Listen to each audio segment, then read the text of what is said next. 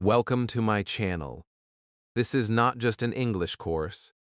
This is a journey from silence to confidence, from fear to freedom. If you have ever felt English was difficult or not meant for you, you are in the right place. Let us begin, slowly, honestly, and together. Let me sit with you for a moment, not like a teacher standing at a board, but like someone sitting beside you, calm and patient. Before we talk about rules, before we talk about grammar, before we talk about speaking fast or slow, I want you to hear one simple truth. English is not difficult. It never was. The problem was never your mind, your memory, or your ability. The real problem is that English was presented to you in a way that made it look scary, heavy, and unreachable. You were told to start with rules, exams, red marks, and fear. Anyone would feel weak in that situation. But that weakness is not real. It was created.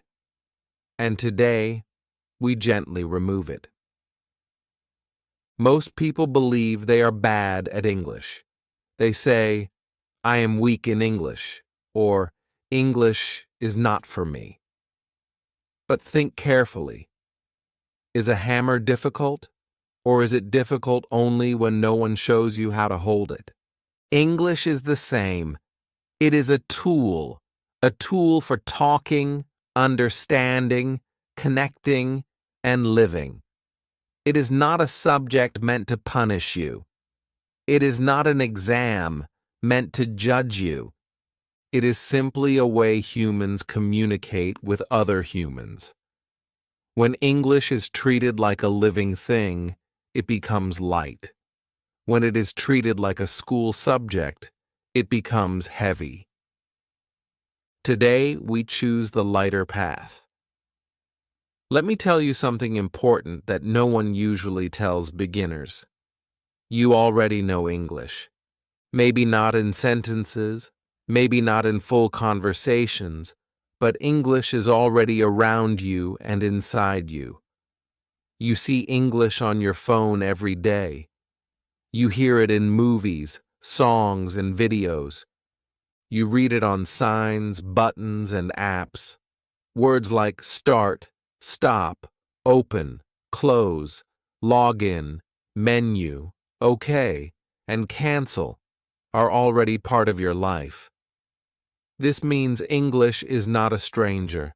It is a familiar guest that has been visiting you for years. You were just never invited to speak back. One big reason people feel afraid of English is grammar. Grammar was introduced like a monster. Long rules, strange names, and fear of being wrong. But here is the truth spoken. English hides quietly. People do not speak grammar. They speak meaning. Grammar is something that grows naturally when you hear and use English again and again.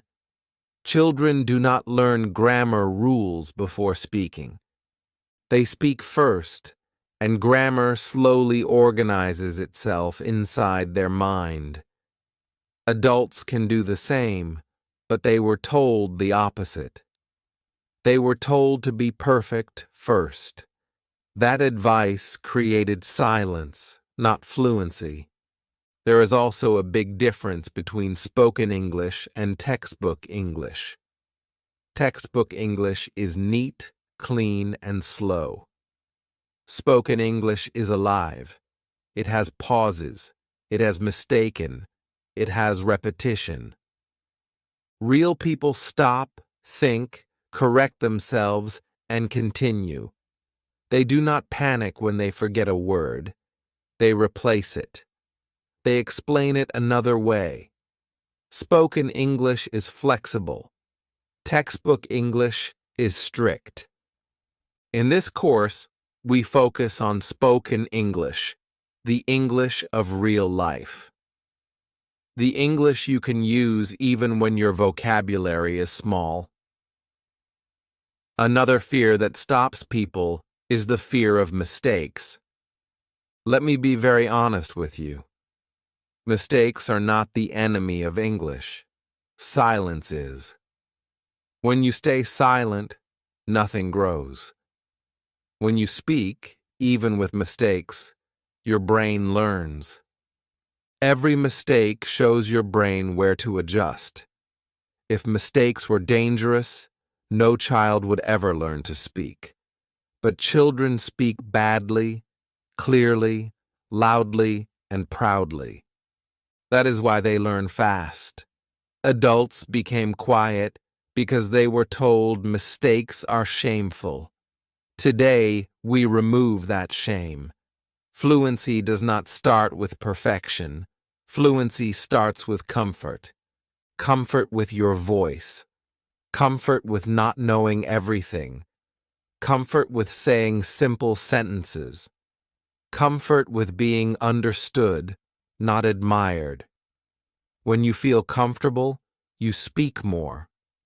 When you speak more, your English grows. This is a natural process, not magic. You do not need talent for it.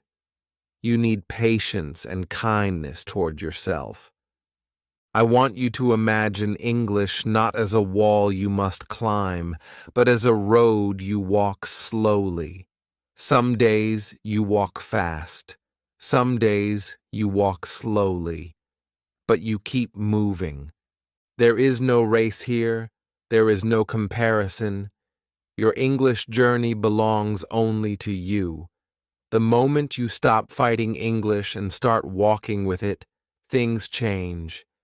From this point onward, you are not here to study English like a subject. You are here to live with it, to hear it, to repeat it, to feel it, to use it in small, real ways every day. You are allowed to be a beginner. You are allowed to speak slowly. You are allowed to pause. You are allowed to grow naturally. Take a deep breath. Relax your shoulders.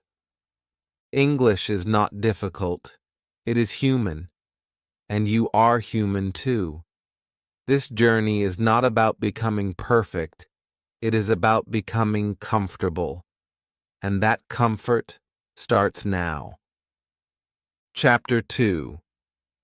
How Children Learn to Speak. Let's take a step back in time for a moment. Think about a baby learning to speak. That baby has no books, no grammar rules, no exams, and no fear. No one tells the baby, "You made a mistake," or "That sentence is wrong." And yet, slowly, naturally, almost magically, that baby learns to speak. Not one language, but sometimes 2 or 3. This is not because the baby is special or gifted. It is because the method is natural. The baby listens first, for a long time. The baby hears sounds again and again. Then one day, without planning, the baby starts making sounds. Those sounds are not perfect. They are broken, unclear, and funny. But no one stops the baby. Everyone smiles. Everyone encourages. And because of that safety, language grows. Now let's look at adults. Adults are not weaker than children. In fact, adults are mentally stronger in many ways. Adults understand ideas faster. Adults can focus longer. Adults already know how the world works. So why does learning English feel harder for adults? The answer is simple. Adults forgot the natural method. Adults try to understand everything before they speak. They try to explain before they copy. They try to be correct before they are comfortable. This creates pressure, and pressure blocks learning. A child does not think, "Is this sentence correct?" A child thinks, "Let me try." That one difference changes everything. Children always listen first. They listen to their parents, their family, the world around them. They listen even when they do not understand. Their brain is not trying to translate or analyze. Their brain is simply collecting sounds, patterns, and rhythm. That is how language enters the mind. Adults, on the other hand, often stop listening because they want to understand every word. When they do not understand, they feel frustrated and stop. But listening without full understanding is not a problem. It is the first step. Your brain is still learning, even when you feel confused. This is something you must trust. After listening comes imitation. Children copy sounds before words. They copy tone, emotion, and rhythm. They repeat the same word again and again. Not because they are forced, but because repetition feels safe and interesting. Adults often feel embarrassed repeating words. They think repetition is childish, but repetition is not childish. Repetition is how the brain builds strength. Every time you repeat a sound or a sentence, your brain becomes more familiar with it. Familiarity creates confidence. Confidence creates fluency. Another beautiful thing about children is that they speak without fear. They do not wait to be ready. They speak when their language is still broken. They mix words. They say things incorrectly. But every mistake is a step forward. A mistake means the brain is trying. Silence means the brain is stuck. Adults were taught to avoid mistakes, so they avoid speaking. This is why progress feels slow. But here is good news. Mistakes are not signs of failure. Mistakes are signs of progress. If you are making mistakes, it means you are moving. There is an important idea you must remember here. Imitation comes before explanation. Children do not ask for rules before speaking. They speak first, and later they understand why sentences work the way they do. Adults were taught the opposite. They were told to understand first, then speak. That method sounds logical, but it does not match how language actually grows. Language is a skill, not a theory. You learn it by doing, not by studying it deeply at the beginning. Now let me remove one more fear from your mind. Many adults believe children learn faster because their brains are better. That is not completely true. Children learn faster because they are not afraid. Adults can actually learn faster than children if they use the same method. Adults already understand the world. Adults already know how to express ideas. They just need the language tool. If adults listen more, copy more, repeat more, and judge themselves less, progress becomes surprisingly fast. Shame is another heavy block that adults carry.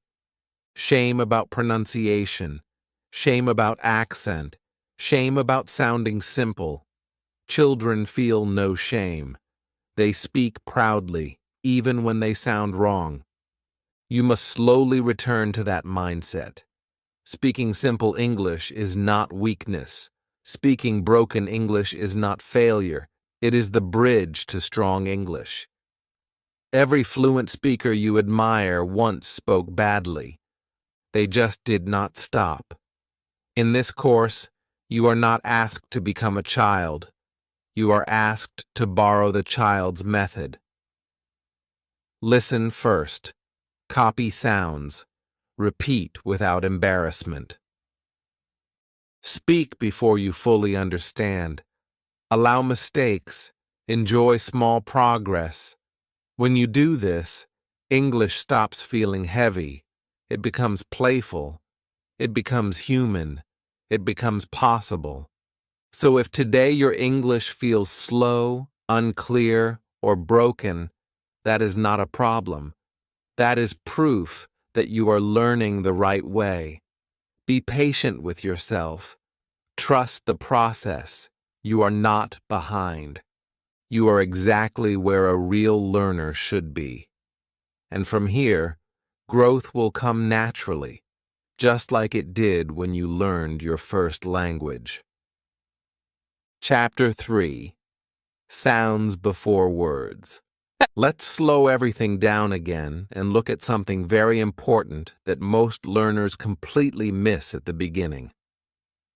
English pronunciation problems do not come from lack of intelligence, talent, or effort. They come from one simple mistake. People try to read English before they truly hear it. They try to pronounce words by looking at spelling instead of listening to sound. English spelling is not honest. The same letter can sound different in different words, and different letters can make the same sound.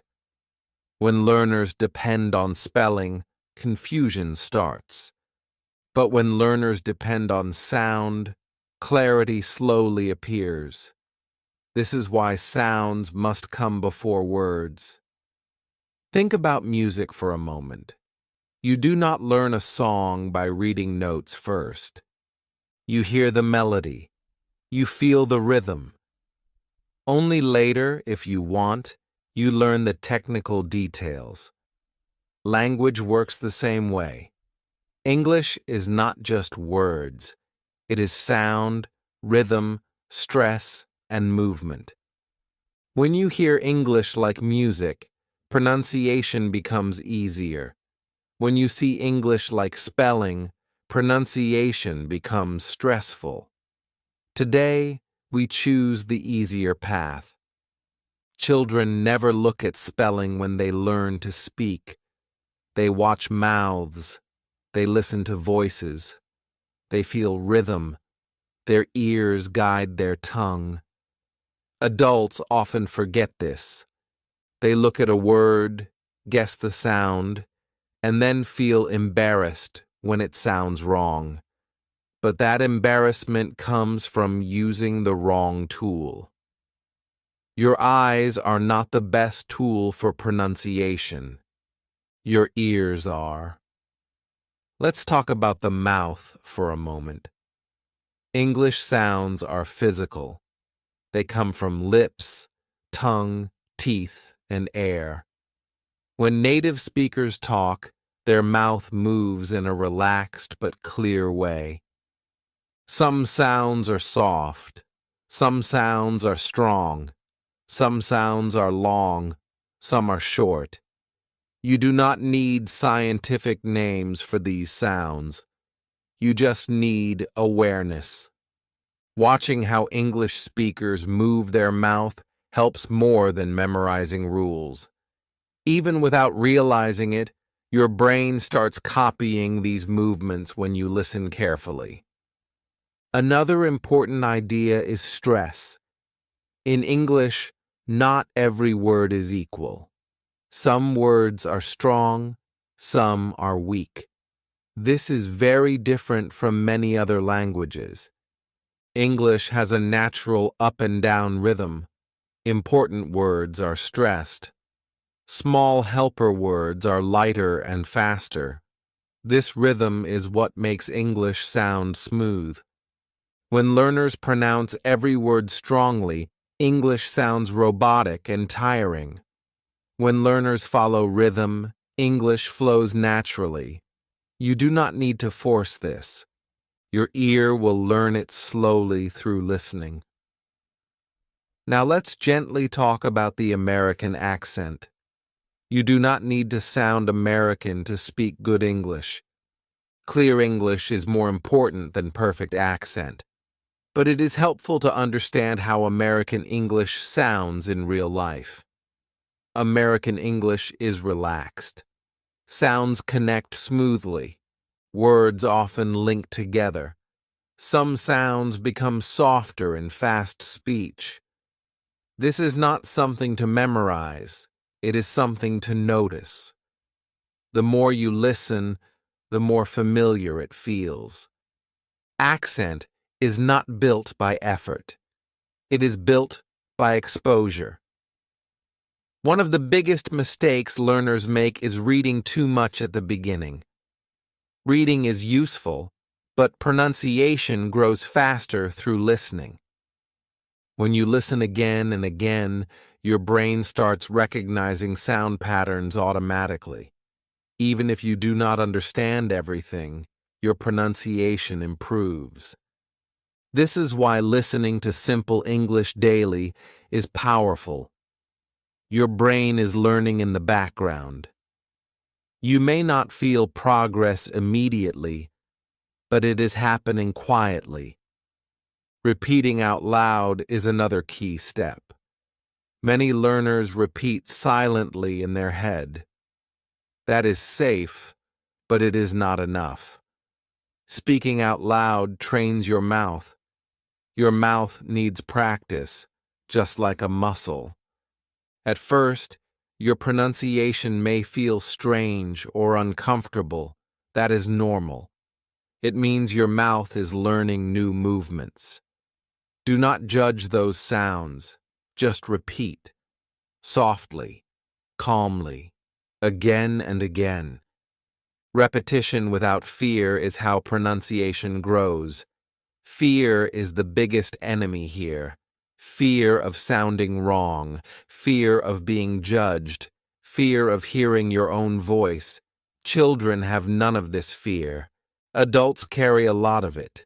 But remember this: no one speaks perfectly at the beginning. Every fluent speaker once sounded unclear. They just continued. Pronunciation does not become perfect suddenly. It becomes better little by little. Progress is quiet, not dramatic. Another important thing to understand is that pronunciation does not improve by correcting every sound immediately. Too much correction creates tension. Tension blocks natural speech. It is better to listen more, repeat more, and let your brain adjust naturally. Over time, your pronunciation becomes clearer without forcing it. This is how native speakers learn accents in other languages too. They live with the sound. They do not fight it. You might be surprised to know that many native speakers are not aware of the rules of pronunciation. They just speak. This tells us something powerful. Pronunciation is not a subject to study deeply at the beginning. It is a skill to absorb. The more you hear English, the more your brain builds an internal sound map. That map guides your speech automatically. So from today, change one small habit. When you hear English, do not rush to understand every word. First, listen to the sound, the rhythm, the rise and fall. When you repeat, do not worry about spelling. Copy what you hear, not what you see. Speak out loud without fear. Even if it feels imperfect, it is working. By the end of this chapter, you should feel lighter about pronunciation. You do not need to fix everything now. You just need to listen, notice, and repeat. Pronunciation is not a problem to solve. It is a skill that grows naturally with time and exposure. Trust your ears. Trust your voice. Your English sound will improve, quietly and steadily, as you keep moving forward. Chapter 4. Stop translating in your head. Let's talk about something that almost every English learner does, often without realizing it. You hear an English sentence, and inside your mind, you quickly change it into your own language. Then, when you want to speak, you first think in your language, translate it into English, and only then try to say it. This habit feels helpful at first, but in reality, it is the biggest reason fluency feels slow and painful. Translation creates a traffic jam in your mind. Ideas stop, words get stuck, confidence disappears, and the longer you depend on translation, the harder it becomes to speak naturally. Think about how fast thoughts move. They move quickly, emotionally, and often without words. But translation is slow. It needs 2 steps instead of 1. First language to English. While your brain is busy translating, the conversation moves forward. This is why you feel late, nervous, or confused when speaking English. You are not slow. You are just using a slow method. And the good news is that this method can be changed. When children learn a language, they never translate. A child hears the word apple and connects it directly to the fruit. There is no middle language. The word becomes the thing. Adults were taught to connect English words to translations instead of meaning. So when you hear apple, you might see a word from your own language first. That extra step creates distance. Fluency becomes possible only when English words connect directly to images, actions, and feelings, not to other words.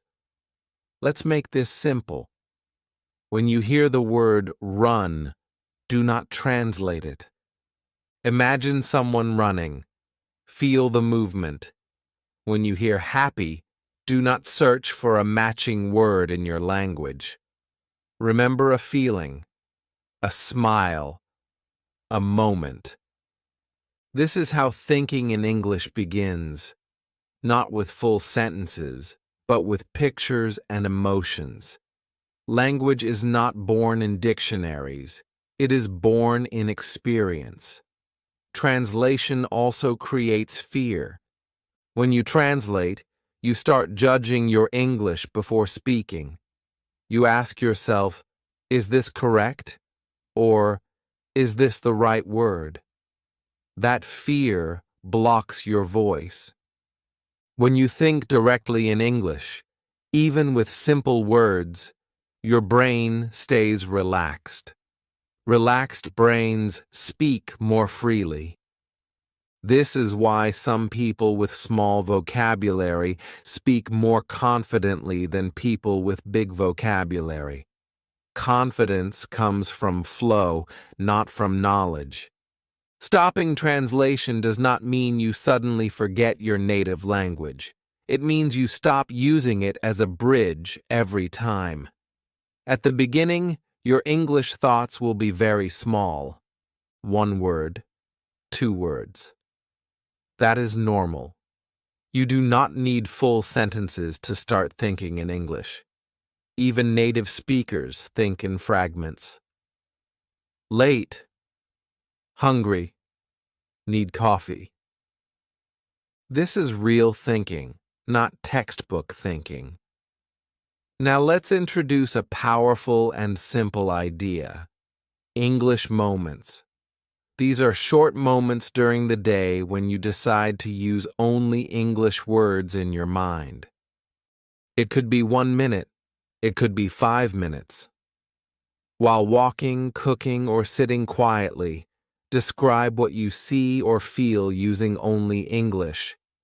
Even if you know only a few words, use them. Morning. Cold. Walking. Phone. Do not translate. Just name things. This trains your brain to stay in English without pressure. At first, your brain may resist. It may pull you back into your native language. That is normal. Do not fight it. Gently return to English. Like training a muscle, consistency matters more than force. Over time, these English moments become easier. Your brain starts recognizing English as a thinking language, not just a study language. Another important thing to understand is that understanding English does not require translation. When you watch a movie scene and understand what is happening without translating every word, that is proof. Your brain already knows how to understand directly. You just need to trust that ability. Trust grows through repetition and exposure, not through control. Many learners worry that if they stop translating, they will understand less. In reality, the opposite happens. Understanding becomes faster and deeper because your brain stops jumping between languages. English starts to feel more natural, more immediate. Words arrive with meaning attached, not with confusion. Let me reassure you of something very important. You do not need to stop translation completely in one day. This is a gradual process. Even advanced speakers translate sometimes. The goal is not perfection. The goal is less translation and more direct connection. Every time you choose to think in English, even for a few seconds, you are strengthening the right habit. Your English brain is not weak. It has just been underused. The moment you stop translating and start trusting, that brain wakes up. It starts forming connections. It starts responding faster. Fluency does not appear suddenly. It grows quietly, like a habit forming. So from today, give yourself permission to think simply. Use English words for real things. Feel meaning instead of searching for translations. Create small English moments. Be patient. You are not losing your language. You are gaining another way to think. And one day, you will notice something surprising. English words will appear in your mind without effort. Not because you forced them, but because you allowed them. That is the moment fluency begins to feel real. Chapter 5. The Power of Simple Sentences. One of the biggest misunderstandings about fluent English is this idea that fluent speakers use big words and long, complex sentences. That belief has scared more learners than any grammar rule ever could. Many people stay silent because they feel their English is too simple. But here is a quiet truth you may not have noticed yet. Real fluent speakers, especially in daily life, speak simply. They speak clearly. They speak in short, direct sentences. And because of that, they sound confident, natural, and relaxed. Think about real conversations. When people talk at home, at work, in shops, or on the street, they are not giving speeches. They are not trying to impress anyone. They are trying to communicate. They want to be understood quickly and easily. That is why simple sentences are powerful. I'm tired. I don't know. Can you help me? I'll call you later. These sentences are short, but they do a lot of work. They move conversations forward. They solve problems. They connect people. Fluency lives inside these small sentences, not inside long, perfect ones. Many learners wait. They wait until they can say everything perfectly. They build long sentences in their head. They check grammar. They change words. And while they are doing that, the moment passes. The conversation moves on. Confidence drops. But fluent speakers do not do this. They speak in small chunks. They say one clear idea at a time. If they need to add more, they add another sentence. They do not carry everything in one heavy line. In American daily English, simple sentence patterns appear again and again. I want, I need, I think, I feel, I'm going to, I don't like. These patterns are not childish. They are practical. They are flexible. You can use them in hundreds of situations. When you master simple patterns, you can speak more than someone who memorizes complex grammar but never uses it. Simplicity gives you freedom. Let's talk about clarity for a moment. Clarity is more important than correctness. If someone understands you, communication is successful. Even if your grammar is not perfect, clear English works. Native speakers make grammar mistakes too, especially when they speak fast or casually. They repeat themselves. They change sentences in the middle. That does not stop communication.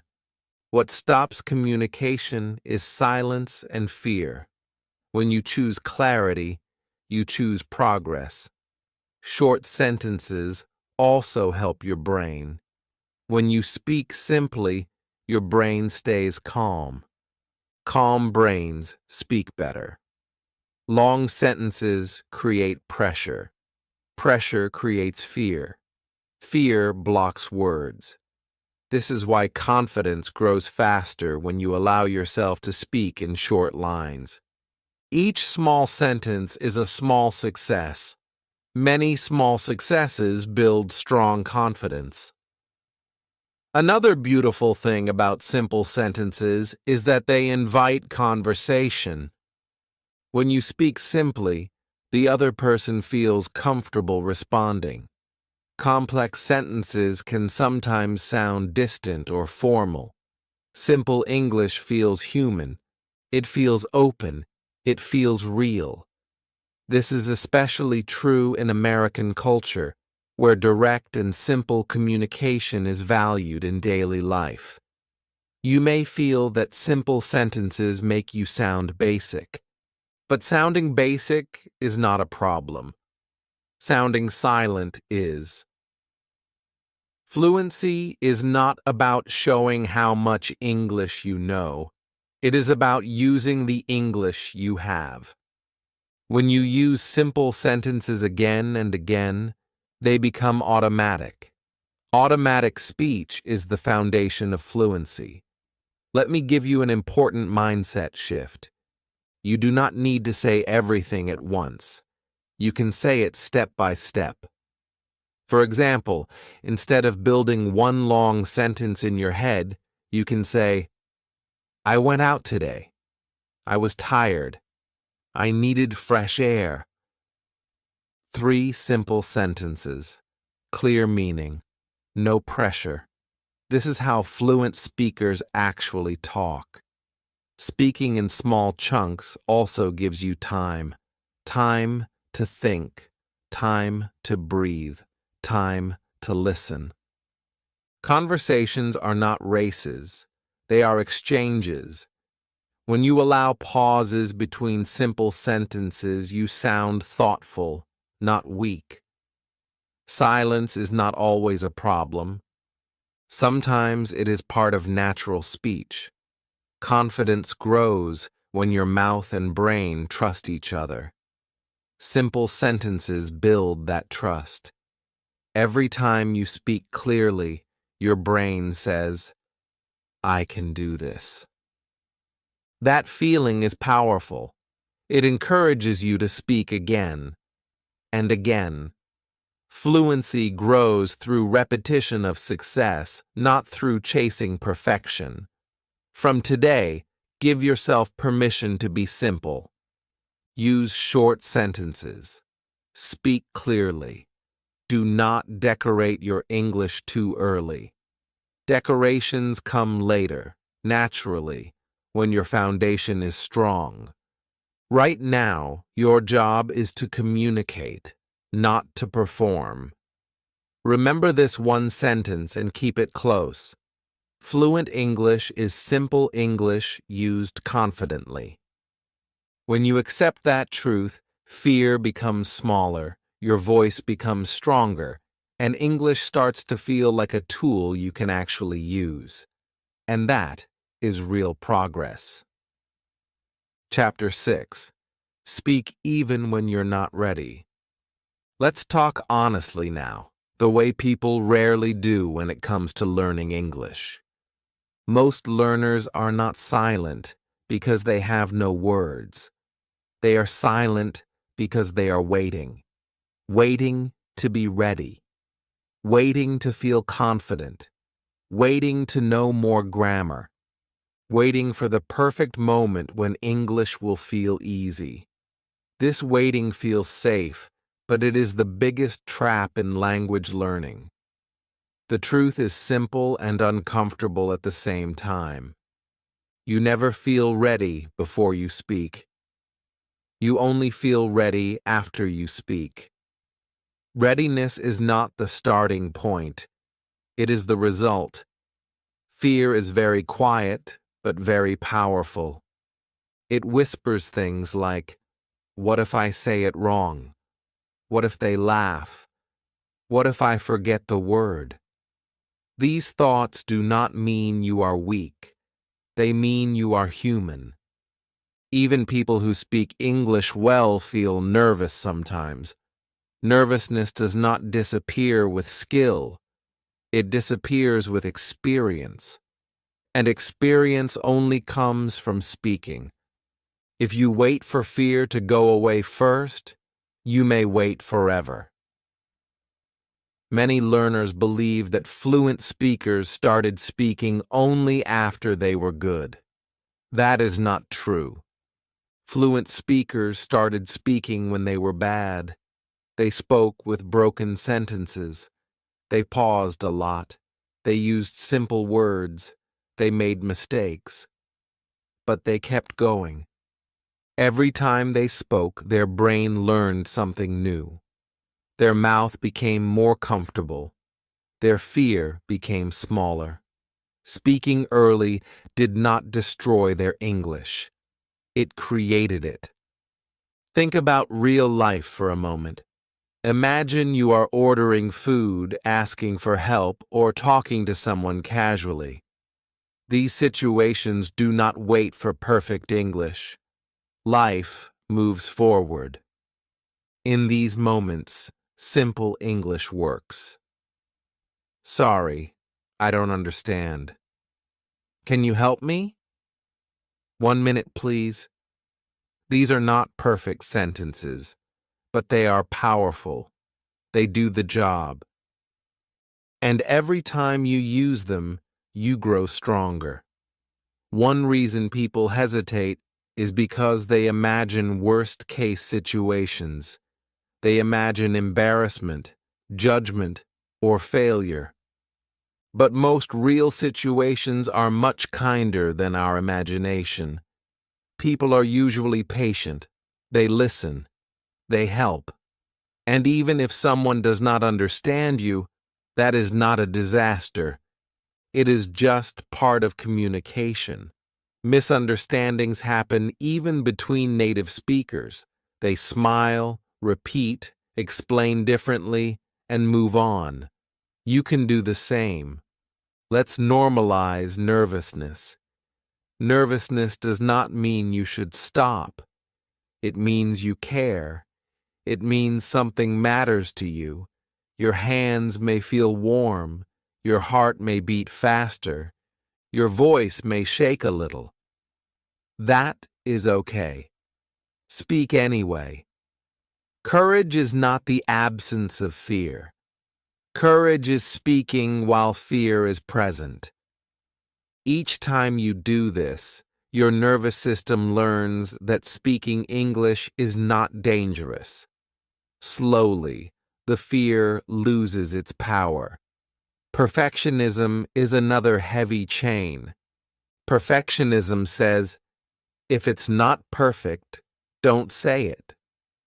But perfectionism kills progress. Language is not built through perfect moments. It is built through messy ones. When you allow yourself to speak imperfectly, you give your brain permission to practice. Practice is how skills grow. Silence does not improve pronunciation. Silence does not improve confidence. Silence keeps everything the same. There is something very important you need to understand deeply. Speaking creates readiness, not the other way around. When you speak, even with limited English, your brain starts organizing information faster. Your listening improves. Your memory improves. Your reaction speed improves. These things do not happen when you stay quiet. They happen when you participate. Start small. You do not need long conversations. One sentence is enough. One word is enough. A short response is enough. Say hello. Say thank you. Ask a simple question. Answer briefly. These small actions are not small in effect. They are the building blocks of fluency. Many small moments create big change. You might still think, but my English is too weak. Let me say this clearly. Your English will never become strong without being weak first. Weakness is not a stage to avoid. It is a stage to pass through. Every speaker passes through it. The only difference between fluent speakers and silent learners is not talent. It is action. Another important shift is how you see mistakes. Mistakes are not signs that you should stop. They are signs that you are learning. If you speak and make a mistake, your brain notices. It adjusts. Next time, it does better. This is how learning works. If you never speak, your brain has nothing to adjust. Growth stops. You may also feel that others speak better than you. That comparison is natural, but unnecessary. You are not competing. You are building your own skill. Everyone's journey is different. Focus on one thing only. Did I speak today? If the answer is yes, you are moving forward. From today, make a simple promise to yourself. I will speak even when I feel unsure. I will speak even when my sentences are short. I will speak even when my voice is not confident yet, because confidence does not come first. It follows action. One day, you will look back and realize something surprising. The moment you stopped waiting was the moment English started feeling real. Not perfect, not magical, but usable. And that is all you need. Speak now. Readiness will meet you on the way. Chapter 7. Listening is your superpower. Many English learners believe that speaking is the most important skill. They focus on words, sentences, and grammar, and they feel frustrated when speaking does not improve quickly.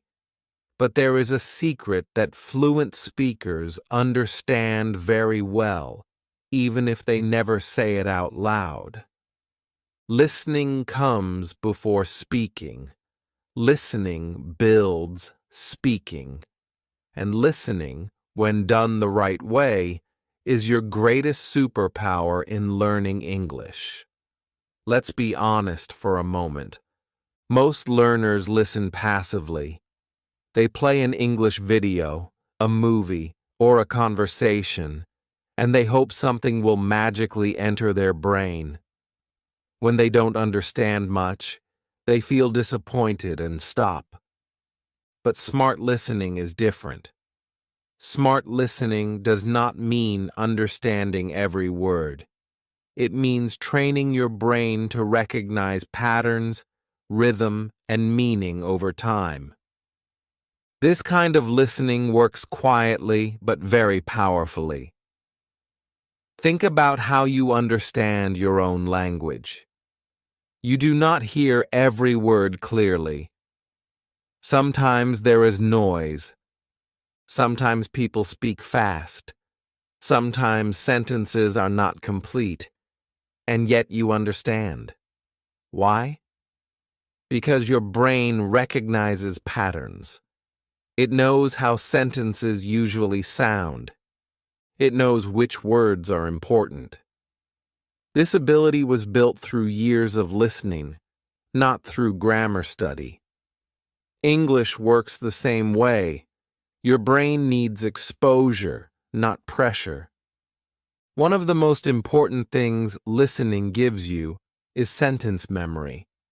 When you hear the same sentence structure again and again, your brain starts storing it automatically. You may not notice it, but one day the sentence comes out of your mouth naturally. That is not magic. That is memory built through listening. Repetition creates familiarity. Familiarity creates confidence. Confidence creates fluency. Many learners stop listening when they do not understand everything. This is a mistake. Understanding everything is not the goal. Understanding something is enough. Even understanding the situation, the emotion, or the general idea is progress. When you listen and catch only a few words, your brain is still working. It is connecting sound to meaning. This process continues even when you feel lost. Trust that process. Let's talk about listening for meaning, not for every word. When you listen to English, try to notice what is happening. Who is speaking? Are they happy, angry, tired, or calm? What is the topic?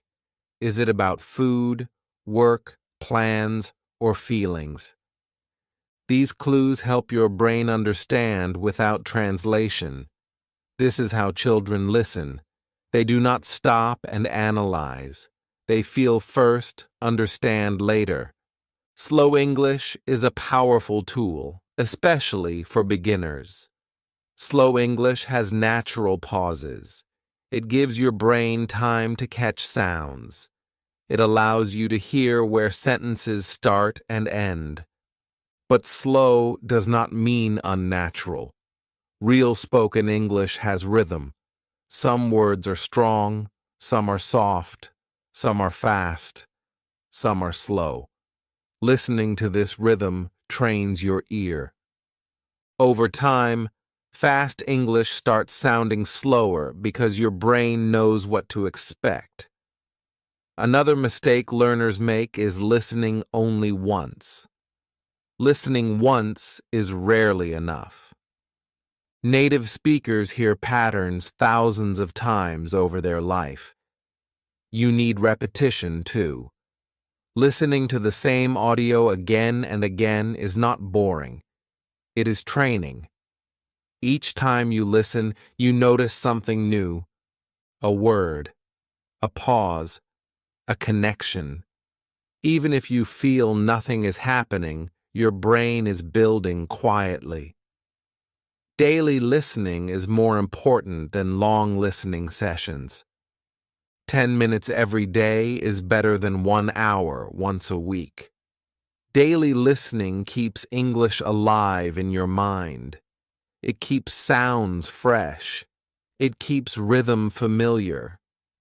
Even on days when you feel tired, listening still works.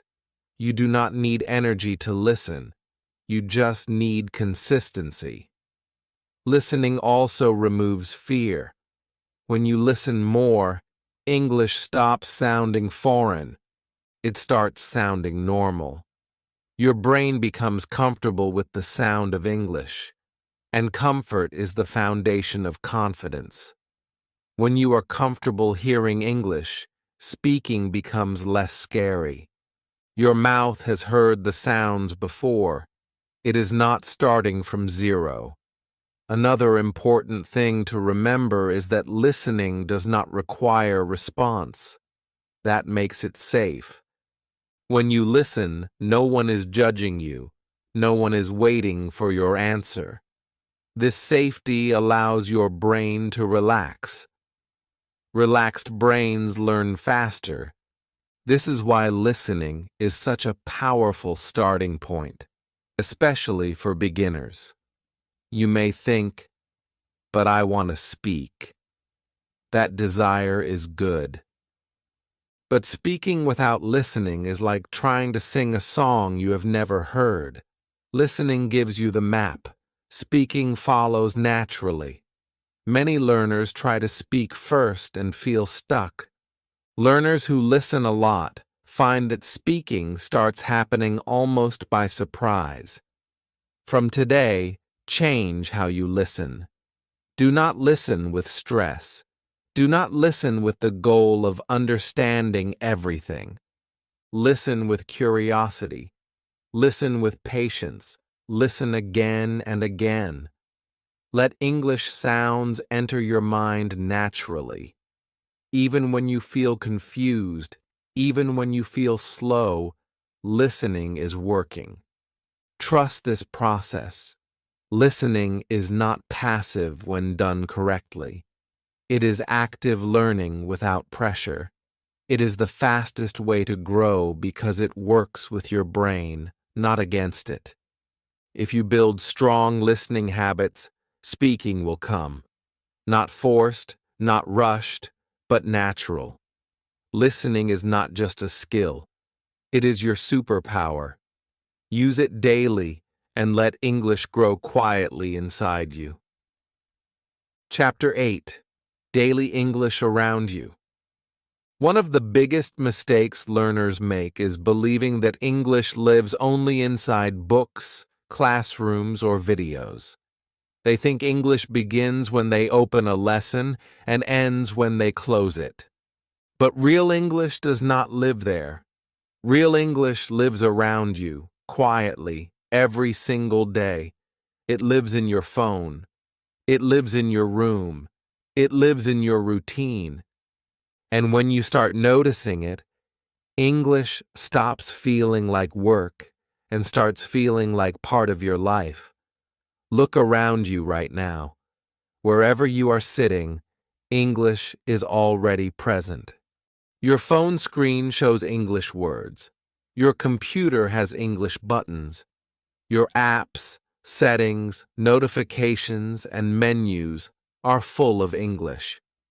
Words like message, search, settings, battery, update, and download are not new to you. You already understand them without translating every time. This means your brain is already capable of living with English. You just never gave it permission to use English actively. Now think about objects around you: a table, a chair, a door, a window, a light. These are simple words, but they are powerful. When you start naming what you see in English, something changes. Your brain begins connecting English directly to the real world, not to textbooks. You are no longer studying English. You are using it. Even if the words are basic, the habit is strong. Actions are even more powerful than objects. When you wake up, you can quietly say, "I wake up." When you brush your teeth, you can say, "I am brushing my teeth." When you eat, "I am eating." When you walk, "I am walking." These sentences do not need to be perfect. They need to be real. Action-based English sticks in your mind because it connects language to movement and experience. This is how children learn, and this is how adults can relearn naturally. Self-talk is one of the most underrated tools in language learning. Many learners feel strange talking to themselves, but self-talk is safe, private, and powerful. You do not need long speeches. Short phrases are enough. I feel tired. This is good. I need water. These thoughts already exist in your mind. You are just changing the language. When you do this regularly, English becomes your thinking partner, not just a foreign language. Some learners believe they need long study sessions to improve. They wait for one free hour, a quiet room, and full concentration. But life is busy, and those perfect moments rarely come. The truth is, 5 to 10 minutes every day is far more powerful than long sessions once in a while. Daily contact keeps English alive in your brain. It keeps words fresh. It keeps sounds familiar. Short daily practice builds stronger habits than long, irregular study. English around you does not need planning. It fits naturally into your routine. While making tea, you can name actions. While walking, you can describe what you see. While waiting, you can think in English. These moments are small, but they add up. Over time, English stops feeling heavy because you are no longer carrying it separately. It walks with you. Another important shift happens here. When English becomes part of daily life, fear reduces. You are not performing. You are not being tested. You are simply using language to describe reality. There is no pressure to impress. There is no audience. This safety helps your brain relax. Relaxed brains learn faster and remember better. You may worry that your English is too limited to do this.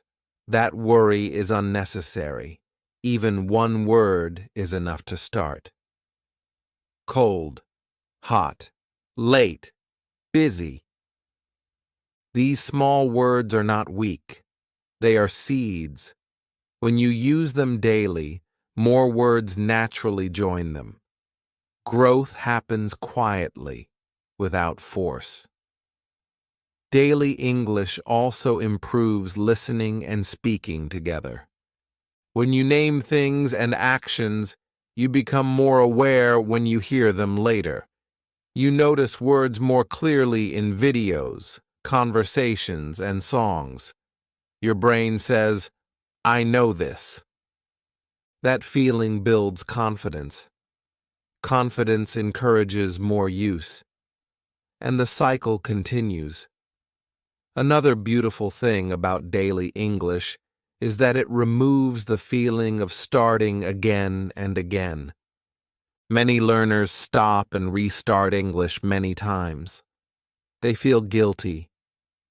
But when English is part of daily life, you never really stop.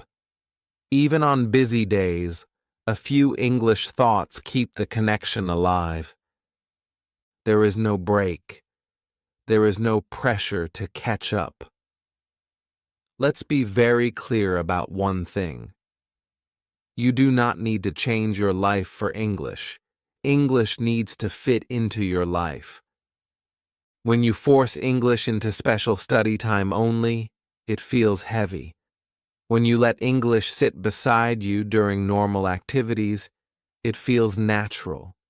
Language grows best in natural environments, not artificial ones. From today, stop asking yourself, when will I study English? Start asking, where can English join me today? It could be while cooking, while cleaning, while walking, while resting. These moments belong to you, and English can live inside them without effort. Slowly, something important happens. English stops being a separate subject. It becomes a quiet companion. It listens with you. It speaks with you. It grows with you. And when that happens, fluency no longer feels like a distant goal. It feels like something that is already happening, one small moment at a time. Your life is already a classroom. You just need to open your eyes and invite English in. Chapter 9. Mistakes are your teachers. Let's talk about something that has quietly hurt more English learners than grammar, pronunciation, or vocabulary ever could. Shame. Shame around mistakes. Shame around sounding wrong. Shame around not being perfect. This shame does not come from English itself. It comes from how mistakes were treated in the past. Today, we are going to change that relationship completely, because until mistakes become safe, fluency will always feel far away. Every confident English speaker you admire has made thousands of mistakes.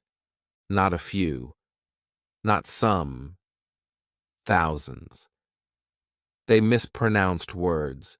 They used the wrong tense. They chose the wrong word. They froze. They felt embarrassed. And then they spoke again. That is the part most people forget. Fluency is not built by avoiding mistakes. It is built by surviving them and continuing anyway. Mistakes are not proof that you are bad at English. They are proof that your brain is working. When you speak and something comes out wrong, your brain notices. It adjusts. It learns. This adjustment is learning. If you never speak, your brain has nothing to adjust. Silence feels safe, but it teaches nothing. Mistakes feel uncomfortable, but they teach everything. One reason mistakes feel so heavy is because learners try to fix them in the middle of speaking. They stop suddenly. They repeat words. They apologize. They lose their flow. This creates stress and breaks confidence. Here is an important shift you must learn. Do not correct yourself while you are speaking unless it is absolutely necessary for understanding. Finish your thought first. Let the sentence live. Communication is more important than perfection in the moment. Self-correction is useful, but timing matters. Correcting yourself after speaking is powerful. You finish your sentence. You pause. You think calmly. Then you adjust next time. This keeps your speech flowing and your confidence intact. Fluent speakers do this naturally. They do not panic mid-sentence. They keep moving forward. Think of mistakes like road signs, not roadblocks. A sign tells you where to adjust. A block stops you. When you treat mistakes as signs, you stay in motion.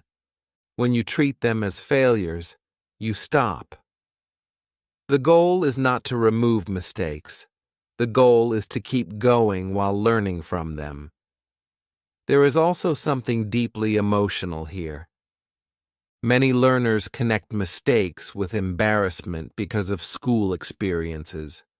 Red marks, laughter, judgment. That memory stays.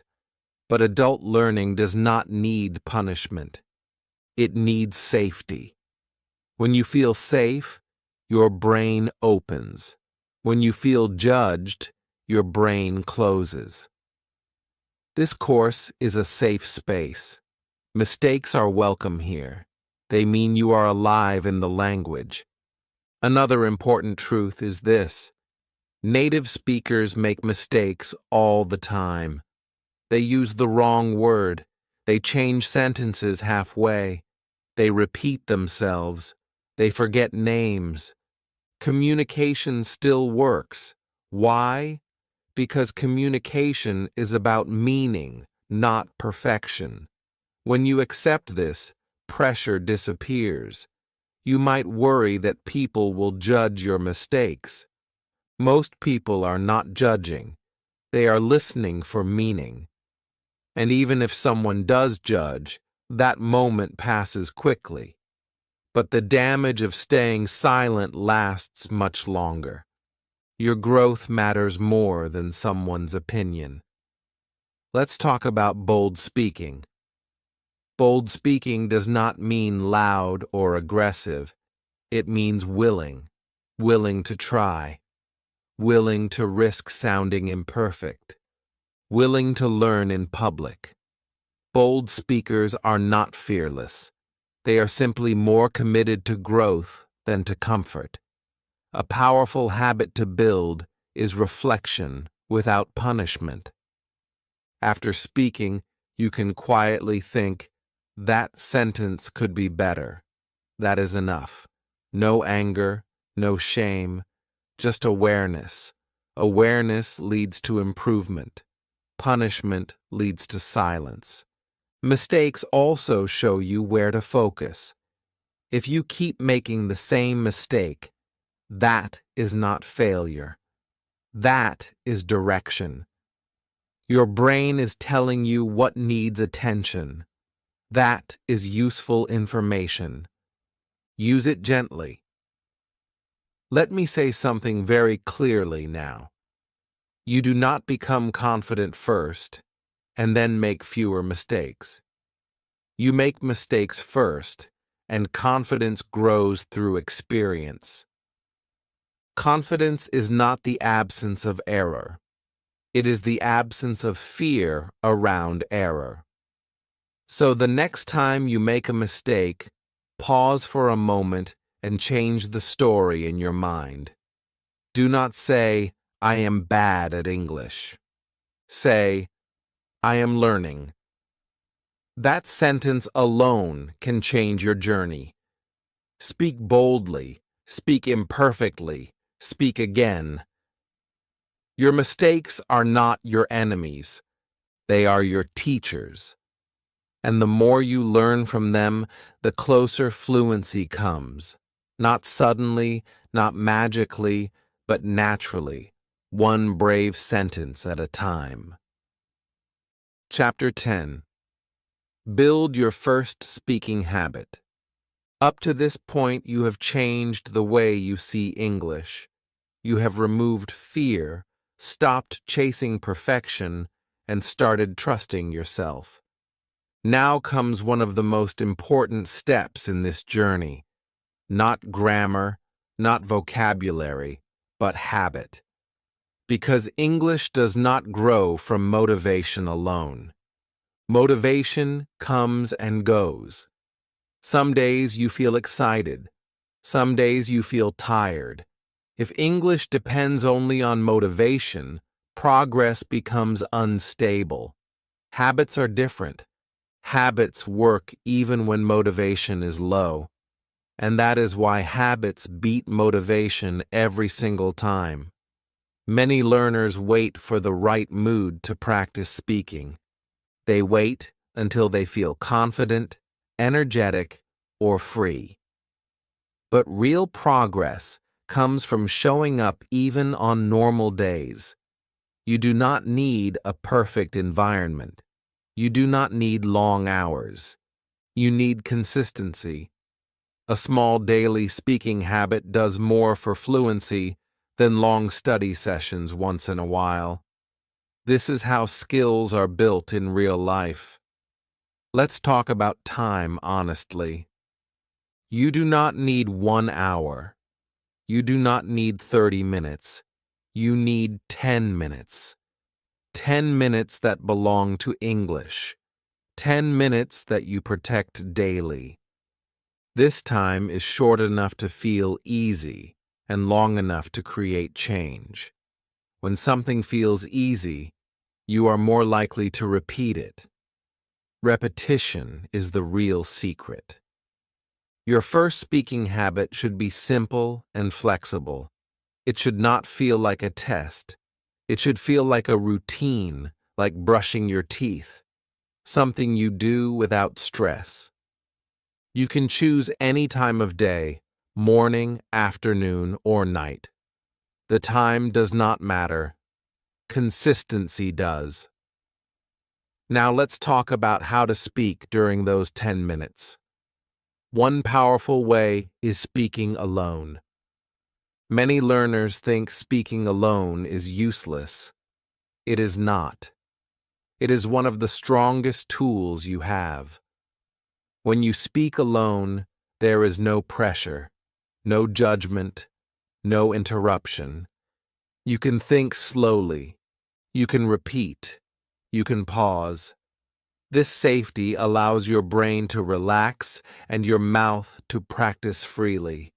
You can speak to yourself about simple things. What you did today, what you are doing now, what you plan to do next. You do not need stories. You do not need complex ideas. Simple sentences are enough. I woke up early. I worked today. I feel tired. These sentences may seem small, but they train your speaking muscle. Another powerful habit is recording your voice. This can feel uncomfortable at first, and that is normal. Many people do not like hearing their own voice, but recording helps you in two ways. First, it makes speaking real. Second, it helps you notice progress. When you listen to recordings from weeks ago, you will hear improvement. That moment builds confidence. You realize you are moving forward, even when it feels slow day to day. Mirrors are another useful tool. When you speak in front of a mirror, you become aware of your mouth movement and facial expressions. This helps pronunciation and clarity. It also builds confidence. You start getting comfortable with seeing yourself speak English. That comfort matters more than you think. Simple prompts can also guide your habit. You can ask yourself easy questions. What did I eat today? How do I feel right now? What am I thinking about? Answer slowly. There is no rush. The goal is not speed. The goal is regular use. One important rule for your habit is this: do not judge your performance. This habit is not for evaluation. It is for growth. Some days your English will feel smooth. Some days it will feel slow. Both are normal. The habit works because you show up, not because every session feels good. Consistency over intensity is the key here. Speaking a little every day trains your brain to stay connected to English. When English is used daily, it stops feeling foreign. It becomes familiar. Familiar things feel safe. Safe things are easier to use. Another benefit of a daily habit is that it removes pressure. You no longer feel that today must be perfect. You know there is tomorrow, and the next day. This long-term view reduces anxiety and builds calm confidence. There may be days when you feel tired or busy. On those days, reduce the habit, but do not skip it completely. Even 2 minutes counts. Even one sentence counts. The habit is alive as long as you show up. Breaking the habit completely is harder to restart than keeping it small. Let's also talk about commitment. This habit is a promise to yourself, not to anyone else. You do not need to tell people. You do not need approval. This is your private agreement. And every day you keep it, your self-trust grows. Self-trust is powerful. It changes how you see yourself as a learner. By now, you should feel something different. Not pressure, but structure. Not fear, but direction. You know what to do. You know how much time it takes. You know that progress does not depend on perfect days. This is your first real system, a simple speaking habit that fits your life. 10 minutes, every day, calm, honest, human. If you protect this habit, English will grow naturally. Not overnight, not magically, but steadily and surely. And one day, you will realize something important. Speaking English is no longer something you try to do. It is something you do, and that is the moment when confidence becomes real. Chapter 11. Thinking in English starts small. When people hear the idea of thinking in English, many feel pressure immediately. They imagine full sentences running perfectly through their mind, fast and smooth, without any pause. That image alone is enough to make English feel impossible again. So let's clear this up gently and honestly, right from the start. Thinking in English does not begin with sentences. It does not begin with grammar. It does not begin with fluency. It begins very small, smaller than you think, and that is exactly why it works. Think about how thoughts really happen in daily life. Most of the time, you are not thinking in long sentences. You feel something first: hunger, tiredness, stress, happiness. You react. You notice. Only later do full sentences appear, if they appear at all. This is true in every language. So why should English be different?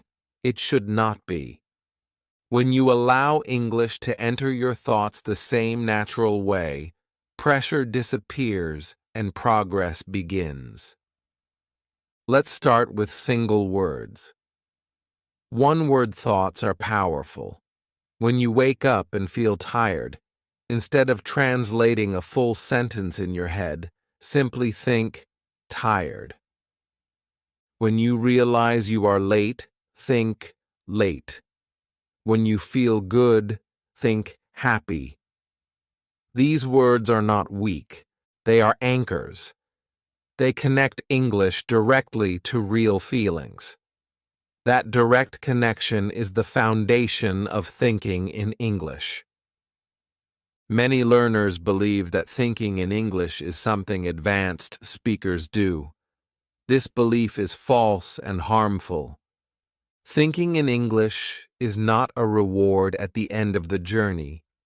It is part of the journey from the beginning. You do not wait until your English is perfect. You start thinking in English while it is still simple, imperfect, and growing. That is how the brain adapts. Your brain is very smart. It adjusts to what you give it regularly. If you give it English words, during real moments, it starts building pathways automatically. You do not need to force it. You do not need to control it. You just need to invite English in gently. The brain does the rest quietly. Let's talk about reactions. Reactions are easier than descriptions. Something drops. You think, oh no. Something tastes good. You think nice. Something surprises you. You think, wow. These reactions are already natural in your own language. You are simply changing the label. That small change has a big effect. It trains your brain to respond in English without effort. Another important habit is silent English. You do not need to speak out loud all the time to think in English. Silent thinking is powerful. While walking, waiting, or sitting quietly, notice what is happening and name it in English. Cold, noise, busy, Quiet. No pressure. No full sentences. Just awareness. This kind of thinking feels light, not heavy. Some learners worry that mixing languages in their head means failure. It does not. Mixing is part of learning. Your brain is building a bridge. At first, traffic goes both ways. Over time, English becomes faster and more direct. This is normal. Do not fight it. Do not judge it. Let it happen. Another myth we must remove is the idea that thinking in English must replace your native language. That is not the goal. You are not losing anything. You are adding a new option. Sometimes you will think in your language, sometimes in English, sometimes mixed. All of this is part of growth. Fluency is flexibility, not replacement. Thinking in English also does not require isolation or special time. It fits into your life naturally. While checking your phone, you can think, message. While cooking, hot. While working, focus. These moments are real. When English connects to real life, it sticks. At first, thinking in English may feel slow or incomplete. That is normal. You are not failing. You are training. Just like muscles feel weak at the beginning of exercise, your English thinking muscle needs time. Each small thought strengthens it. Progress is quiet. You may not notice it day to day, but it is happening. Another important shift happens here. When you think in English, even a little, speaking becomes easier. Words come faster. Pauses become shorter. This is because your brain is already working in English before you open your mouth. Speaking no longer feels like a translation task. It feels like expression. Trust is the key word here. Trust your brain. Trust the process. You do not need to monitor every thought. You do not need to correct yourself constantly. Thinking in English is not an exam. It is a habit. Habits grow through repetition, not through pressure. From today, stop asking yourself, "Can I think in English?" Instead, ask, "Can I notice one moment today and name it in English?" That is enough. One word, one feeling, one reaction. That is how it starts. Over time, those single words naturally connect. Very tired. So busy. Really happy. Then short sentences appear without effort. I am tired. I feel good. This growth is natural, not forced. You do not push it. You allow it. By the end of this chapter, I want you to feel calm about thinking in English. It is not something far away. It is already happening in small ways. Your brain is already adapting. You are not behind. You are exactly where you should be. Thinking in English does not start with perfection. It starts with permission. Permission to be simple. Permission to be slow. Permission to begin small. And when you give yourself that permission, English quietly begins to feel like a natural part of your inner world. Chapter 12. Your English Voice Matters.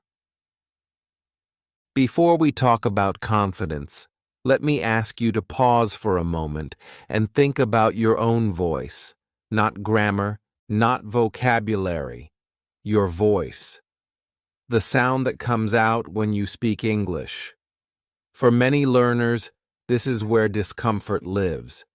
They feel shy, they feel exposed, They feel different.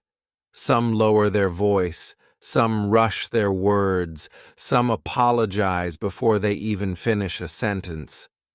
This chapter exists to gently remove that feeling, because your English voice matters. It deserves space. It deserves respect. And most importantly, it deserves to be heard. Many learners believe there is a correct English voice. They imagine a perfect accent, smooth pronunciation, and effortless flow. When their own voice does not match that image, they feel something is wrong with them. But that belief is false. There is no single correct English voice. English is spoken by millions of people around the world, each with their own sound, rhythm, and accent. Your accent is not a mistake. It is evidence of your journey. It shows where you come from and how much effort you have made to communicate beyond your first language. Let's be very clear about something important. Having an accent does not mean your English is weak. It means your English is alive. It means you learned English as a real human being, not as a machine. Accents exist because languages exist. Even native English speakers have different accents. American English itself has many accents. British English has many accents. No one apologizes for that. So you do not need to apologize either. Another harmful idea learners carry is the belief that they must sound like a native speaker to be respected. In real life, respect does not come from sounding native. It comes from being clear, calm, and confident. Clarity matters far more than perfection. If people understand you, communication is successful. That is the real goal of language, not imitation. NT performance, communication. Many learners speak softly or quickly because they feel embarrassed. They try to hide their voice, but when you hide, your message becomes unclear. Confidence grows when you allow your voice to exist naturally. Speak at your pace. Let your words breathe. There is no need to rush. Silence between sentences is not weakness. It is part of natural speech. There is also something emotional that needs to be addressed here. Many learners connect English with judgment. They remember being corrected harshly or laughed at. That memory stays in the body. It makes the chest tight and the voice smaller. But English today is not the same English from the past. You are not in that classroom anymore. You are an adult with the right to speak, to try, and to learn without shame. Speaking proudly does not mean speaking loudly or aggressively. It means speaking without apology. You do not need to say, "Sorry for my English," before speaking. You do not need to warn people that your English is bad. Those sentences shrink your presence. Instead, speak as you are. Let your words stand. Confidence is often felt before it is heard. Another important shift is understanding that your voice carries more than sound. It carries intention, emotion, and meaning. Even with simple words, your tone can communicate kindness, interest, honesty, and confidence. People respond to that. They do not measure your grammar while you speak. They respond to how you make them feel. Let's talk about self-acceptance. When you accept your voice, you relax. When you relax, your pronunciation improves naturally. Tension blocks sound. Acceptance frees it. This is why people who stop worrying about accent often sound clearer over time.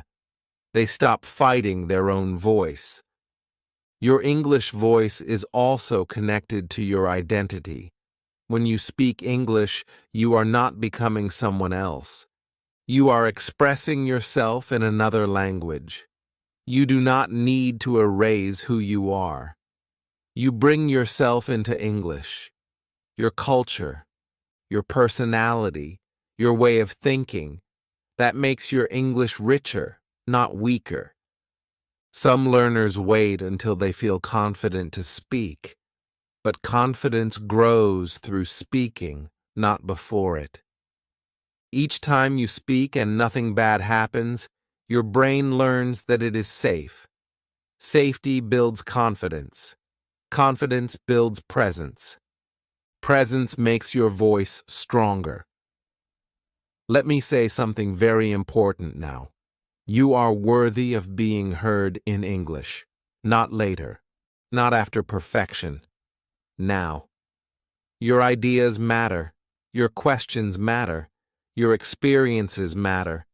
English is just the bridge. You do not need permission to use it. From today, try a small change. When you speak English, lift your head slightly. Slow down just a little. Finish your sentence. Do not apologize. Let your voice exist. That small physical change sends a powerful message to your brain. I belong here. You may still feel shy sometimes. That is okay. Confidence is not permanent. It comes and goes. What matters is that you keep choosing to speak. Each time you do, your relationship with your voice improves. By the end of this chapter, I want you to carry one simple belief with you. My English voice matters. It does not need to be perfect. It needs to be real. When you believe that, something shifts inside you. You stop hiding. You start expressing.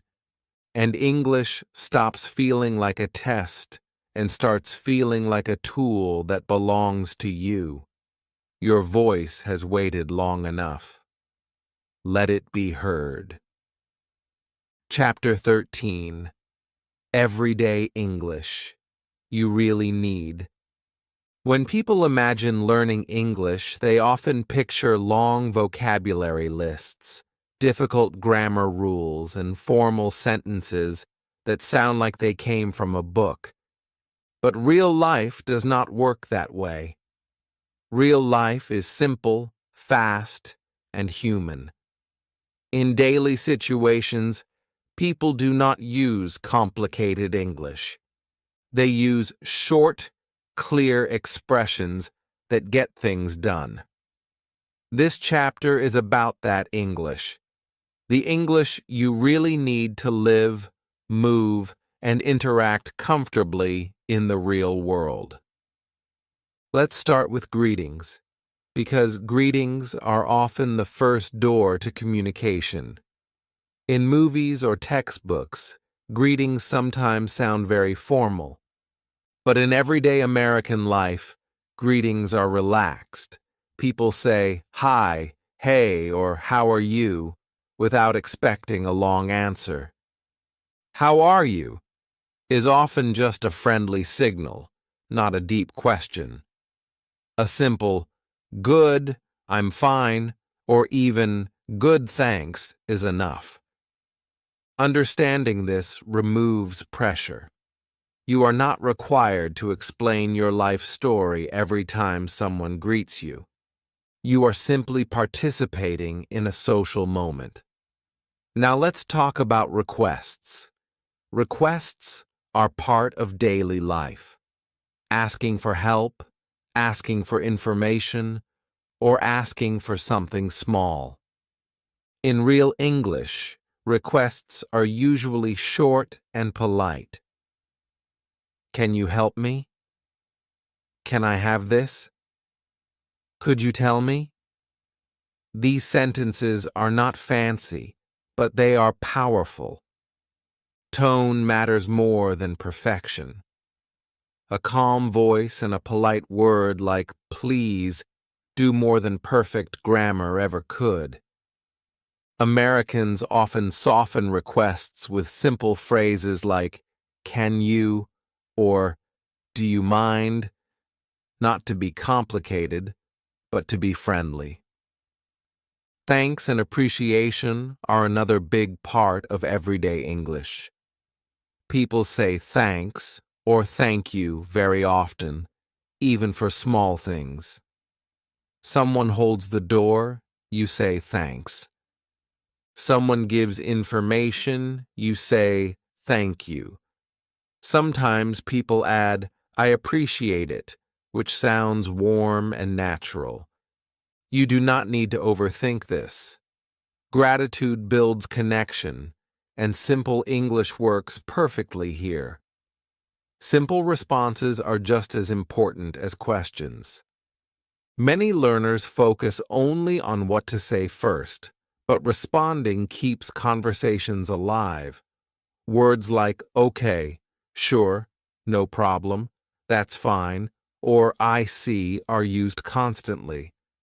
These small expressions show understanding and cooperation. They make you part of the conversation, even when you are not speaking much. American daily English is often casual. People shorten words and sentences. They say yeah instead of yes, nope instead of no, and thanks instead of thank you. This does not mean they are being rude. It means they are being natural.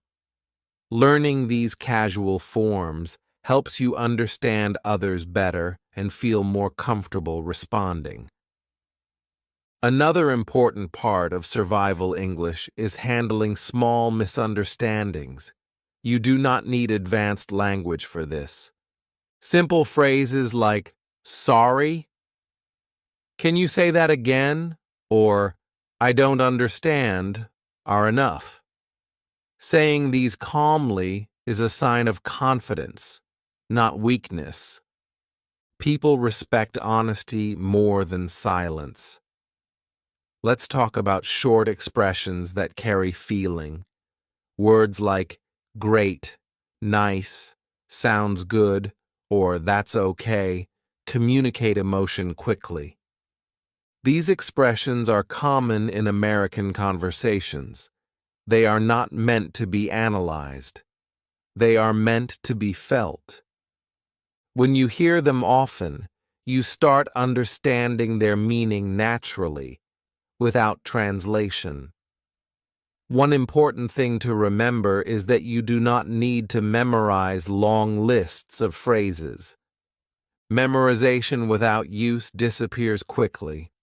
What matters is noticing and using expressions in real situations. When you hear something often, it sticks. When you use something often, it becomes yours.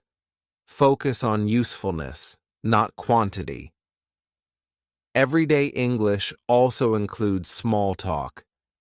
Small talk is not about important information. It is about comfort. Talking about the weather, the day, or simple plans helps people feel relaxed. It's hot today. Busy day. Long day, huh? These are not deep sentences, but they build connection. You do not need perfect answers. A nod, a smile, or a short reply is enough. This chapter is not about speaking a lot. It is about speaking when needed. Survival English gives you the ability to move through daily life without fear, to greet, ask, respond, thank, and clarify. These skills create independence. When you can handle small moments, bigger conversations become easier later. Another important shift is emotional. When you know you have the English you need for daily situations, fear reduces. You stop worrying about being stuck. You know you can manage. That confidence changes how you listen and how you speak. You become calmer. And calm people communicate better. Let's be very clear about something. You do not need perfect English to live in English. You need useful English. The kind that helps you interact, not impress. Every fluent speaker started with survival English. They built their foundation on simple phrases used again and again. That repetition created comfort. Comfort created fluency. From today, start noticing everyday English around you. Listen to how people greet. Listen to how they ask. Listen to how they respond. Do not judge your level. Just notice. Then try. One phrase at a time. One moment at a time. By the end of this chapter, I want you to feel ready. Not ready to speak perfectly, but ready to participate. Ready to say hello. Ready to ask. Ready to respond. That readiness is powerful, because once you can survive in English, you can grow in English, and growth always starts with real life. Chapter 14. English Sentence Flow. When learners speak English word by word, it often feels slow, heavy, and uncomfortable. They pause too much, think too hard, and feel that something is missing, even when the words are correct. That missing piece is not grammar. It is flow. English is not spoken like a list of separate words. It moves. It rises and falls. It breathes. When you understand this, speaking becomes smoother without trying to be faster. Flow is not about speed. Flow is about rhythm. Think about how music works. Music is not a collection of individual notes played randomly. Notes are connected by rhythm and pauses. Language works the same way. English sentences have strong parts and soft parts. Some words carry meaning and feel heavier. Other words support them and feel lighter.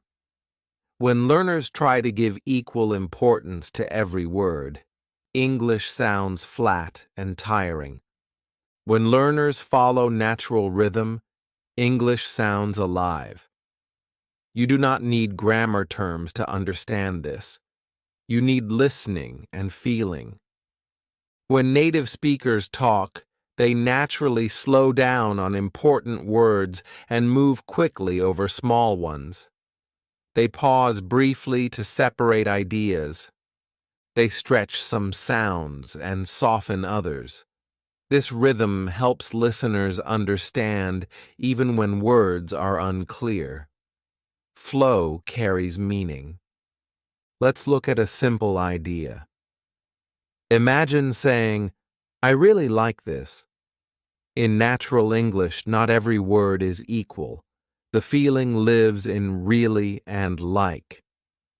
The words I and this support the idea, but do not carry the emotion. When you listen to real English, you can feel this difference even if you cannot explain it. That feeling is what you want to copy. Pauses are also part of flow. Many learners are afraid of pausing. They think pauses mean weakness or confusion. In reality, pauses give structure. Native speakers pause all the time. They pause to think, to breathe, to let meaning land.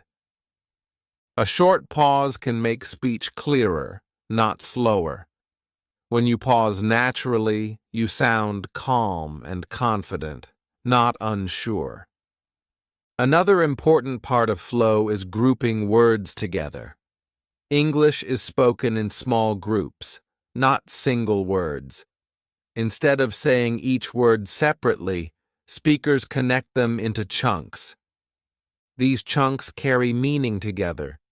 When you start noticing these groups while listening, speaking becomes easier.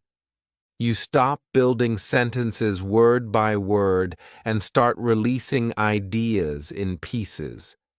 This is why listening is so important here. You cannot learn flow from rules. You learn it from hearing it again and again. When you listen to slow, natural English, pay attention to how sentences move. Notice where the voice goes up. Notice where it comes down. Notice where the speaker pauses slightly. Do not try to analyze. Just notice and feel. Copying flow is more important than copying words. If you copy the rhythm and pause in the right place, even simple English sounds natural. If you say complex sentences without rhythm, they sound unnatural. Flow makes simple English powerful. Many learners try to force speed. They think speaking faster means speaking better. This creates tension. Tension blocks flow. Natural flow appears when you relax and allow rhythm to guide you. Speed increases naturally later, when your brain no longer works so hard. Right now, smoothness matters more than speed. Let's talk about emotion. Flow carries emotion more than words do. You can say the same sentence with different flow and change the meaning completely. A gentle pause can show kindness. A stronger stress can show excitement. You do not need advanced vocabulary for this. Tone and rhythm do the work for you. This is why copying real English matters more than reading English. When you read, you do not hear rhythm clearly.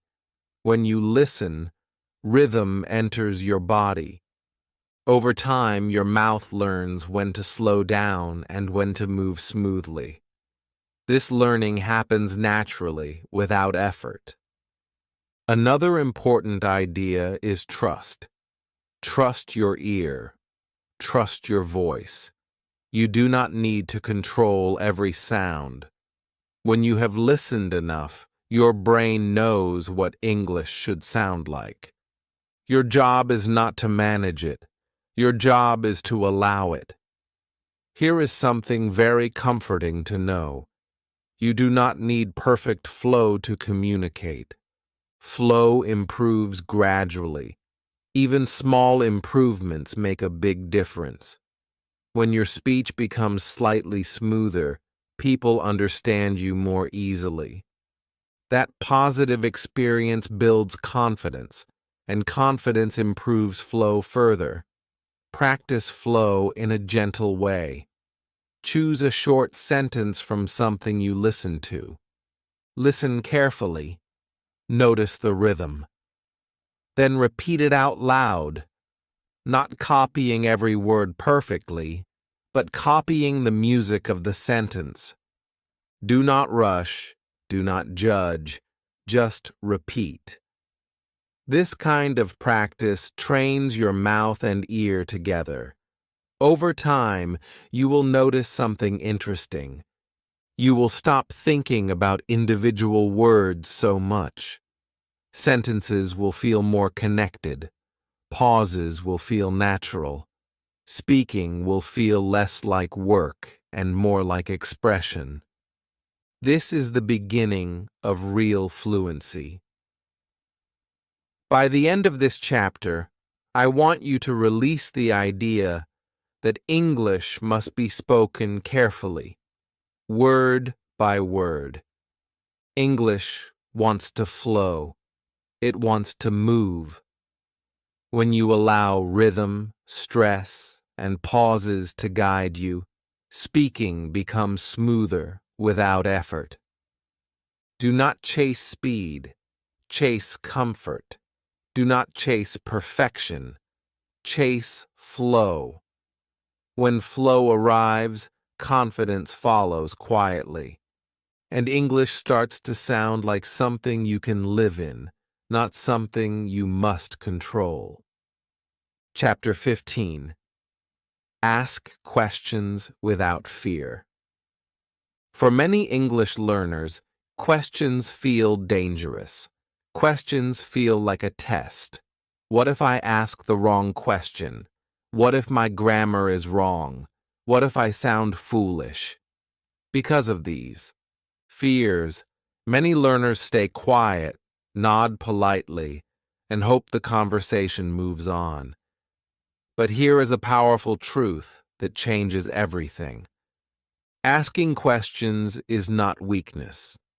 Asking questions is strength. It is one of the clearest signs of confidence, curiosity, and real communication.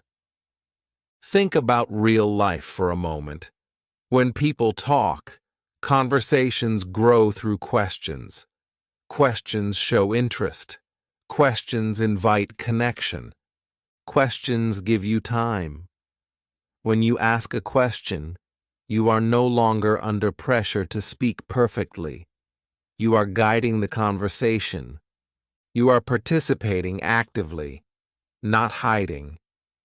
Fluent speakers use questions constantly, not because they know everything, but because they want to understand and connect. Many learners believe they must speak in long sentences to sound confident. That belief is wrong. Short questions are powerful. Simple questions move conversations forward. What do you mean? Can you help me? Is this okay? Where is it? These questions are not weak. They are useful. They show presence. They show awareness. And they work in real life. One reason questions feel scary is because learners think there is only one correct way to ask them. But spoken English is flexible. In daily conversations, people often ask questions in simple forms. Perfect grammar is not required for understanding. Clarity matters more than structure. If your question is clear, it works. Let's remove another heavy fear. Asking questions does not make you look ignorant. It makes you look engaged. When you ask a question, you show that you care enough to understand. Most people appreciate that. They do not judge your English. They respond to your intention. Curiosity is the heart of language. Children ask questions all the time. That is how they learn fast. Adults stop asking because they fear judgment.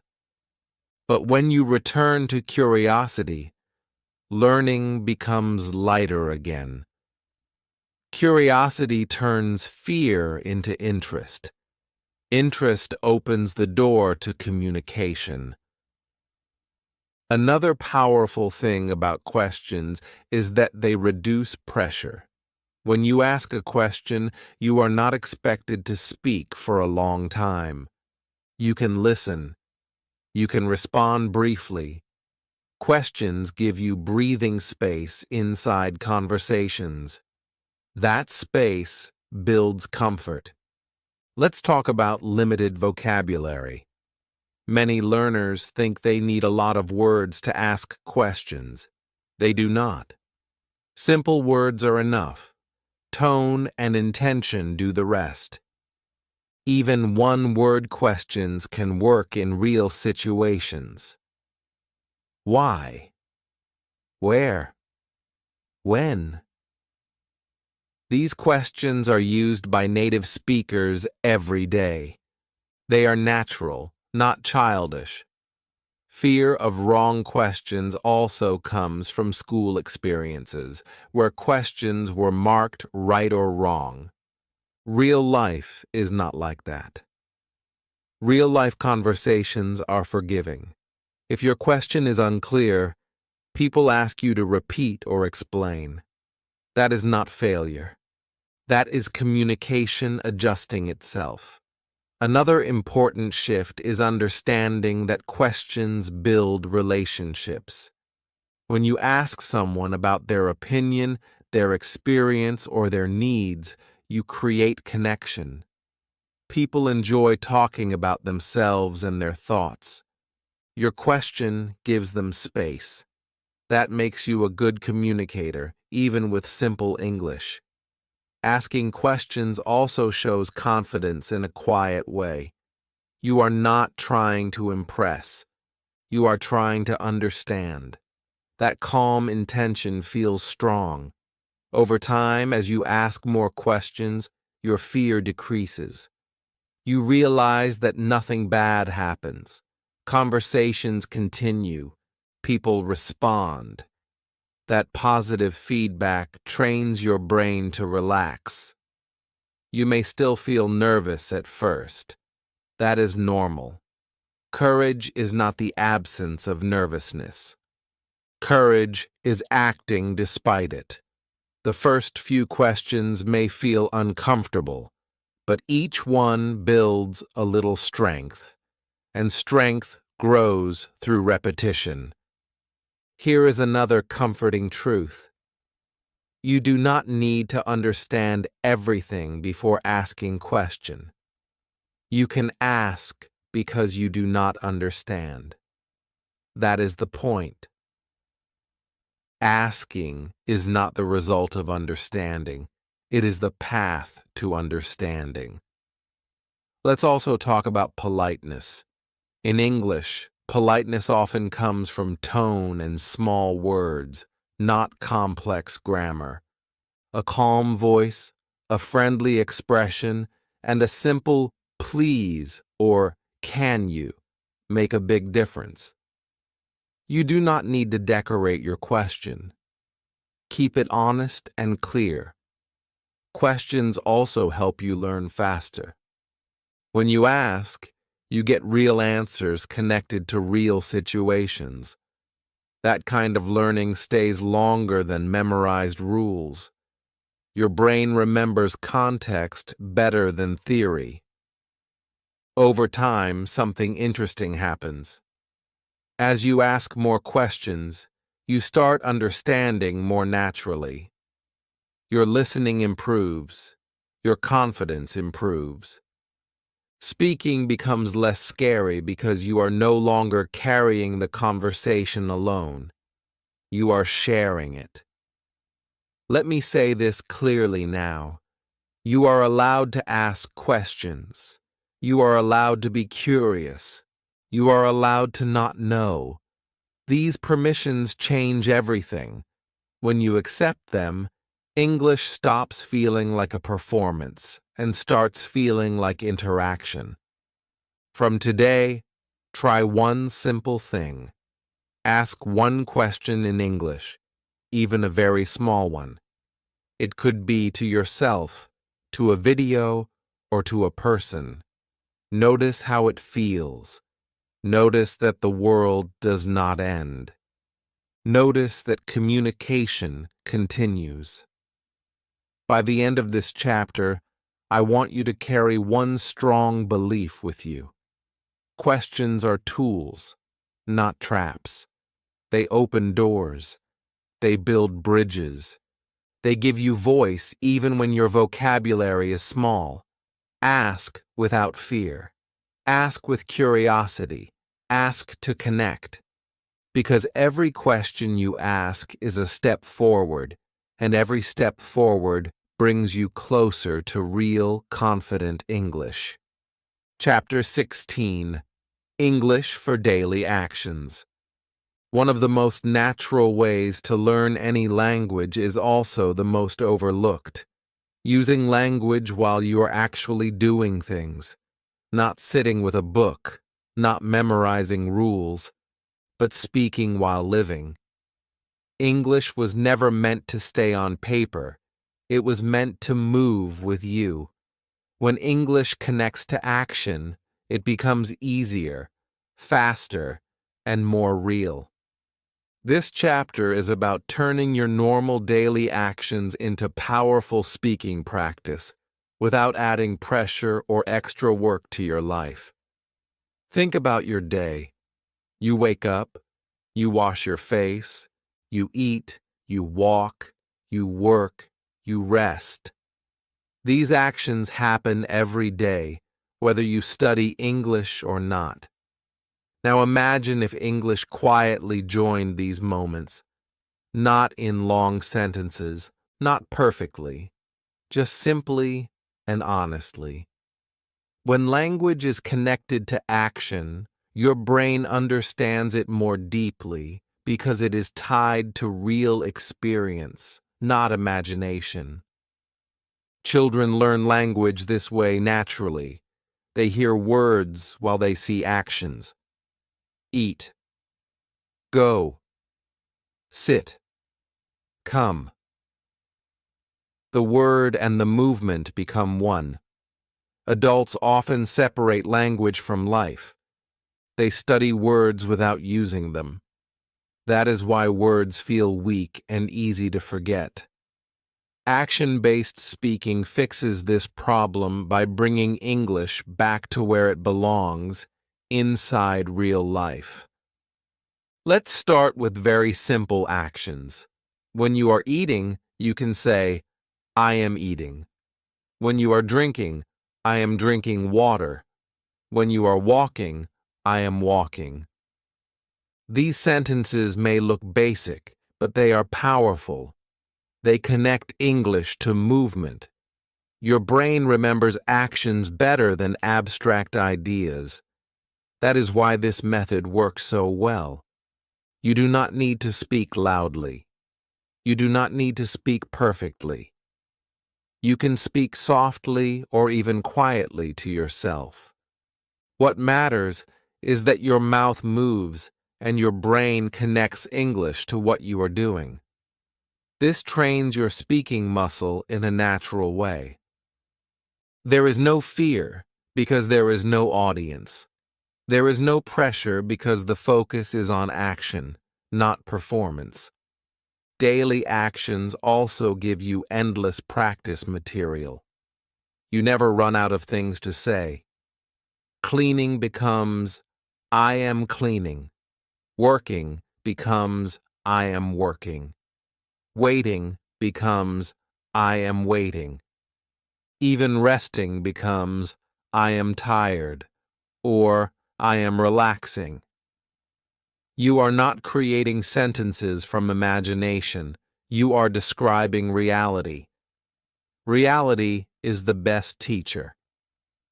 Another beautiful thing about action-based English is that it removes overthinking. When you describe what you are doing right now, your brain does not need to search for ideas. The idea is already there. You are living it. This makes speaking faster and smoother. Over time, sentences begin to come out without effort. This method also builds fluency faster than memorizing rules because it trains the brain in context. Grammar learned in isolation feels confusing. Grammar learned through use feels natural. When you repeatedly say, I am walking, I am eating, I am working, your brain starts understanding patterns automatically. You are learning grammar without studying grammar. That is real learning. Let's talk about enjoyment. When English becomes part of movement, it feels lighter. You are not forcing yourself to sit and study. You are just adding a small language layer to your life. This reduces boredom and resistance. When learning feels enjoyable, consistency becomes easier. Some learners worry that this kind of English is too simple, but simplicity is not a weakness. It is a foundation. Fluent speakers did not start with complex sentences. They built fluency on simple, repeated actions. Complexity grows naturally when the foundation is strong. Another important benefit is confidence. When you speak English during daily actions, you realize that you can use English without stress. You are not frozen. You are not silent. That realization changes how you see yourself. You stop thinking of English as something difficult. You start seeing it as something usable. Action-based English also improves listening.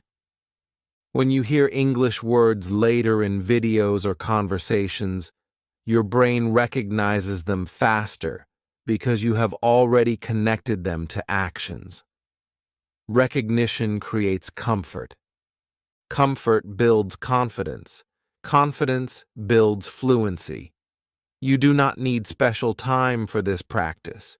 You do not need a schedule. You simply choose to be aware. Awareness is enough. Even a few moments during the day make a difference. 5 minutes of action-based speaking is more powerful than an hour of silent study. You may feel strange at first, speaking while doing things. That feeling will pass. It always does. What stays is the habit, and habits shape ability more than effort ever will. Another important shift happens here. English stops being something you practice and becomes something you use. That shift is huge. When language is used, it grows. When it is only studied, it stays weak. From today, try a simple experiment. Pick one activity: walking, eating, cleaning, or working. While you do it, describe it in English for 1 or 2 minutes. No pressure, no correction, just observation. Do this daily. Watch how your comfort grows.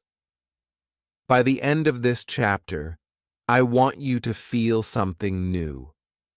English is no longer separate from your life. It moves with you. It follows your actions.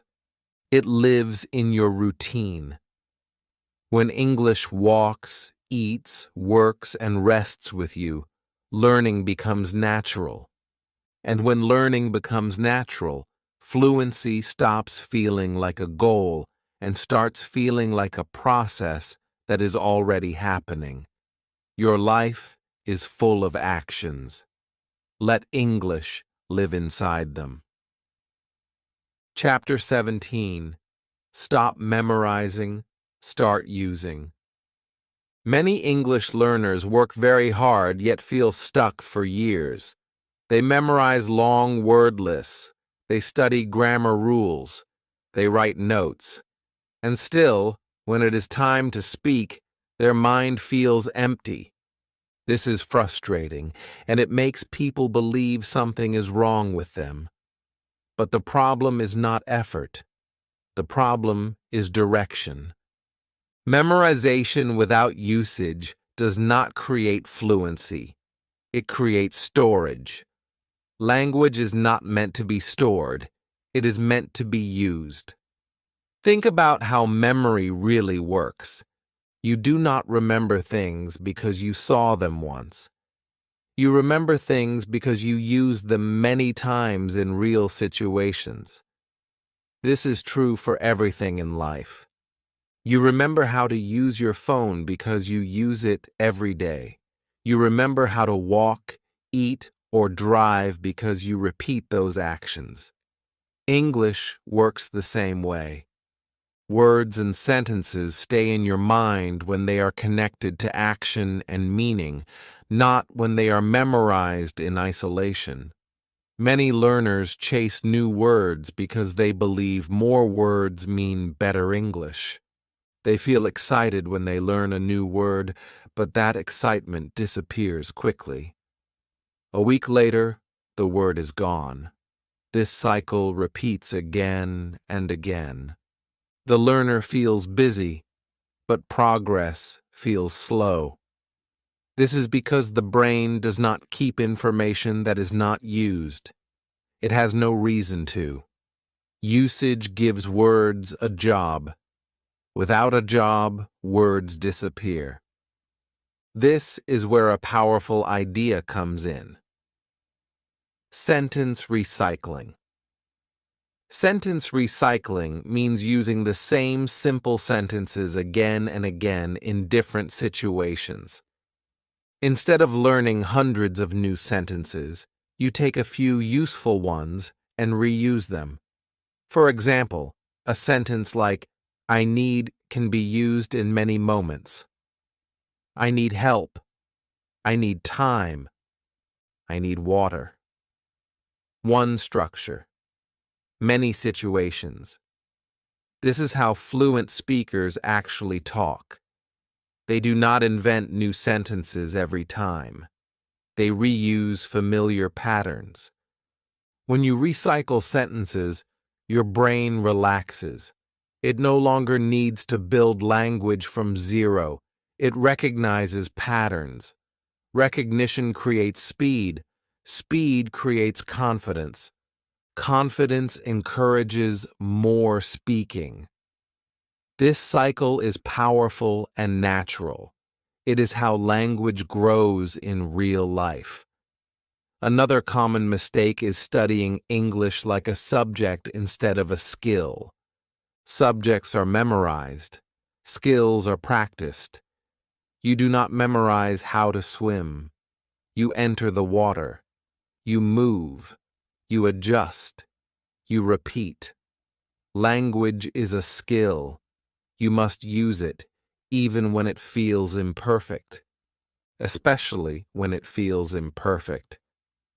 Let's talk about mastering what you already know. Most learners know more English than they think. They know basic verbs, simple nouns, and common expressions. But they do not trust them. They think these words are too basic. So they search for advanced language instead of using what they have. This is backward. Fluency grows from depth, not from quantity.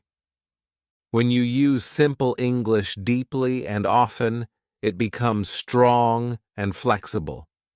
Repetition with purpose is very different from boring repetition. Purpose means you repeat something because it helps you communicate, not because you are forcing yourself. When you use a sentence to solve a real problem or express a real feeling, your brain marks it as important. That sentence stays. Another benefit of using instead of memorizing is emotional. Memorization often creates pressure. Usage creates freedom. When you speak using familiar sentences, you feel safe. Safety builds confidence. Confidence opens your voice. Over time, your English becomes smoother, not because you learned more rules, but because you stopped overloading your brain. This chapter is also about letting go of the idea that learning means constantly adding. Sometimes learning means repeating. Sometimes learning means staying with the same sentence until it feels natural. There is no shame in that. In fact, that is how mastery happens. Athletes repeat the same movement thousands of times. Musicians play the same notes again and again. Language is no different. You may feel that repeating the same sentences makes you sound boring. But real conversations are full of repetition. People repeat ideas. They reuse phrases. They simplify. This is normal. Natural language is not creative every second. It is efficient.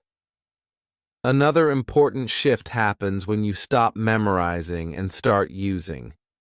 You stop feeling like a student and start feeling like a speaker. Students worry about correctness. Speakers focus on meaning. This shift changes your energy completely. You become calmer. You speak more. You enjoy the process. Let's also talk about forgetting. Forgetting is not failure. Forgetting is feedback. It tells you what you are not using enough. When you forget a word, it means it was not part of your life. Do not get angry. Instead, bring it into use. Say it. Hear it. Repeat it in real moments. That is how memory strengthens. From today, try something different. Instead of learning 10 new words, take 2 sentences you already know and use them 5 times during the day. Use them while speaking to yourself. Use them while thinking. Use them if you talk to someone. Notice how those sentences start feeling easier and faster. That is progress. Over time, you will notice something important. Your English will not feel bigger, but it will feel stronger. Strength matters more than size. Strong English is usable. Usable English builds confidence. Confidence invites growth. By the end of this chapter, I want you to release the pressure to constantly learn more.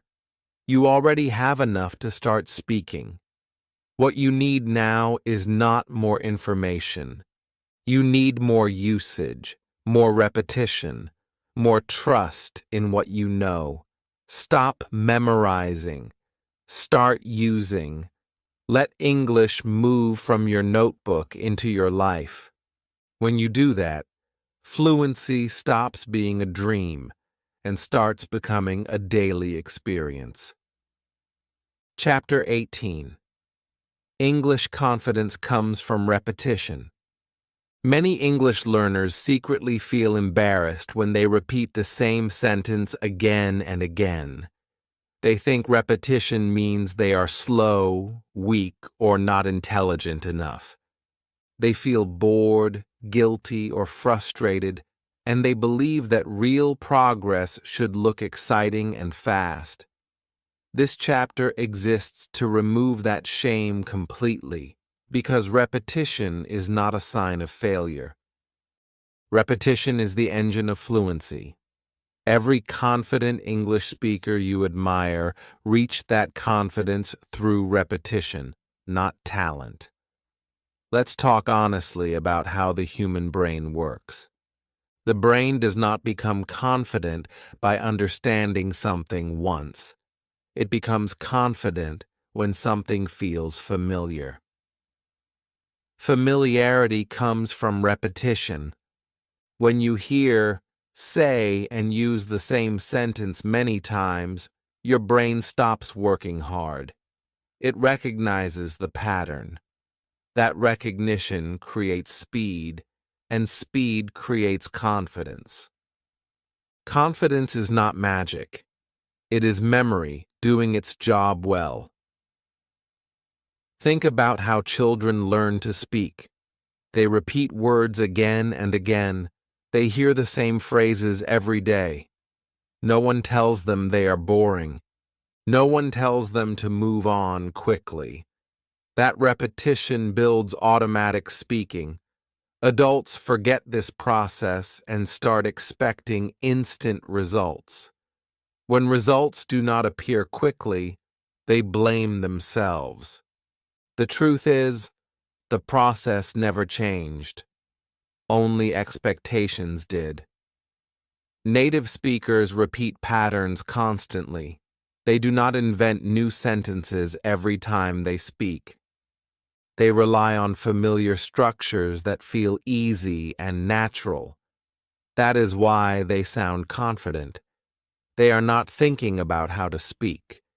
They are simply using what they already know very well. You can do the same by repeating simple sentences until they become automatic.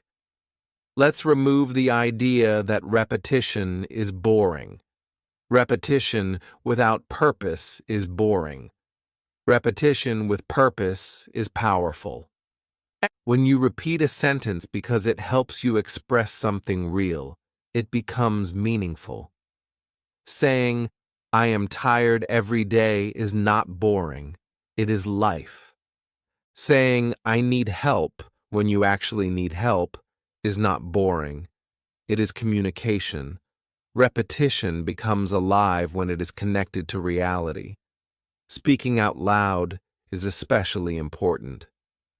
When you say sentences out loud, your mouth, ears, and brain work together. Silent repetition is useful, but out loud repetition creates muscle memory. Your mouth learns how English feels.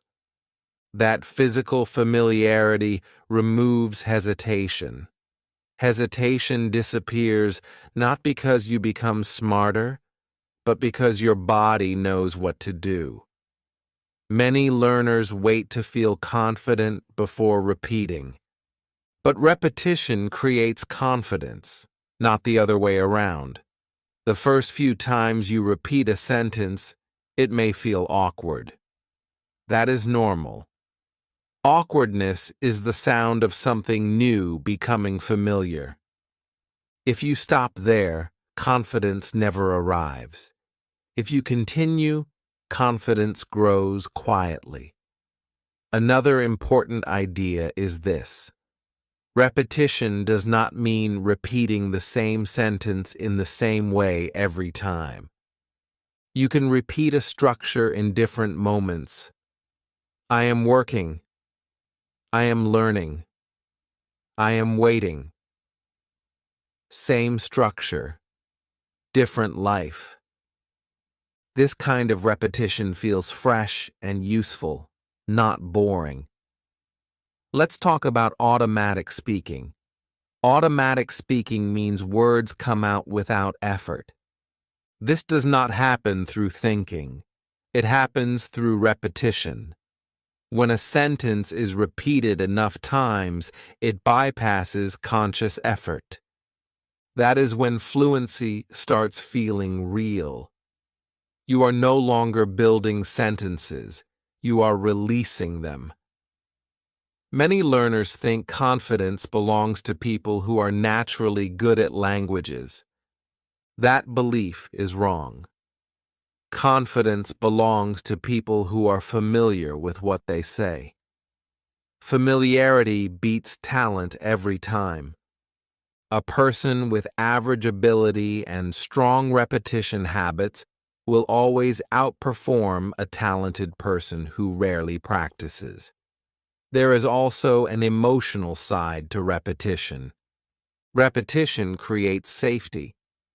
When something is familiar, your nervous system relaxes.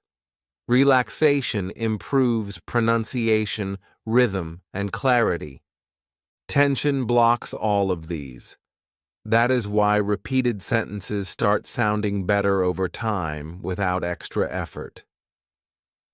Let's also remove the fear of sounding robotic. You sound robotic when you repeat without feeling. You sound natural when you repeat with meaning. Use repetition in real moments.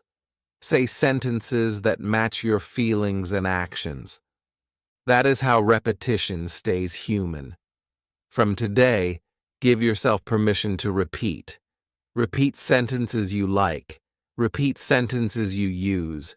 Repeat sentences that solve problems. Repeat them daily, out loud, without judgment. This is not laziness. This is training. You may not notice progress immediately. Repetition works quietly. But one day, you will speak and realize something surprising. You did not think. You did not hesitate. The sentence just came out. That moment is not luck. It is repetition paying off. By the end of this chapter, I want you to release the pressure to always move forward to something new. Growth is not always forward. Sometimes growth is deeper. When you go deeper into what you already know, Your English becomes stronger, smoother, and more reliable. Confidence does not come from learning more. It comes from knowing something well enough to use it without fear. Repetition gives you that gift. Use it proudly. Repeat without shame. Let familiarity build your confidence, one sentence at a time. Chapter 19. Speaking alone is real practice. Many English learners carry a quiet guilt. They feel that practicing alone does not count. They believe real practice only happens when another person is present, listening, correcting, or responding. Because of this belief, they wait.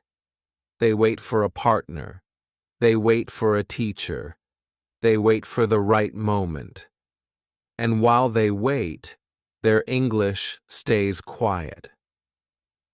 This chapter exists to remove that guilt completely, because speaking alone is not fake practice. It is real practice. In many ways, it is the most powerful kind you have. Let's be honest about reality.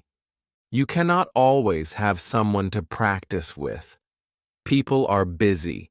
Schedules do not match. Confidence may be low. If English depends only on other people, practice becomes rare and stressful. But when you accept solo speaking as real practice, English becomes available anytime. Morning, night, busy days, quiet days. You are no longer blocked by circumstances. You are free to practice whenever life allows. Speaking alone works because it removes pressure. There is no judgment, no interruption, no rush. You can pause. You can repeat. You can restart a sentence. This safety is not weakness. It is strength. When your brain feels safe, it experiments. When it experiments, learning accelerates. Many learners underestimate how important safety is in language learning. Fear shuts the mouth. Safety opens it. Think about athletes and musicians. They do not practice only during performances. They practice alone for hours. They repeat movements. They repeat sounds. They train muscles. Language is a physical skill too. Your mouth, tongue, and voice need practice. Speaking alone gives your body the repetition it needs without emotional stress. Mirrors are one simple but powerful tool. When you speak in front of a mirror, you become comfortable seeing yourself speak English.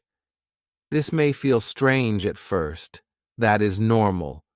But over time, your face relaxes, your posture improves.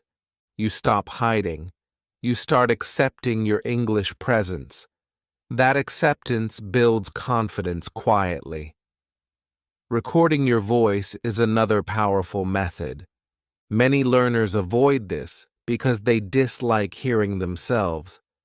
But that discomfort is temporary. When you record and listen, you gain awareness. You notice clarity. You notice progress. You hear improvement that you may not feel in the moment. This feedback is honest and kind. It shows you reality, not imagination. Internal dialogue is also real practice. Thinking in English while alone trains speed.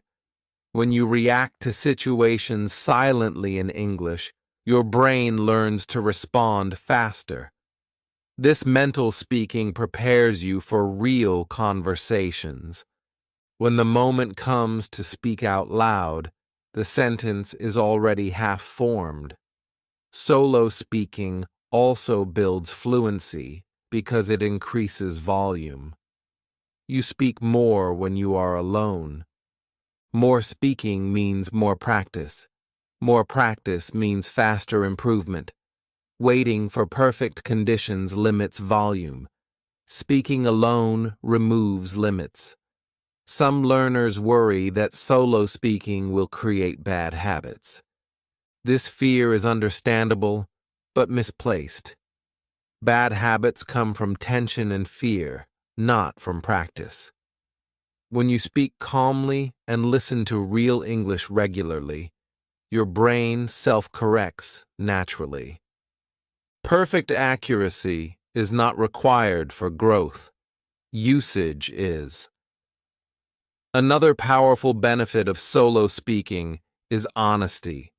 When you speak alone, you talk about real thoughts and feelings. You are not performing. You are expressing. That authenticity makes language stick. Language learned through emotion stays longer than language learned through drills. Let's also talk about speed. Speaking alone increases speed because there is no interruption. You can complete thoughts fully. You can build flow. Over time, pauses become shorter. Words come faster. This speed transfers naturally to real conversations later. Many fluent speakers began their journey speaking alone. They talk to themselves while walking, cooking, driving, or thinking. They built comfort before building conversation. That comfort made real interactions easier later. This is not a shortcut. It is a foundation. It is important to remove the idea that solo practice is second-class practice. It is not. It is training. Real training. And when combined with listening and real interaction later, it becomes incredibly effective. From today, release the guilt. You are not cheating by speaking alone. You are preparing. You are building strength privately so you can use it publicly. That is wisdom, not weakness. Give yourself permission to practice anytime. Use mirrors when you can. Record when you want feedback. Think in English silently whenever possible. Speak out loud when you feel ready. There is no single correct method. What matters is that you speak. By the end of this chapter, I want you to feel relief. Relief that you do not need permission. Relief that you do not need someone else. English is available to you right now, in your room, in your mind, in your voice. Speaking alone is not a replacement for real conversation. It is preparation for it. And when you prepare well, confidence grows naturally. Practice without guilt. Speak without fear. Your English deserves to be used, even when you are the only one listening. Chapter 20. Your First Real Conversations. This chapter is a turning point. Up to now, you have been building quietly. You have changed how you think about English. You have practiced alone. You have listened, repeated, and grown comfortable with your voice. Now comes something that feels big, even if it starts small. Your first real conversations. Not perfect conversations. Not long conversations. Real ones. The kind that happen in daily life with pauses, misunderstandings, and human moments. This chapter is here to prepare you for that reality, calmly and honestly. Let's begin by removing a dangerous fantasy. Real conversations do not sound like textbooks. They are not smooth from start to finish. People pause. People interrupt. People misunderstand. People change topics suddenly. Even native speakers experience this. When you expect conversations to be messy, you stop feeling surprised or embarrassed. You feel prepared. Preparation removes fear. Your first real conversations will likely be short. That is not a problem. Short conversations are successful conversations. Saying hello, answering a question, asking something small, or making a simple comment all count. You do not need to speak for long to be real. You need to participate. Participation is the goal. Pauses are normal. You will pause to think. The other person will pause too. Silence does not mean failure. Silence means your brain is working. Do not rush to fill every quiet moment. A calm pause feels confident. Rushing feels nervous. Allow silence to exist. Misunderstandings will happen. That is not a sign that you should stop. It is a sign that communication is alive. When you do not understand something, you can ask for repetition or clarification. Simple phrases like sorry or can you say that again are powerful tools. Use them without apology. Clarifying keeps conversations going. Another important skill is responding, even when your answer is short. A simple yes, no, okay, or I see keeps the connection alive. You do not need to add more unless you want to. Conversations are built from small exchanges, not long speeches. You can also keep conversations going by using basic tools you already know. Questions are one of them. Asking where, when, or why shows interest and gives the other person space to talk. Listening becomes easier when the other person is speaking more. Body language helps too. A nod, eye contact, a relaxed posture. These signals communicate even when words are limited. Communication is more than language. When your body is calm, your voice follows. Emotionally, this chapter is important because it marks a shift. You are no longer preparing in theory. You are stepping into real use. That step can feel scary, but it is also empowering. Each real conversation, no matter how small, rewires your brain. English stops being something you practice and becomes something you live. Let's talk about expectations. Do not expect confidence immediately. Confidence grows after action, not before. Your first conversations may feel awkward. That is normal. Awkwardness is a stage, not a destination. If you pass through it, it fades. It is also important not to judge yourself too harshly after conversations. Do not replay every sentence. Notice what worked. You spoke. You listened. You survived. That is success. Growth comes from continuation, not perfection. Another powerful mindset is this: the other person is not grading you, they are communicating with you. Most people are focused on themselves, not your mistakes. When you release the idea of being judged, you relax. Relaxation improves everything. This chapter should feel like a milestone, because it is. It is the moment when English leaves the safety of practice and enters life, not dramatically, not suddenly, but naturally. From today, look for small conversation opportunities, a greeting, a question, a response. Do not wait for big moments. Small moments build strength. Strength builds confidence. Confidence opens doors. By the end of this chapter, I want you to feel ready, not perfect. Ready to try. Ready to pause. Ready to ask. ready to misunderstand and continue anyway.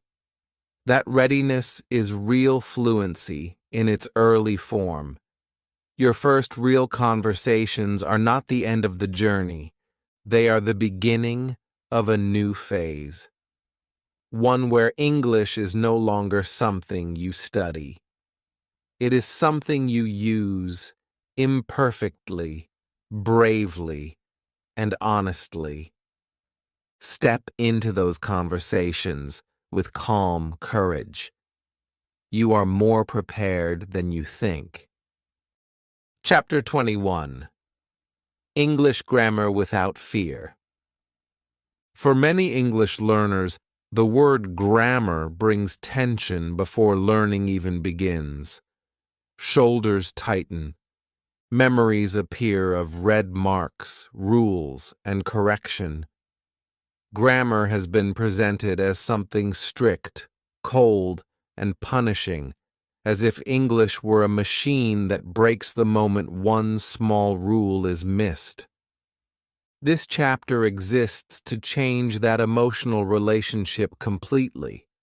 Grammar is not the enemy. Grammar is not a test. Grammar is not here to stop you from speaking.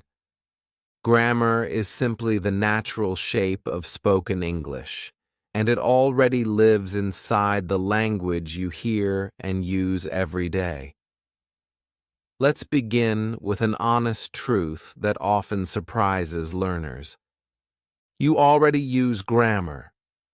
Every time you say, "I am tired," "I ate," or "I will go," grammar is already working. You did not stop to think about rules. You did not memorize charts. You simply used language the way it appears naturally. That is how grammar is supposed to work. It supports meaning quietly in the background. Problems begin when grammar is pulled out of life and turned into a list of rules to fear.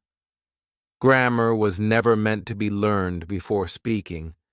In real life, grammar grows from usage, not the other way around. Children speak for years before anyone explains grammar to them. They say things wrong. They say things right. Over time, their brain notices patterns. Those patterns are grammar. Grammar is not something added to language later. It is something discovered through experience. Many learners were taught grammar as punishment. Make a mistake, get corrected.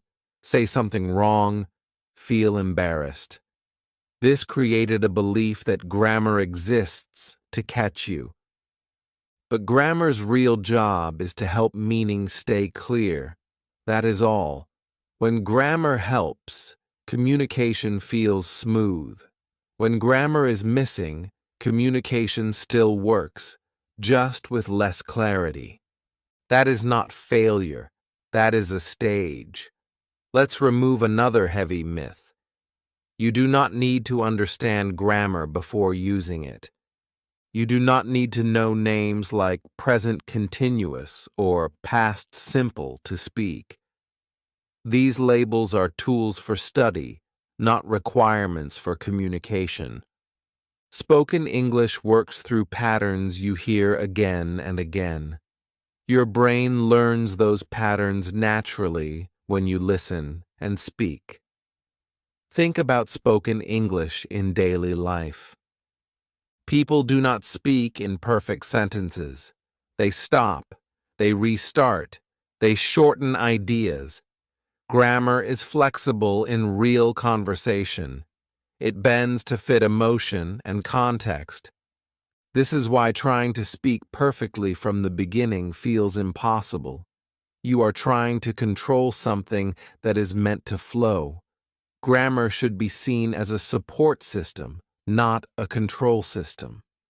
It helps your listener understand when something happened, who did it, and how it feels. That is all. When you say, "I was tired," Grammar helps your listener know this is about the past. When you say, I am tired, grammar helps them know it is happening now. You did not memorize that in the moment. You felt it. Another important shift is timing. Grammar works best when introduced after comfort, not before. Once you are already speaking, grammar explanations feel lighter. They answer questions you already have. They connect to sentences you already use. This is gentle learning. This is respectful learning. Fear-based grammar learning blocks speaking because it makes the brain monitor every word. Monitoring slows speech. It creates hesitation. It creates silence. Grammar without fear does the opposite. It clarifies. It supports. It organizes what you already know. Let's talk about mistakes again, but this time through the grammar lens. Grammar mistakes are not signs of carelessness. They are signs of growth. They show that you are experimenting with language. Your brain is testing patterns. Over time, with listening and repetition, the correct patterns become stronger. Correction happens naturally when the brain has enough examples. Real spoken examples matter more than rules. Hearing, I'm going, I was working, or I've seen it, again and again trains your ear.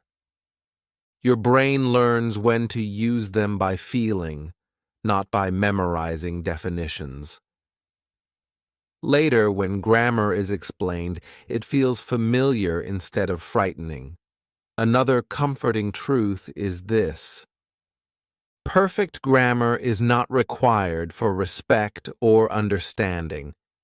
Many people around the world speak English with imperfect grammar and communicate successfully every day. Their confidence comes from usage, not accuracy. Accuracy improves with time. Confidence must come first. This chapter is not asking you to ignore grammar forever. It is asking you to change the order. First, speak. First, listen. First, feel comfortable. Then, allow grammar to enter gently, as a helper, not as a judge. When grammar is introduced this way, it feels logical, not heavy. You may notice that as you speak more, you start asking grammar questions naturally. Why do people say it like that? That curiosity is healthy. That is the right moment for grammar. Not when you are scared, not when you are silent, when you are already alive in the language. From today, stop thinking of grammar as something you must master before speaking. Think of it as a map you can look at later, when you already know the road. Roads are easier to understand when you have walked on them. By the end of this chapter, I want you to feel calm when you hear the word grammar. No tight chest, no fear, just understanding. Grammar is part of English, not the gatekeeper of English. It supports your message. It does not control your voice. You are allowed to speak without grammar knowledge. You are allowed to learn grammar slowly. You are allowed to make grammar mistakes while communicating clearly. This permission changes everything. English grammar without fear is not about ignoring rules. It is about trusting the process. When you trust the process, grammar stops being an obstacle and starts becoming a quiet guide that helps your English grow stronger over time. Chapter 22. Present time made simple. When people hear the word tense, many feel nervous again. They imagine charts, timelines, and confusing explanations. But the present time in English is not complicated in real life. It is actually the most natural place to start, because it is about what is happening now, what usually happens, and what feels true in this moment. This chapter is not here to teach you rules. It is here to help you talk about your life comfortably, the way people actually do in everyday English. Let's begin with something very simple. Right now, you are doing something. You are watching, you are listening, you are sitting, you are thinking. Present time English lives in these moments. When Americans talk about the present, they are usually doing one of two things. They are talking about what is happening now, or they are talking about what is usually true in their daily life. That's it. No heavy grammar, no fear. Think about actions happening right now. When someone says, "I'm eating," "I'm working," or "I'm watching a video," they are simply describing the current moment. You already understand this idea naturally. You do not need to study it. You feel it. When the action is happening now, English often sounds active and alive. You hear the action inside the sentence. This is how spoken English stays connected to life. Now think about routines and habits. People often talk about what they usually do. I wake up early. I work from home. I drink coffee in the morning. These sentences are not about right now. They are about daily life. Americans use this kind of present-time English constantly. It helps others understand who you are and how you live. These sentences are simple, but they are powerful because they describe real patterns. Notice something important here. In real conversations, people do not stop and think, "Which tense am I using?" They simply choose the sentence that matches the feeling of the moment. If something is happening now, they speak one way. If something is generally true, they speak another way. This choice becomes natural with use, not with memorization. This is why this chapter avoids heavy terminology. You do not need labels to speak. You need examples. You need repetition. You need comfort. When you say, "I'm tired after a long day," you are not applying a rule. You are expressing a feeling. Grammar is serving meaning, not controlling it. Let's bring this into your own life. Think about your day. Right now, you might say, "I'm watching this lesson." Later, you might say, "I study English every day." Both are present time, but they serve different purposes. One describes now. One describes your routine. Americans move between these two forms naturally, without stress. Another important part of present-time English is honesty. People use simple present sentences to share feelings. I feel good. I feel tired. I feel busy. These sentences are direct and human. You do not need complex language to express yourself clearly. Simple present-time English allows you to be understood quickly and comfortably. Many learners try to avoid speaking about daily life because they think it is too basic. But daily life is where language lives. When you can talk about your routine, your work, your feelings, and what you are doing now, you can handle most everyday conversations. That is real progress. Let's also talk about confidence. When you speak about the present, You are speaking about something you know well: your life, your actions, your habits. This reduces fear because you are not inventing ideas. You are describing reality. Reality is always easier to talk about than imagination. Another comforting truth is that present-time English does not need to be perfect to work. Even if your sentence is not exact, people usually understand you because the context is clear. If you say, "I work now," people understand you mean you are working. Over time, listening helps you adjust naturally. Perfection comes later. Communication comes first. This chapter is also about speed. When you talk about now or your routine, sentences come faster because you are not translating. You are reacting. Reaction builds fluency. Fluency grows when language becomes a response, not a calculation. Let's remove another fear.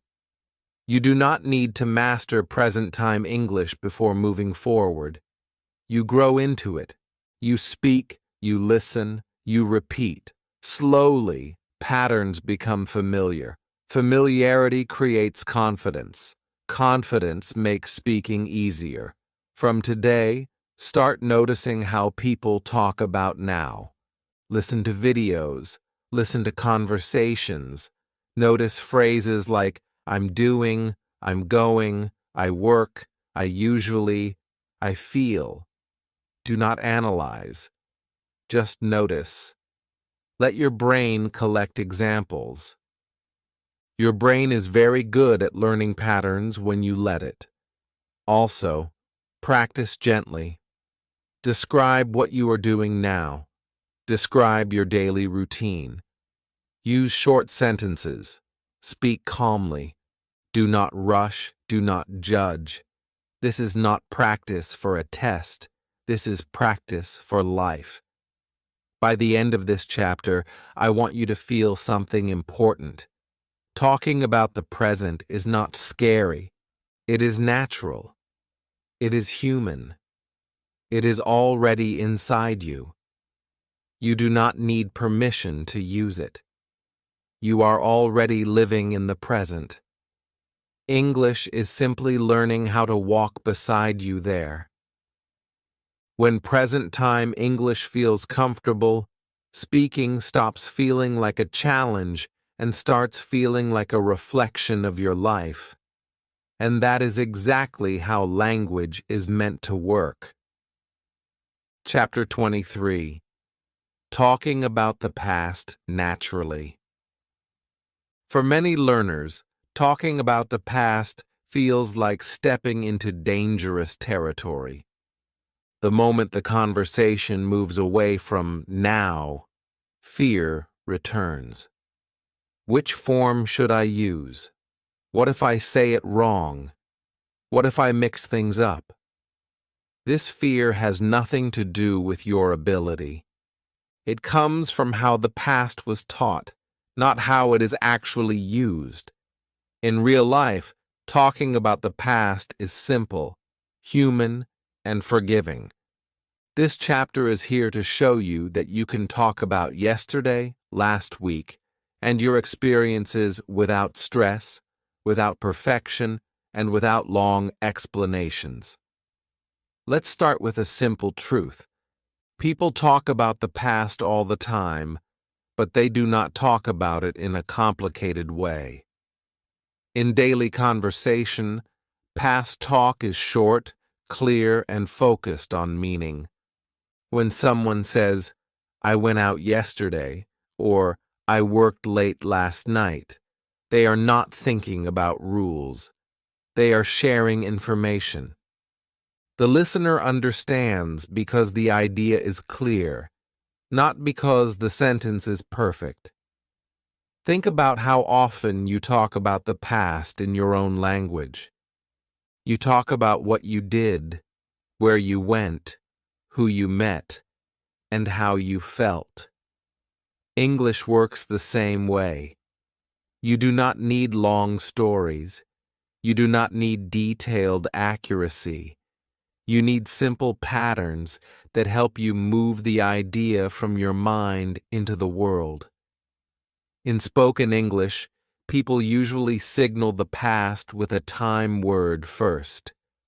Words like yesterday, last night, last week, earlier, or a long time ago tell the listener immediately that the story is about the past. Once the time is clear, the rest of the sentence can stay simple. This is how native speakers make past talk easy. They set the time, then speak freely. For example, when someone says, "Yesterday, I worked late," the word yesterday already does a lot of work. Even if the sentence is simple, the meaning is complete. Communication is successful. In real conversations, people care more about understanding what happened than about how perfectly it is said. Another important thing to understand is that native speakers simplify the past all the time. They do not always use long or complex forms. They shorten sentences. They skip details. They focus on the main idea. I went home. I didn't feel well. I saw a friend. These sentences are short, but they carry real meaning. This is the kind of past English you need first. Many learners believe they must be accurate before they speak about the past. This belief blocks progress. Accuracy improves with time and listening. Speaking comes first. When you speak about the past, even imperfectly, your brain starts organizing past patterns. Silence teaches nothing. Usage teaches everything. Let's talk about telling short stories. A story does not need to be long to be real. A story can be 1 or 2 sentences. Last weekend I stayed home. I felt tired. That is a story. It has time. It has action. It has feeling. You communicated. That is success. Fear often comes from trying to say too much. When you keep stories short, fear stays small. You can always add more later. Fluency grows step by step, not all at once. Start with simple past moments. What did you eat? Where did you go? How did you feel? These are safe places to practice. Another comforting truth is that people expect pauses when you talk about the past. Remembering takes time. Pausing does not look strange. It looks natural. You are allowed to think. You are allowed to slow down. This is part of storytelling in every language. You may also worry about mixing past and present while speaking. This happens to everyone. Even native speakers do it. The listener usually understands from context. Do not stop speaking to fix everything. Finish your thought. Communication matters more than control. Let's also talk about emotional safety. Talking about the past can bring feelings, happiness, stress, tiredness. English does not need to be perfect to carry emotion. Simple sentences are often stronger. I was happy. I was stressed. It was hard. These sentences are human. They connect. That connection matters more than grammar labels. Listening helps a lot here. When you listen to real conversations, you will notice how often people use simple past talk. They repeat patterns. Your brain learns by hearing. Over time, what sounds right becomes familiar. Familiarity creates confidence. From today, practice past talk gently. At the end of the day, tell yourself 1 or 2 sentences about what happened. Yesterday, last night, earlier today. Speak calmly. Do not judge. This is not a test.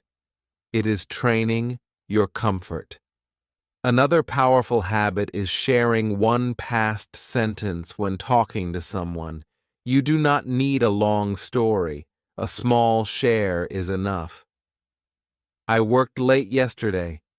I watched a movie last night. These sentences open conversation naturally. By the end of this chapter, I want you to feel something important. The past is not scary. It is just another part of life. You already know how to talk about life. English is simply giving you new sounds to do it. You do not need perfect accuracy to tell your story. You need courage to start. When you start, learning follows. Talking about the past naturally is not about knowing rules. It is about sharing experiences, one simple moment at a time. Your past matters. Your stories matter. And you are ready to tell them, simply, honestly, and without fear. Chapter 24. Talking about the future with ease. For many learners, the future feels like the hardest time to talk about in English. The moment they want to say something about plans, hopes, or what comes next, their mind fills with questions. Which form should I use? What if I choose the wrong words? What if I sound confused? This fear makes people stay quiet, even though the future is one of the most natural things humans talk about. We talk about tomorrow, next week, next year, and our dreams all the time. This chapter is here to show you that talking about the future in English is simple, human, and friendly. You do not need complicated grammar to talk about what is coming. You need clarity and comfort. Let's begin with a very important truth. In real life, Americans talk about the future in a relaxed way. They do not stop to calculate grammar. They speak from intention. They speak from feeling. They speak from context. When someone says, "I'm meeting a friend later," or "I'm going to rest tonight," they are not thinking about rules. They are sharing a plan. That sharing is the heart of future talk. Most future conversations are about 3 things: plans, intentions, and hopes. Plans are things you already decided. Intentions are things you want or expect to do. Hopes are things you dream about. English has simple, natural ways to express all of these without pressure. When you focus on meaning instead of form, the future becomes easy to talk about. Think about plans first. Daily plans are usually simple: later today, tomorrow, next week. People often use natural phrases like "I'm going to," or "I'm meeting," or "I'm working." These sound present, but they talk about the future because the time is clear. I'm working tomorrow. I'm going to call him later. This is very common in spoken English. Americans do this all the time. The future feels close, so the language feels close too. Now think about intentions. Intentions are not fixed like plans, but they are still important. You might say, "I want to learn more," "I hope to travel," or "I plan to improve my English." These sentences are powerful because they express direction, not perfection. You are not promising. You are sharing intention. That honesty feels natural in conversation. Hopes and dreams are also part of future talk. People enjoy talking about what they want, what they wish for, and what they imagine. I hope things get better. I want a better job. I'd like to travel someday. These sentences are simple, but they carry emotion. Emotion is more important than grammar when talking about the future. People connect to feeling first. Another comforting truth is that future talk does not need exact timing. You do not need specific dates. Words like soon, later, someday, or next time are enough. These words give space. They keep the conversation light. Real life is not always scheduled, and English reflects that.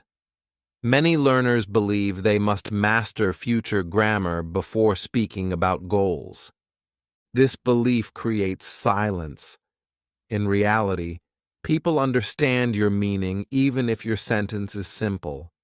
If you say, "Tomorrow I go work," people understand. Over time, listening helps you adjust naturally. Fear is removed when you allow communication to come first. Let's also talk about confidence here. Talking about the future is empowering. When you speak about your plans and goals, you take ownership of your life. English becomes a tool for expression, not just survival. This shift is important emotionally. You are no longer only reacting. You are projecting forward. Another reason future talk feels easier than learners expect is because it often uses familiar words. You already know words like go, do, see, work, study, and learn. These verbs appear constantly in future talk. You do not need advanced vocabulary to talk about your future. You need comfort with basic language. Listening again plays a big role. When you listen to real conversations, notice how casually people talk about what's next. There is no tension, no formality. The tone is relaxed. This tone is what you want to copy. When your tone is calm, your words feel more natural. Let's also remove the fear of being judged. People do not judge your future grammar. They listen to your ideas. They respond to your hopes. When you speak about your future honestly, people connect with you as a person, not as a learner. From today, practice future talk gently. Think about one thing you will do later today. Say it out loud. Think about one thing you plan to do this week. Say it. Think about one hope you have for the future. Say it simply. No pressure, no correction, just expression. You may notice that talking about the future gives you energy. It shifts your focus forward. That positive energy helps learning. Language grows faster when it is connected to purpose. By the end of this chapter, I want you to feel something important. The future is not complicated in English. It is friendly. It is flexible. It belongs to you. You are allowed to talk about your plans, your hopes, and your goals in simple words. You do not need perfect grammar to speak about what is coming. You need courage to share and comfort to continue. When you speak about the future with ease, English becomes more than a skill. It becomes a voice for your direction in life. Your future is waiting. English is ready to walk with you there. Chapter 25. English sentence patterns that repeat everywhere.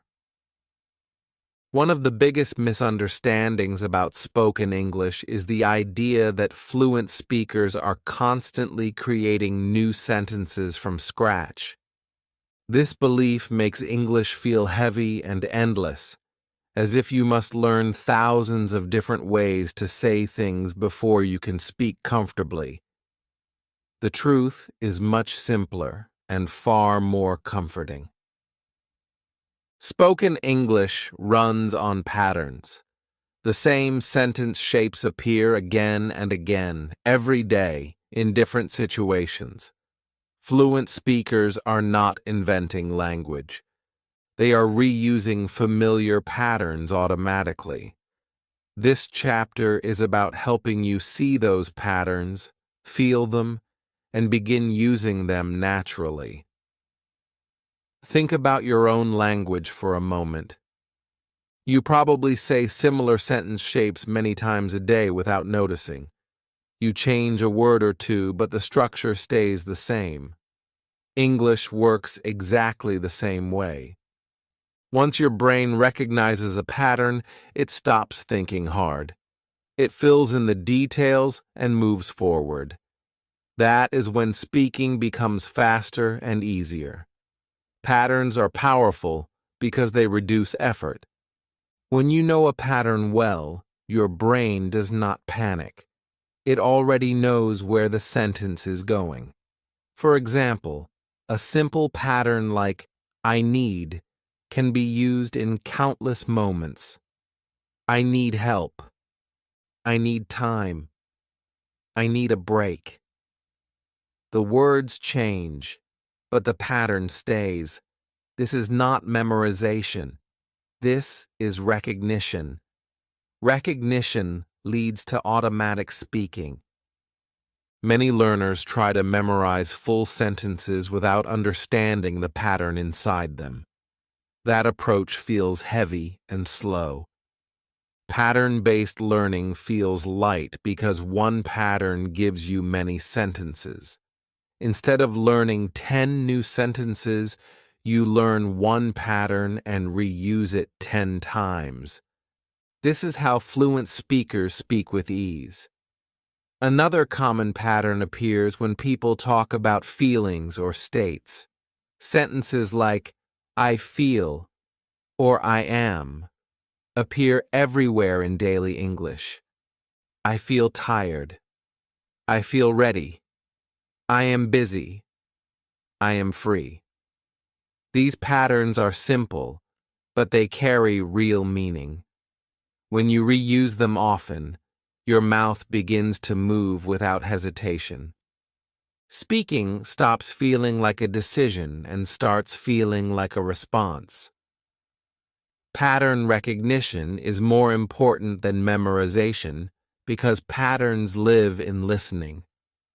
When you listen to real English, you hear the same shapes again and again. At first, you may not notice consciously, but your brain notices. It starts predicting what comes next. That prediction is fluency forming quietly in the background. Let's talk about why this speeds up speaking. When you try to build sentences word by word, your brain works too hard. It checks vocabulary, it checks grammar, it checks fear. But when a pattern is familiar, your brain relaxes. It knows the road. It only needs to choose the destination. That relaxation removes pauses and hesitation. Another powerful thing about patterns is that they are flexible. You can use the same pattern in different times and situations. I was trying. I am trying. I will try. The core idea stays the same. This flexibility makes English feel connected instead of fragmented.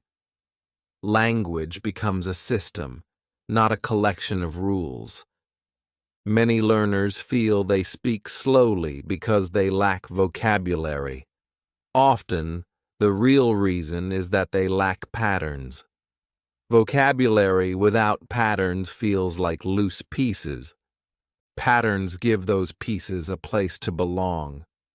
Once patterns are strong, adding new words becomes easier and faster. This chapter is not asking you to sit and memorize pattern lists. That would miss the point. The goal is to notice patterns in real use and reuse them with purpose. When you hear a sentence shape often, pause and recognize it. When you speak, choose a familiar pattern and adjust it slightly. This is natural learning. Let's remove another fear. Using the same patterns does not make your English boring. Real English is repetitive by nature. People repeat themselves. They reuse structures. Communication values clarity over creativity. You are not trying to impress. You are trying to connect. Pattern-based speaking also builds confidence because it reduces mistakes. When you use a familiar pattern, you are less likely to freeze. Even if you make a small mistake, the structure carries meaning. The listener understands. That success builds trust in your ability. Another benefit is emotional. When sentences start forming automatically, anxiety drops. You no longer feel like English is attacking you. You feel in control. Control brings calm. Calm improves pronunciation and flow naturally. You may notice that after some time, you begin finishing sentences in your mind before speaking. That is a sign that patterns are becoming internal. Your brain is preparing language automatically. This is a major milestone in fluency. To practice this gently, choose a few patterns you already use. Use them throughout the day in different moments. Speak them out loud. Think them silently. Listen for them in videos and conversations. Do not rush to learn more. Go deeper into what you already know. Over time, your English will change in a subtle but powerful way. You will stop asking, "What should I say?" and start saying things naturally. Sentences will appear faster. Pauses will shorten. Speaking will feel lighter. By the end of this chapter, I want you to understand one core idea deeply. Fluent English is not built from endless new sentences. It is built from a small number of patterns used again and again with confidence. When you recognize patterns, English stops being a mystery. It becomes familiar. And familiarity is the real source of automatic speaking. Let patterns carry you forward. Let repetition strengthen them. And let English begin to speak itself through you, naturally and calmly. Chapter 26. Confidence is a skill, not a gift. Many people believe confidence is something you are born with. They look at fluent English speakers and think, they are naturally confident. I am not. This belief is one of the most damaging lies in language learning. Confidence is not a gift. It is not a personality trait. It is a skill. And like every skill, it can be trained slowly, deliberately, and safely.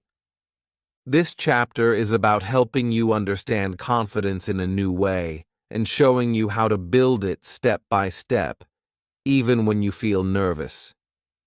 Let's start by being honest. Every confident speaker you see was once unsure. They felt nervous. Their voice shook. Their mind went blank. They made mistakes. The difference is not that fear disappeared. The difference is that they spoke anyway. Confidence did not arrive before action. It grew because of action. This is the most important shift you need to make. You do not wait to feel confident to speak. You speak to build confidence. Fear of judgment is one of the strongest emotional blocks. Many learners imagine people listening closely, waiting to judge every mistake. In reality, most people are focused on themselves. They are thinking about their own words, their own thoughts. When you speak, they are listening for meaning, not for errors. This understanding alone can reduce fear significantly. Another important truth is that nervousness does not mean you are doing something wrong. Nervousness means something matters to you. That is a good thing. The goal is not to remove nervousness completely. The goal is to act while nervous. Each time you do this, your brain learns that speaking English is safe. Safety creates confidence over time. Confidence grows in small moments, not big ones. You do not need long speeches or perfect conversations. You need small wins, saying hello, asking a question, sharing one sentence. Each small action sends a signal to your brain. I did it. These signals accumulate. Over time, they change how you see yourself. There are also physical ways to support confidence while speaking. Slow down your breathing. Stand or sit upright. Speak slightly slower than your thoughts. These small adjustments calm the nervous system. When your body feels calm, your voice follows. Confidence is not just mental, it is physical too. Let's talk about permission. Many learners feel they need permission to speak. Permission from a teacher. Permission from a listener. Permission from themselves. This chapter gives you that permission. You do not need to earn the right to speak English. You already have it. English is a tool, not a reward. Another emotional block is the fear of making mistakes in front of others. Remember this: mistakes do not damage confidence, avoidance does. Each time you avoid speaking, fear grows stronger. Each time you speak, even imperfectly, fear becomes smaller. Confidence grows through exposure, not avoidance. You may notice that confident speakers often keep talking even when they make mistakes. They do not stop. They do not apologize excessively. They continue. This behavior is not arrogance. It is practice. They learned that communication works even with imperfections. You can learn this too. Confidence also grows through preparation, but not the kind that creates pressure. Preparation means familiarity, listening often, repeating patterns, practicing alone. These actions make English feel familiar. Familiar things feel safe. Safe things feel easy. This is how confidence is built naturally. It is important to stop comparing yourself to others. Comparison steals confidence. Everyone's journey is different. Your job is not to match someone else's level. Your job is to move forward from where you are. Progress measured against yourself is the only progress that matters. Another powerful technique is reframing mistakes. Instead of thinking, I sounded bad, think, I spoke. Instead of thinking, I was nervous, think, I was brave. Language follows thought. When you change the story in your mind, your emotional response changes. Let's also talk about consistency. Confidence does not grow in one day. It grows through repeated action over time. Some days you will feel strong. Some days weak. That is normal. What matters is that you keep showing up. Skills grow through repetition, not perfection. This chapter wants you to leave with a new definition of confidence. Confidence is not feeling ready. Confidence is being willing to try, willing to speak, willing to learn in public. When you adopt this definition, confidence becomes reachable.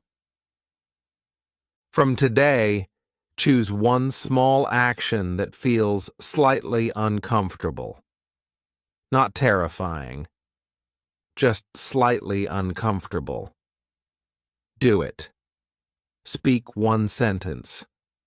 Ask one question. Each time you do this, you are training confidence like a muscle. Muscles grow when challenged gently, not when avoided. By the end of this chapter, I want you to feel empowered. Not because fear is gone, but because you know fear does not control you. Confidence is not waiting for you in the future. It is built in the present through action. You are not lacking confidence. You are training it. And every time you speak, even with a shaking voice, you are becoming more confident than you were before. Chapter 27. English for Social Situations. Up to now, you have learned how to use English inside yourself. You have practiced alone. You have spoken about daily actions, thoughts, plans, and feelings. Now, English is ready to step into the world of people. Social situations are where language becomes alive. This chapter is about helping you feel comfortable using English with others, not in a formal or heavy way, but in the light, human way people actually communicate every day. Many learners feel confident when speaking alone, but nervous when someone else is involved. That fear is natural. Social situations carry emotion. There is uncertainty. You do not control the conversation fully, but the good news is this. Social English is usually simple. People are not testing you. They are connecting with you. When you understand this, social English becomes much easier. Let's start with greetings, because greetings open every social door. In American culture, greetings are usually casual and friendly. People often say, "Hi," "Hey," or "How's it going?" These greetings are not invitations for deep answers. They are signals of friendliness. A short response like "good," "fine," or "pretty good" is enough. You are not required to explain your life. Just responding keeps the social rhythm moving. Small talk is another important part of social English. Small talk is not about important information. It is about comfort. It helps people feel relaxed around each other. Topics are usually simple: weather, the day, work, plans. Comments like, "It's really hot today," "long day," or "busy week" are common. These sentences are easy, but they create connection. You do not need creativity. You need presence. Many learners believe they must say something interesting to be social. This belief creates pressure. In reality, being social is more about listening and reacting than about speaking a lot. A nod, a smile, a short response like, "Yeah, I know," or "That's true," keeps the conversation flowing. These small signals show engagement and friendliness. Polite responses are also important in social situations. Words like thanks, thank you, no problem, and sure are used constantly. They soften interactions. They show respect. Politeness in English is often simple, not formal. Tone matters more than long sentences. A calm, friendly tone carries politeness naturally. Casual reactions are another key part of social English. People react to stories, comments, and situations with short expressions. "Oh, really? That's nice. Sounds good. Wow." These reactions do not require explanation. They show interest and emotion. When you use them, people feel heard. That feeling matters more than grammar. Cultural tone is important here, but it does not need to be complicated. In many American social situations, the tone is relaxed and friendly. Direct eye contact, a slight smile, and an open posture help communication. Silence is not always uncomfortable, but being responsive is appreciated. You do not need to be loud or energetic. You just need to be present. Another important part of social English is understanding that conversations do not need to be perfect. People interrupt. People change topics. People misunderstand. This is normal. You do not need to control everything. If you miss something, you can ask. If you do not know a word, you can explain simply. Social conversations are flexible. Many learners fear embarrassing themselves in social situations. Let's address that directly. Embarrassment passes quickly. Silence lasts longer. When you choose to speak even briefly, you move forward. Most people appreciate effort. They respond to kindness, not perfection. Social English also teaches you when to stop speaking. You do not need to fill every moment. Listening is part of speaking. Giving space allows others to talk. This balance makes conversations feel natural. You are not performing. You are sharing time. Another helpful shift is letting go of the idea that you must translate your personality into English perfectly. You are still you. English is just another way to express yourself. Your humor, your calmness, your curiosity can exist in simple words. You do not lose yourself when you speak English. You bring yourself with you. You may notice that social English feels easier in short interactions. That is a good place to start. A greeting, a quick comment, a polite response. These moments build confidence. Over time, longer conversations feel less intimidating because you have already succeeded many times. Let's also talk about mistakes in social situations. If you say something wrong, most people either ignore it or help you naturally. They are focused on meaning, not form. When you keep going, the moment passes. This teaches your brain that mistakes are not dangerous. From today, try to see social situations as practice, not tests. Every interaction is an opportunity, not a judgment. You do not need to be perfect. You need to be willing.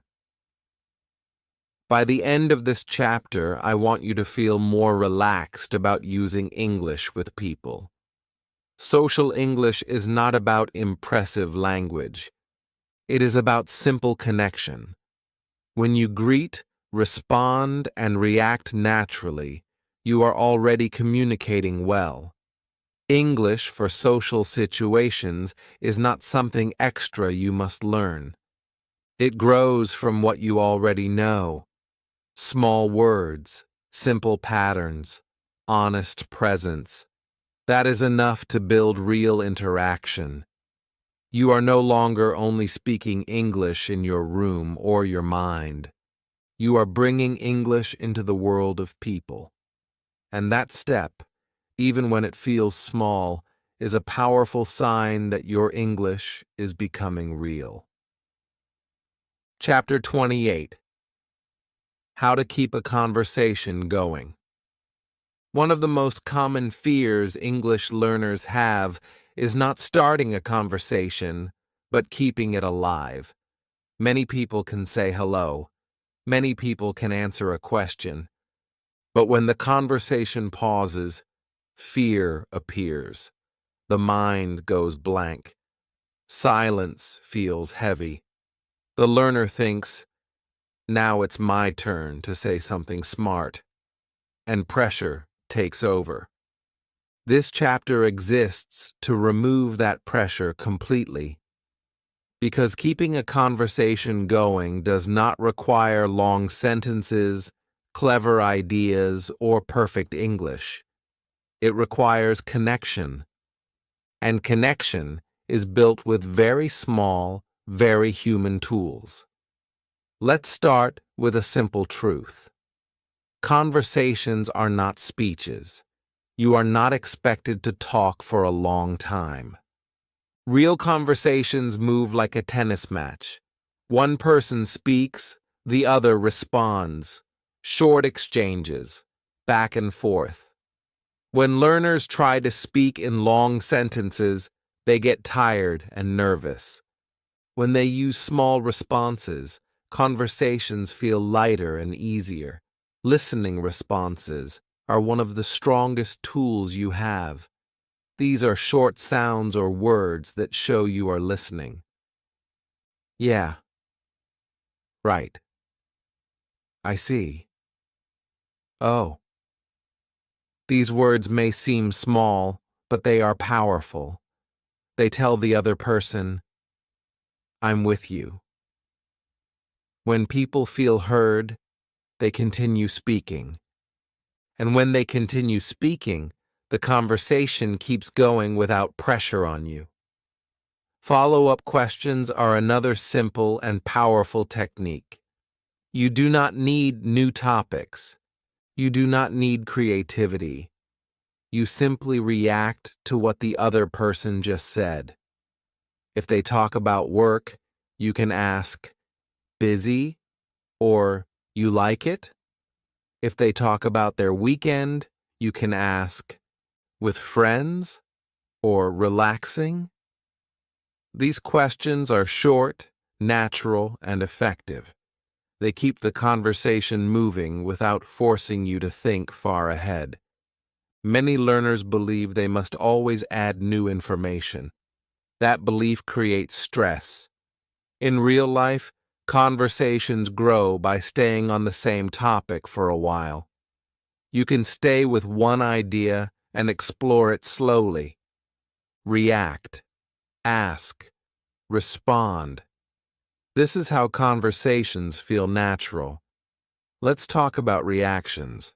Reactions are not answers. They are emotional responses.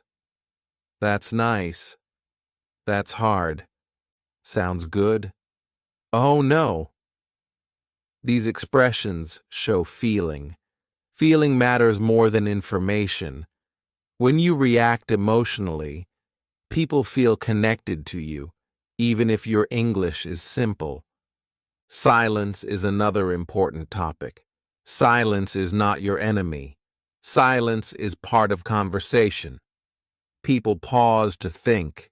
People pause to breathe. Silence only feels scary when you believe you must fill it. You do not. A calm pause feels confident. If silence appears, you can smile, nod, or use a small reaction. That is enough. Another helpful mindset is understanding that you do not need to control the conversation. You are not responsible for its success alone. Conversation is shared. When you listen well and respond simply, you are doing your part. That is enough. Many learners fear that limited vocabulary will stop conversation, but vocabulary is not the main issue. Connection is. You can have a warm, friendly conversation with very few words. People remember how you made them feel, not how many words you used. Let's also remove the idea that fluency means talking a lot. Fluent speakers often talk less than you think. They listen more. They respond naturally. They do not rush to impress. Fluency is about comfort, not volume. Another useful technique is repeating part of what the other person said. This shows understanding and buys you time. If someone says, "I had a long day at work," you can respond, "Long day?" or "Yeah, long day." This repetition feels natural and keeps the conversation alive. Fear of saying the wrong thing often causes conversation breakdown. Remember this. Saying something simple is always better than saying nothing. Even a small response keeps the door open. Silence closes it. You may also worry about your accent or mistakes while responding. Most people do not notice or care. They are focused on the flow of the conversation, not the form of your language. When you stay engaged, mistakes disappear into the background. Let's talk about confidence again, but in a practical way. Confidence in conversation grows when you realize you do not need to perform. You just need to participate. Participation can be quiet. Participation can be simple. That is still confidence. Practice this mindset in low-pressure situations, casual chats, short interactions, friendly exchanges. The goal is not perfection. The goal is continuation. Each time a conversation continues, even briefly, your confidence grows. From today, stop asking yourself, "What should I say next?" Instead, ask, "How can I show I'm listening?" That shift changes everything. Listening creates speaking opportunities naturally. By the end of this chapter, I want you to feel relaxed about conversations. You do not need long sentences. You do not need perfect grammar. You need simple responses, honest reactions, and gentle curiosity. Keeping a conversation going is not about knowing more English. It is about using what you already know with presence. When you do that, conversations stop feeling fragile and start feeling human. And when conversations feel human, English finally feels like a language you can live in, not a test you must pass. Chapter 29.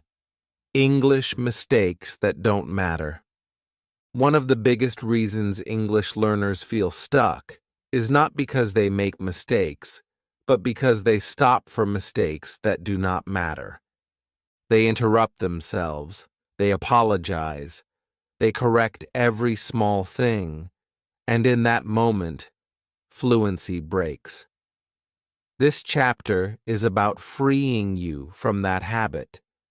It is about helping you understand which mistakes are harmless, normal, and completely acceptable in spoken English, so you can stop overthinking and start flowing. Let's begin with a truth that many learners never hear. Spoken English is not perfect English. It never was. Native speakers make mistakes constantly. They change sentences halfway. They forget words.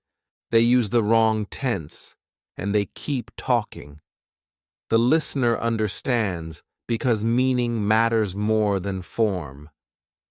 This is how real communication works. Many learners believe they must fix every error immediately. This belief comes from classroom learning, where accuracy is rewarded and mistakes are corrected instantly. Real life does not work this way. In conversation, stopping to fix small errors does more damage than the error itself. It breaks rhythm. It creates tension. It makes the speaker feel smaller. Keeping the flow is almost always more important. Let's talk about the kinds of mistakes that do not matter. Small grammar slips are very common. Missing an S, mixing time slightly, choosing a simple word instead of a perfect one. These do not stop understanding. Most listeners do not even notice them. They are focused on the message, not the form. When you stop to correct these, you bring attention to something that was not a problem. Pronunciation mistakes are another area where learners panic unnecessarily. If the listener understands you, the pronunciation worked. It does not need to be perfect. Accents exist. Variation exists. Clarity is the goal, not imitation. If you repeat a word because the listener did not understand, that is useful. Correcting yourself when the listener already understands is not. Word order mistakes also happen frequently, even among fluent speakers. Spoken English is flexible. People rearrange ideas while speaking. As long as the meaning is clear, the conversation moves forward. Trying to repair every word order slip makes speaking feel heavy. Another harmless mistake is using simpler language than necessary. Many learners feel embarrassed when they cannot find an advanced word. They think they should stop and search. But simple words are not wrong. They are effective. Fluent speakers often choose simple language because it is fast and clear. Choosing simplicity is not a mistake. It is a skill. Overthinking often shows itself in the body. Shoulders tighten. Breathing becomes shallow. The voice lowers. These physical reactions make speaking harder. When you allow harmless mistakes, your body relaxes. Relaxation improves flow naturally. This chapter is also about learning when to ignore errors.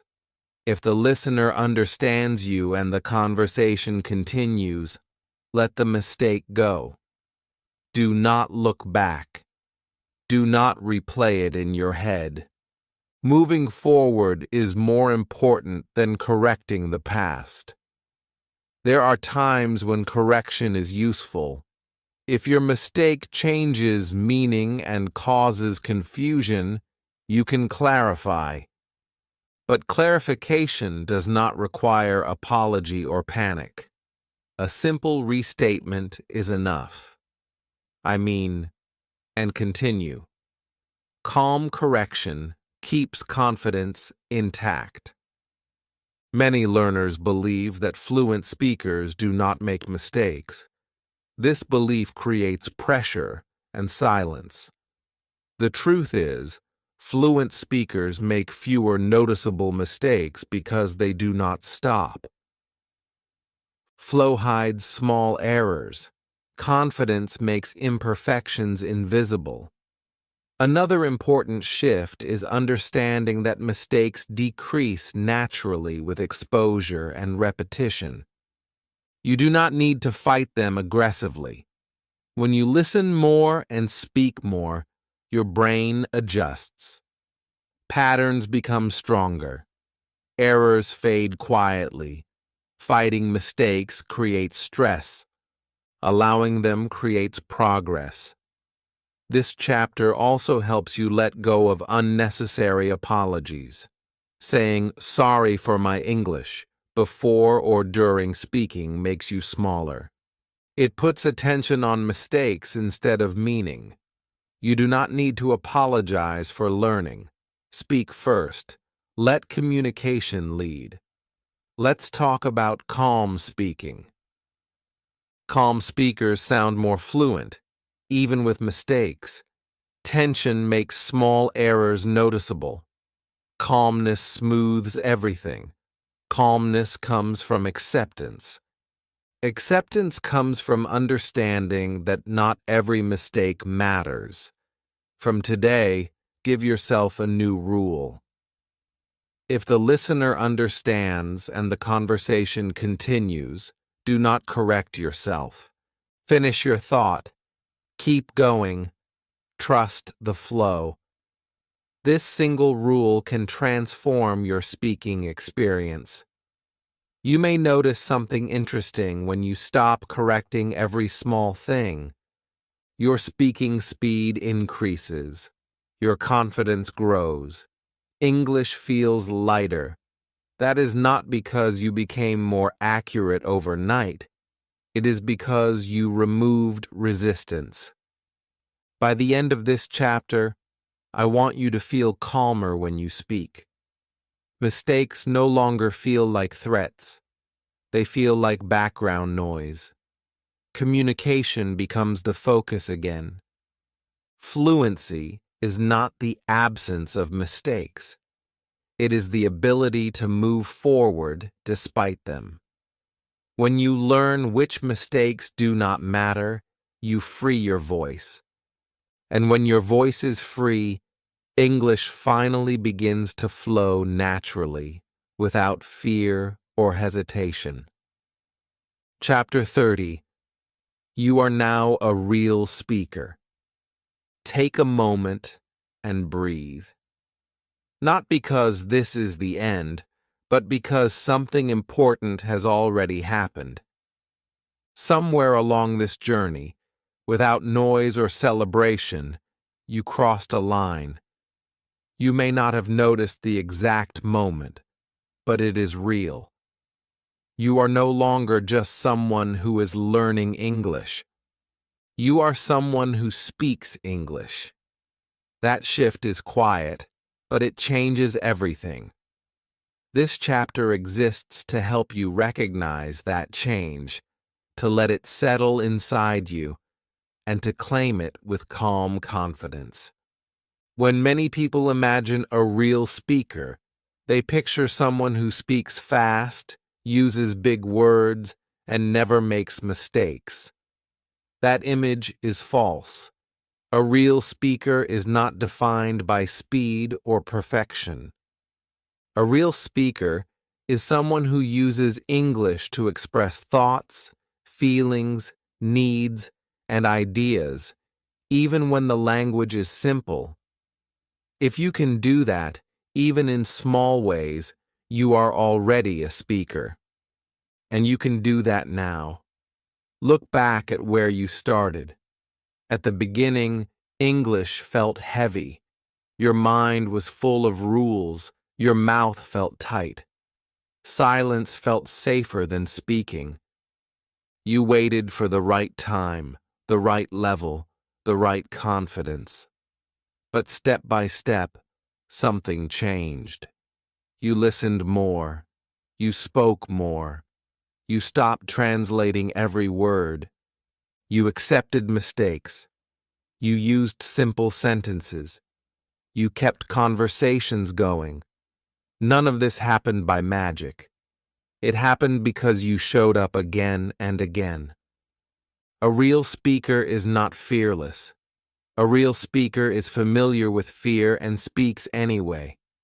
If you feel a little nervous and still speak, that is not weakness. That is strength. That is ownership. Fear no longer decides for you. You decide. That is what makes you a real speaker. Identity matters deeply in language learning. When you think, I am bad at English, your brain looks for proof. When you think, I am learning English, you stay in preparation mode forever. But when you say, I speak English, something shifts. Your brain begins to support that identity.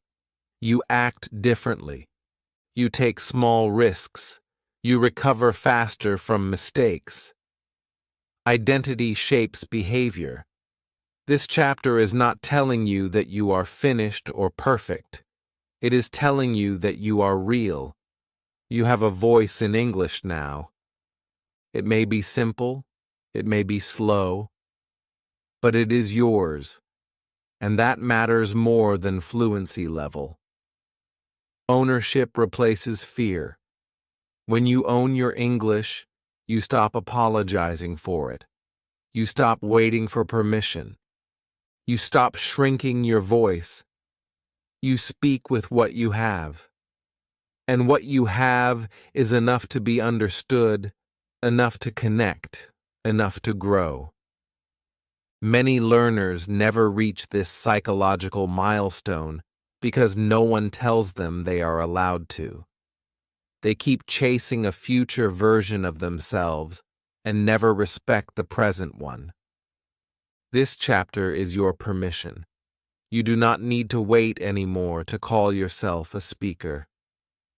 Pride is important here, but not loud pride, quiet pride. The kind that sits calmly inside you and says, I can handle this. Pride in effort, pride in consistency, pride in showing up even on days when motivation was low. That pride fuels long-term growth.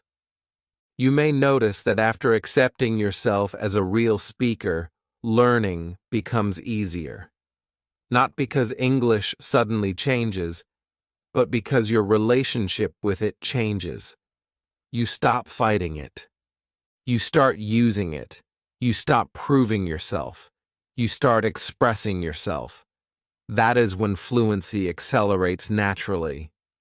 Let's also talk about responsibility, because ownership brings responsibility in a healthy way. As a real speaker, you keep using English. You keep listening. You keep speaking, not out of pressure, but out of habit. You protect your progress by staying connected to the language in small, daily ways. Another powerful change happens at this stage. You stop measuring yourself against others and start measuring yourself against yesterday. That is real growth. That is sustainable. Comparison fades. Progress becomes personal. You may still make mistakes tomorrow. You may still feel nervous next week. That does not take away what you have become. A real speaker is not someone who never struggles. A real speaker is someone who continues despite struggle. This chapter is a mirror. When you look into it, I want you to see effort, courage, and consistency. I want you to see someone who did not quit. Someone who learned how to speak before feeling ready. Someone who chose action over waiting. From this point forward, English is no longer something you hope to use one day. It is something you already use. Each conversation, each sentence, each small interaction builds on that truth. You are not standing at the beginning anymore. You are standing on a foundation. And from here, growth becomes more exciting, more personal, and more powerful. Say it quietly if you want. Say it confidently if you can. But say it honestly. I am a real English speaker. And once you accept that, the path ahead no longer feels intimidating. It feels possible. It feels open. It feels like something you belong in. This is not the end of your journey. It is the moment you stop doubting whether you are on the journey at all. You are, and you always have been moving forward. Welcome to your new identity. Chapter 31. Speaking Faster, Without Panic. Many English learners believe that speaking fast is the sign of fluency. They listen to native speakers and feel pressure in their chest. Their own English feels slow, careful, and sometimes broken. This comparison creates panic. They try to push speed before comfort, and that pressure makes everything worse. This chapter is here to calm that panic and replace it with understanding. Speaking slowly at the beginning is not a problem. It is a stage. Speed does not come from force. It comes from familiarity. Let's be clear about something important. When you speak slowly, it does not mean you are bad at English. It means your brain is still building paths. Every sentence you speak is being processed consciously. Your mind is choosing words, arranging them, and checking meaning. That takes time. This is normal. This is healthy. This is learning happening in real time. Fluent speakers sound fast because they are not thinking about each word. They are using patterns they have used thousands of times. Their sentences are automatic. Automatic speech feels light. It flows without effort. You cannot jump directly to that stage by pushing yourself to speak faster. If you try, your voice tightens, your breathing changes, and panic appears. Panic blocks fluency. This chapter wants to remove one dangerous belief that pauses are bad. Pauses are not mistakes. Pauses are thinking moments. Even native speakers pause. They pause to choose words, to think, to react.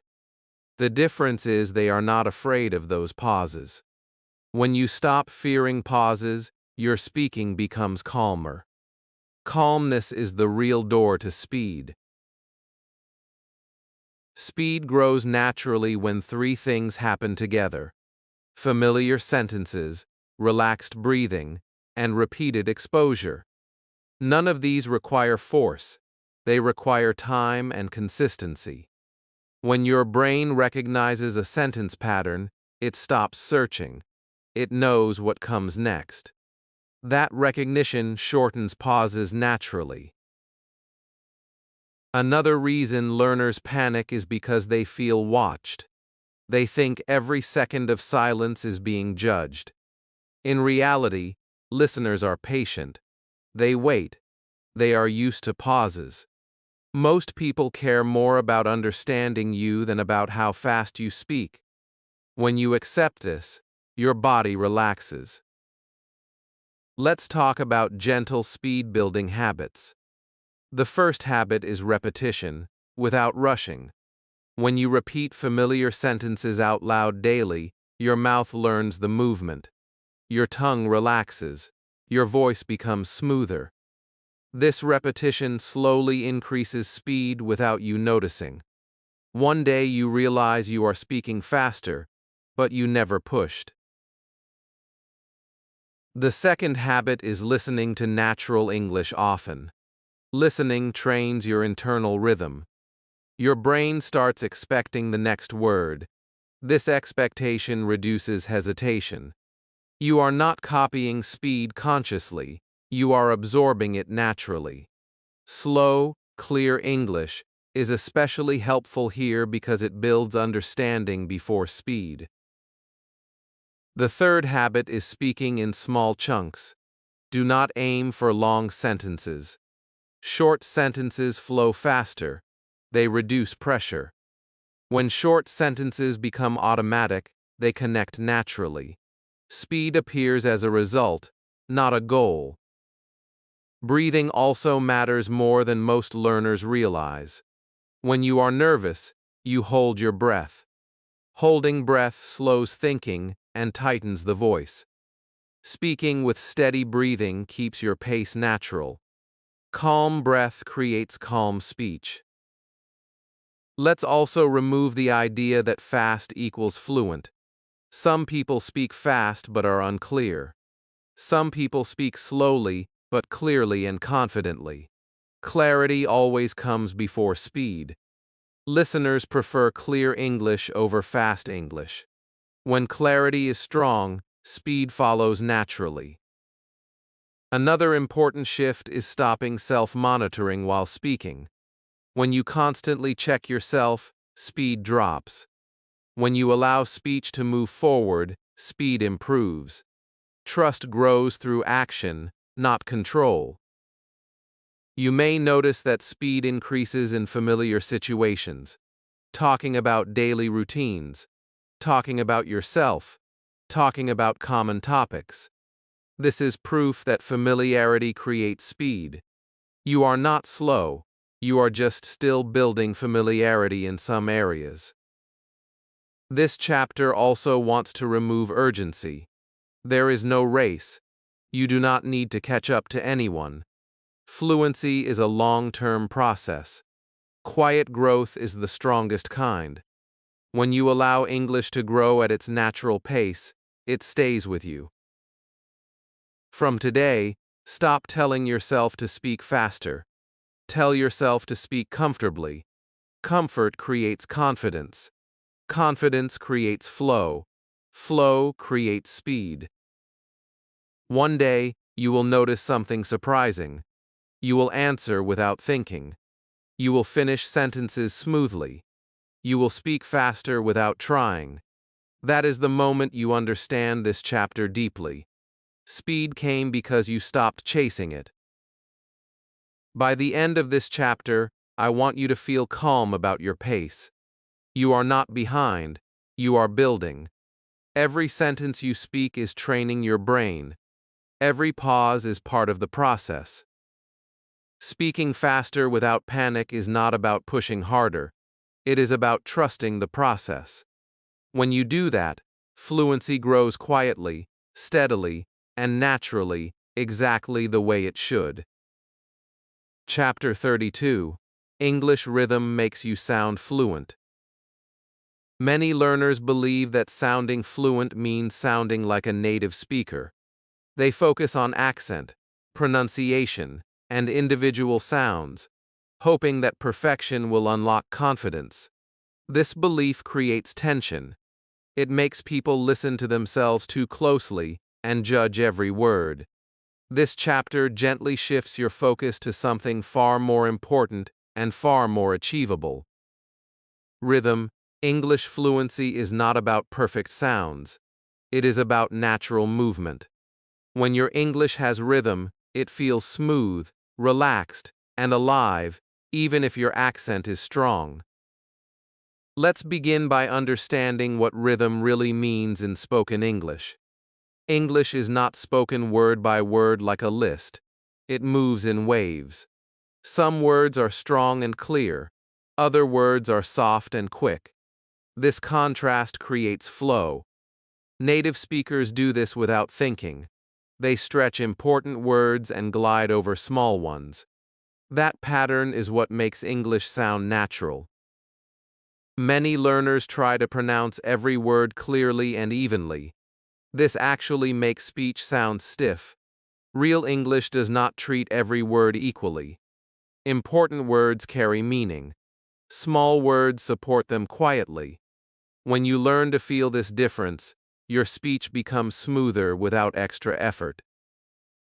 This chapter is not about technical phonetics or complicated rules. You do not need to study symbols or diagrams. You need to listen differently. When you listen to natural English, notice which words sound stronger. Usually, they are nouns, main verbs, and important ideas. Words like the two of and often sound softer. They pass quickly. This is rhythm in action. Another important part of rhythm is grouping. English speakers group words together into small units. They do not stop after every word. They pause after ideas. This grouping makes speech easier to follow and easier to produce. When you try to speak word by word, your brain works harder. When you speak in groups, your brain relaxes. Imitation is the key tool here. You do not need to understand rhythm intellectually. You need to copy it emotionally. Listen to a short sentence. Do not focus on pronunciation. Focus on the music. Where does the voice rise? Where does it fall? Which words feel heavier? Then repeat gently, not louder, not faster, just smoother. Many learners worry that copying rhythm means losing their identity or trying to sound American. That is not the goal. Rhythm does not erase your accent. It supports it. You can keep your accent and still sound fluent. Fluency is about flow, not imitation. When rhythm improves, confidence improves automatically. Why? Because rhythm reduces effort. Your mouth moves more naturally. Your breathing becomes steady. Your voice stops feeling forced. Speaking becomes easier. Ease is what listeners perceive as fluency. Let's also remove the fear of doing it wrong. There is no perfect rhythm. Even native speakers have different rhythms. What matters is movement, not perfection. When your speech flows instead of stopping, listeners feel comfortable. Comfort is communication. Another powerful effect of rhythm is that it hides small mistakes.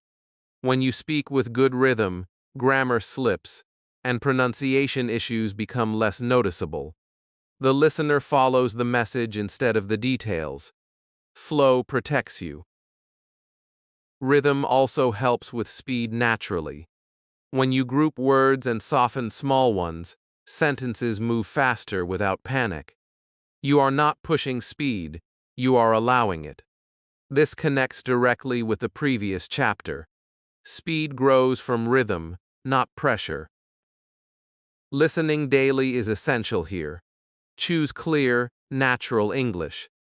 Not too fast, not too slow. Listen with curiosity. Let your brain absorb patterns. Over time, your internal rhythm changes quietly. One day, you will speak and feel surprised by how smooth it sounds. Practicing rhythm does not require long sessions. Even a few minutes of listening and repeating can help. The goal is consistency, not intensity. Gentle repetition builds muscle memory. Muscle memory creates flow. It is also important to relax your jaw and shoulders while speaking. Tension blocks rhythm. When your body is relaxed, rhythm appears naturally. Fluency is physical as much as mental. Many learners try to control rhythm consciously while speaking. This creates stiffness. Rhythm works best when you let go slightly. Trust your listening. Trust your exposure. Trust the process. From today, stop asking, "Do I sound native?" Start asking, "Do I sound smooth?" That question leads you in the right direction. Smoothness is achievable. Smoothness is real fluency. By the end of this chapter, I want you to feel relief. You do not need perfect pronunciation. You do not need to chase an accent. You need rhythm. And rhythm comes from listening, copying, and allowing English to move naturally through you. When English has rhythm, it feels less like effort and more like expression. Your voice becomes calmer. Your confidence grows. And without trying to impress anyone, you begin to sound fluent, because you are communicating with flow. Let rhythm guide you. Let listening shape you. Let fluency arrive quietly, exactly the way it is meant to. Chapter 33: Thinking Less While Speaking. One of the quiet problems that stops many English learners from speaking smoothly is not vocabulary, grammar, or pronunciation. It is thinking too much. Overthinking fills the mind with noise. It makes speaking feel heavy. It turns every sentence into a problem to solve instead of a message to share. This chapter is about reducing that mental load and helping you speak with a calmer, lighter mind. When thinking becomes quieter, speaking becomes easier. Let's start by understanding why overthinking happens. Most learners were trained to treat English like a puzzle. Every sentence feels like something you must build perfectly from the ground up. You check grammar. You search for words. You worry about mistakes. Your brain tries to do many jobs at once. This overload slows everything down. The problem is not your ability. The problem is the process you are using. In real spoken English, people do not create new sentences every time they speak. They reuse what they already know. They rely on familiar phrases and common patterns. Their brain is not busy building language.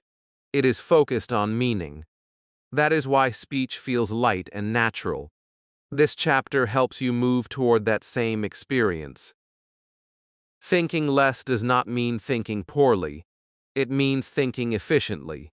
It means trusting what you already know instead of questioning it every time. You already have sentence patterns in your mind. You have used them before. When you reuse them, your brain relaxes. Relaxation allows fluency to appear.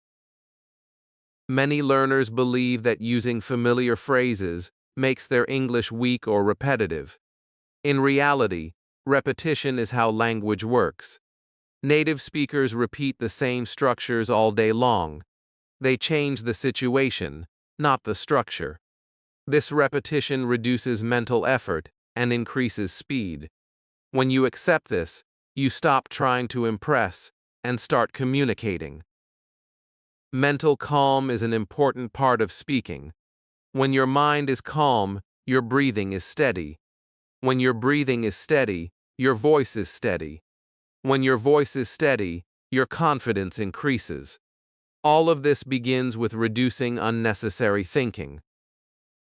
Let's talk about trust. Trusting your English does not mean believing it is perfect.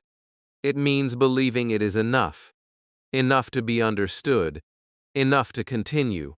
Enough to grow. When you trust your known patterns, you stop interrupting yourself. You finish sentences. That completion builds confidence naturally. Another reason overthinking slows speech is the fear of choosing the wrong option. Many learners pause because they are deciding between two words or two structures. This decision-making takes time. Instead of choosing the best option, choose the familiar one. Familiar choices are faster and safer. Over time, familiarity expands on its own.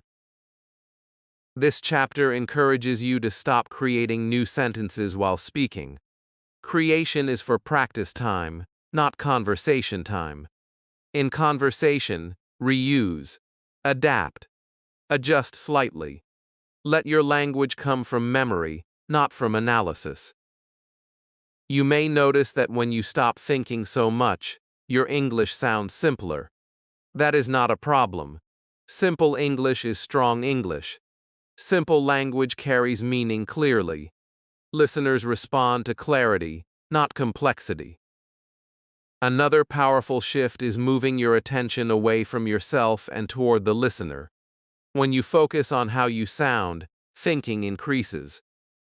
When you focus on what the other person needs to understand, thinking decreases. Communication becomes the priority. That shift alone can reduce anxiety significantly. Silence also becomes less threatening when you think less. You stop judging pauses. You stop filling space with worry. You allow the conversation to breathe. Calm pauses feel confident. They give you time without pressure. Let's also address the habit of mental translation. Translating requires constant thinking. When you rely on familiar English phrases instead, translation fades naturally. Your brain starts connecting meaning directly to English. This reduces processing time and mental fatigue. Practicing thinking less starts outside of conversation. When you practice alone, repeat familiar sentences. Do not change them. Let them settle. When you listen, notice repeated phrases. Let your brain store them. Storage reduces thinking later. You may feel uncomfortable at first when you stop overthinking. It may feel like losing control. That feeling passes quickly. What replaces it is ease. Ease is the foundation of fluent speech.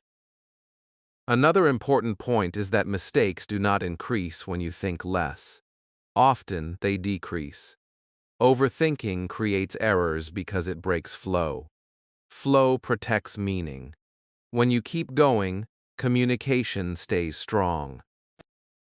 From today, give yourself permission to use what you already know. Do not search for better words. Do not build longer sentences. Speak with what feels ready. Ready language is fluent language.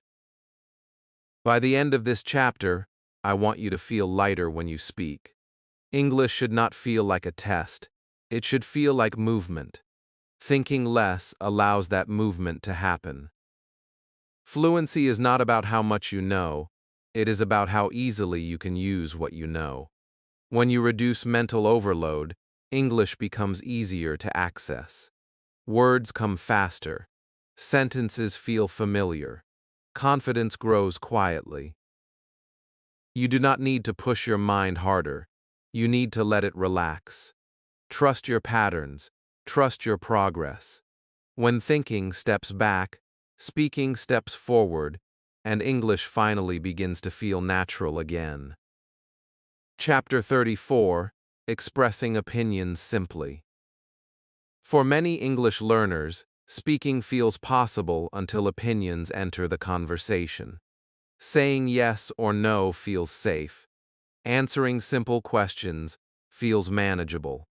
But the moment someone asks, "What do you think?" pressure appears. The learner feels they must explain clearly, sound intelligent, and choose the right words. This chapter is here to remove that pressure. Expressing opinions in English does not require advanced vocabulary or long explanations. It requires honesty, simplicity, and a few familiar ways to share what you think.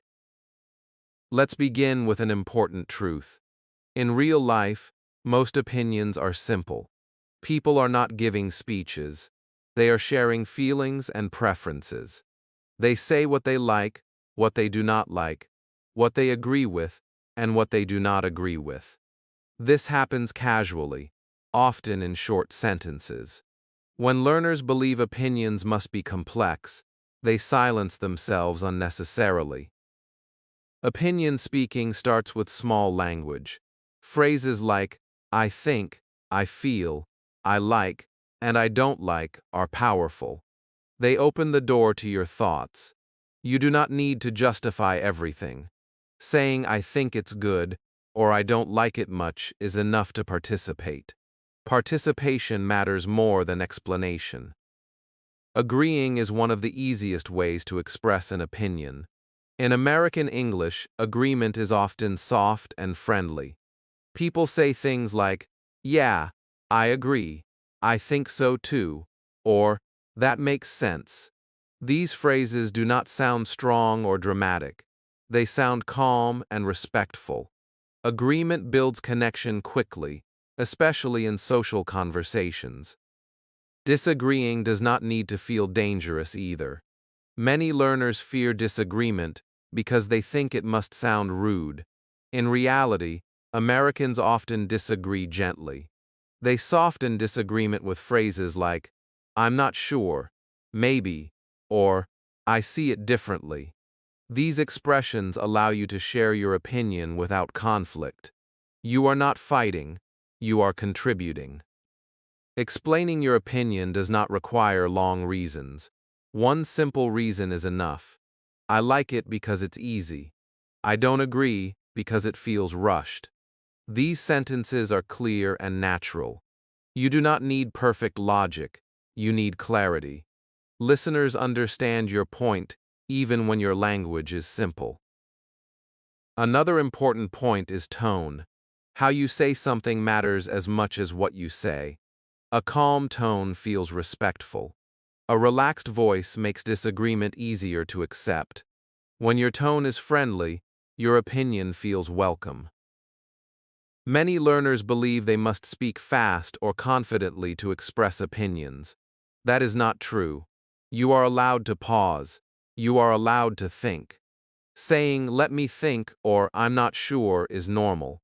These phrases buy you time and keep the conversation going. They show honesty, not weakness. Casual opinion sharing happens everywhere. Talking about food, movies, work, plans, daily life is full of opinions. I like this place. I don't think it's a good idea. I prefer this one. These sentences are simple, but they carry meaning. When you use them, you move beyond yes-no answers naturally. Let's also remove the fear of being wrong. Opinions are personal. There is no correct or incorrect opinion. You are sharing how you feel. When you understand this, pressure disappears. You are not being tested. You are being heard. Another helpful habit is listening to how others express opinions. Notice how often people use simple words. Notice how often they soften their statements. This listening builds intuition. Over time, you start copying the style naturally. You may worry that your opinion sounds too basic. That worry comes from comparison. Simple does not mean weak. Simple means clear. Clear communication is respected. Many fluent speakers prefer simple language because it keeps conversations comfortable. This chapter also encourages you to speak even when your opinion feels incomplete. You do not need to finish every thought perfectly. You can start and adjust. I think it's good, but maybe not for everyone. This kind of flexibility is natural in spoken English. Another important shift is realizing that opinions do not need to be final. You can change your mind. You can say, "Maybe I'm wrong," or "I'm still thinking about it." This openness makes conversations feel safe and human. From today, practice expressing opinions in small ways. Choose one opinion each day. Say it out loud. Keep it short. Keep it honest. Do not decorate it with extra words. Let it be simple. You may notice that once you start sharing opinions, conversations feel more engaging. People respond. They ask questions. They include you more. This builds confidence quickly because you feel part of the exchange. By the end of this chapter, I want you to feel comfortable saying what you think in English, even with simple words. You do not need advanced language to have a voice. Your thoughts matter. Your feelings matter. English is simply the bridge. Expressing opinions simply is not a small skill. It is a powerful step toward real communication. When you can say what you think, you move from answering to participating. And participation is where English truly becomes yours.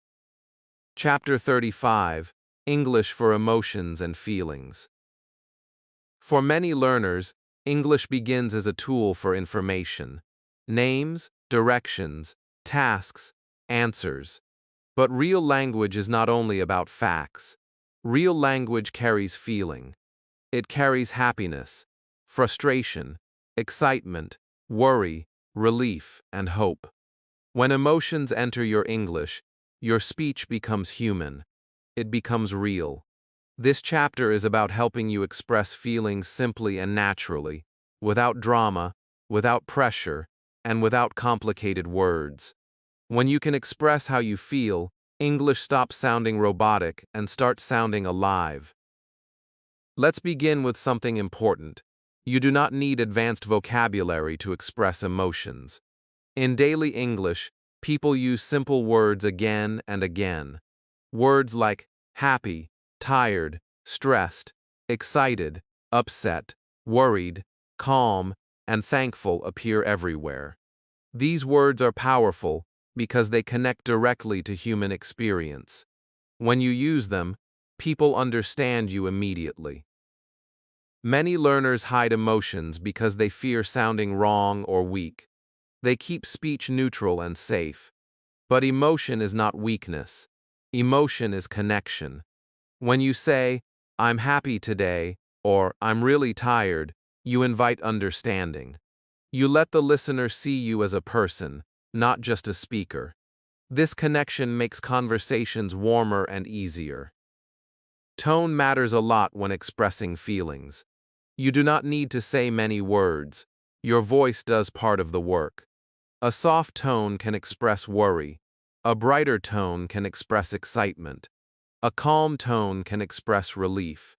When your tone matches your feeling, your English sounds natural, even if the sentence is simple. Happiness is one of the easiest emotions to express. People often say, "I'm happy," "I feel good," or "I'm really glad." These sentences are short, but they carry warmth. You do not need to explain why unless you want to. Sharing happiness builds positive energy in conversations. Frustration and stress are also part of daily life, and English allows simple ways to express them. People often say, "I'm tired," "I'm stressed," or "it's a lot right now." These phrases are common and accepted. They do not sound dramatic. They sound honest. When you express frustration calmly, people respond with understanding. Excitement is another emotion that brings energy into English. Words like excited, looking forward to, or can't wait are used frequently. Even a simple sentence like "I'm excited about it" changes the mood of a conversation. It shows interest. It shows life.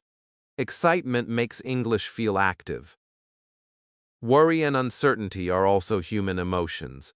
People say things like, "I'm not sure," "I'm a bit worried," or "I don't know yet."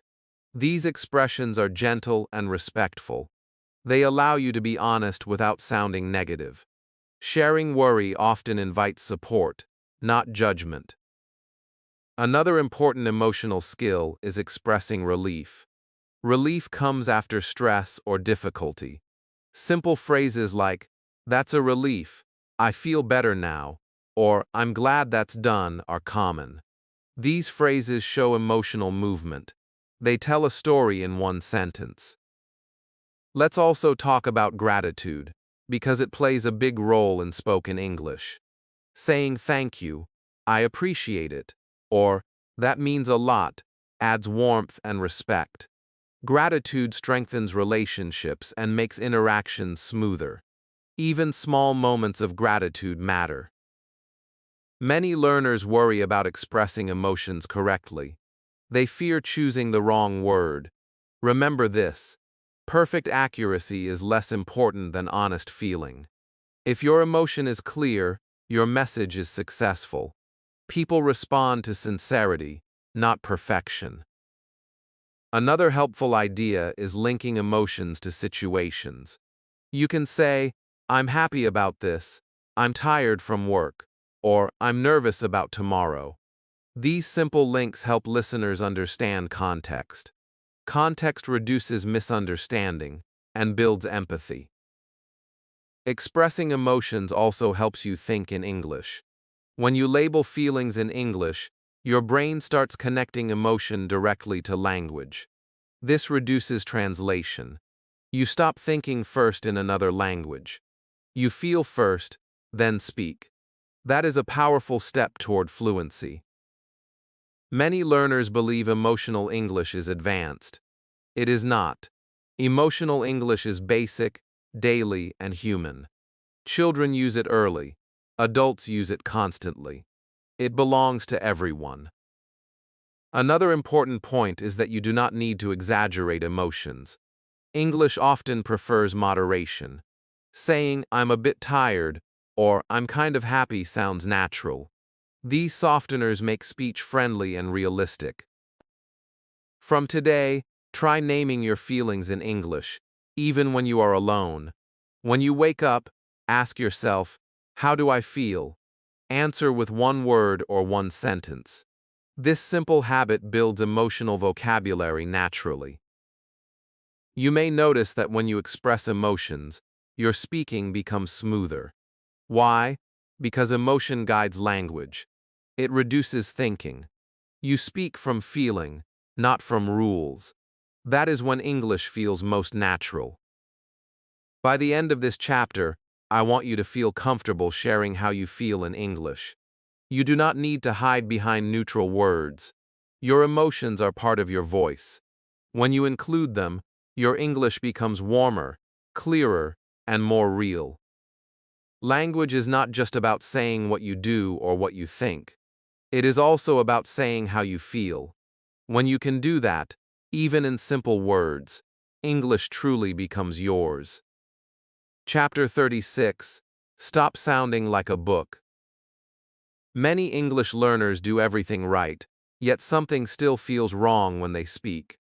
Their grammar is correct, their sentences are complete, their vocabulary is good, and still, their English sounds stiff, heavy, and distant, like a book being read out loud instead of a person speaking. This chapter is about closing that gap. It helps you move away from textbook English and step into conversational English, the kind people actually use in real life. Let's begin with an honest observation. Books are written to be clear on paper. People are spoken to be understood in the moment. These are two different purposes, so they naturally use language differently. Written English is careful, complete, and structured.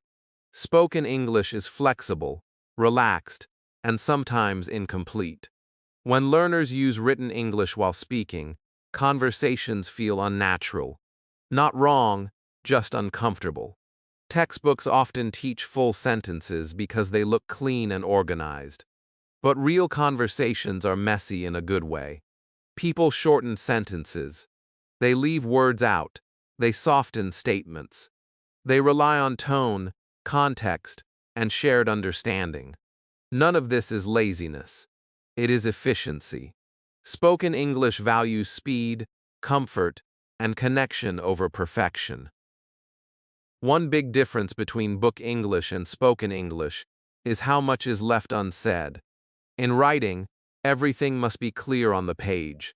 In speaking, people share space, time, and context. That shared context allows speakers to use fewer words. For example, instead of saying, "I do not think that is a good idea," people often say, "I don't think so," or even just, "probably not." The meaning is clear because the situation fills in the rest. Another difference is how sentences begin and end. Written sentences usually start clean and end clearly. Spoken sentences often start in the middle of a thought and trail off naturally. People say things like, "I was thinking here of karai on you," or "you know when a karai on you," without finishing perfectly. This does not confuse listeners. It makes speech feel human. Many learners feel uncomfortable with this because they were taught to complete every sentence properly. That habit is useful in writing, but in speaking it creates tension. You feel pressure to finish perfectly.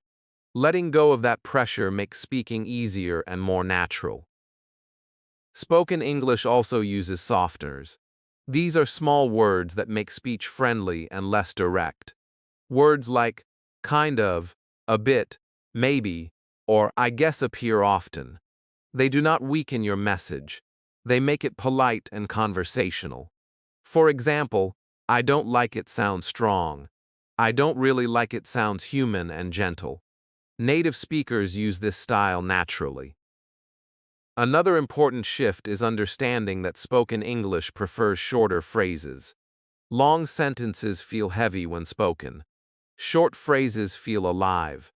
Instead of explaining everything, people respond in pieces.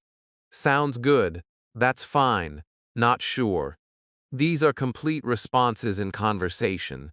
even though they would look incomplete in a book. Textbook habits also show up when learners use formal connectors while speaking. Words like therefore, however, or moreover are common in writing but rare in daily speech. In conversation, people use simple connectors like so, but, and because. These words keep speech moving and natural. This chapter is not asking you to forget everything you learned. It is asking you to adjust how you use it. Grammar still exists. Structure still matters. But spoken English bends those structures slightly to fit real life. When you allow that flexibility, your English starts sounding more relaxed. Another fear learners have is that conversational English means using slang aggressively. That is not necessary. You do not need to copy every casual phrase you hear. Natural spoken English can be simple, clear, and respectful. Slang is optional. Comfort is essential. Listening plays a big role here. When you listen to real conversations, notice how often people speak in fragments. Notice how they respond with short phrases instead of full explanations. Let your brain absorb that rhythm. Over time, you will naturally start copying it without effort. You may also notice that conversational English uses repetition. People repeat ideas. They restate things slightly. This helps listeners follow along. Repetition is not a mistake. It is a tool for clarity and connection. Another key difference is emotion. Books are neutral. Speech is emotional. When you allow emotion into your voice, your English immediately sounds less like a book. Even simple sentences become expressive when your tone carries feeling. Many learners worry that switching to conversational English will make them sound incorrect. In reality, it makes them sound present. People respond better. Conversations flow more easily. Confidence grows because speaking feels lighter. From today, try this simple shift. When you speak, imagine you are talking to one friendly person, not answering an exam. Choose comfort over complexity. Choose clarity over completeness. Allow your sentences to breathe. You may feel awkward at first. That is normal. You are changing a habit. But soon, something surprising happens. Your English starts sounding easier.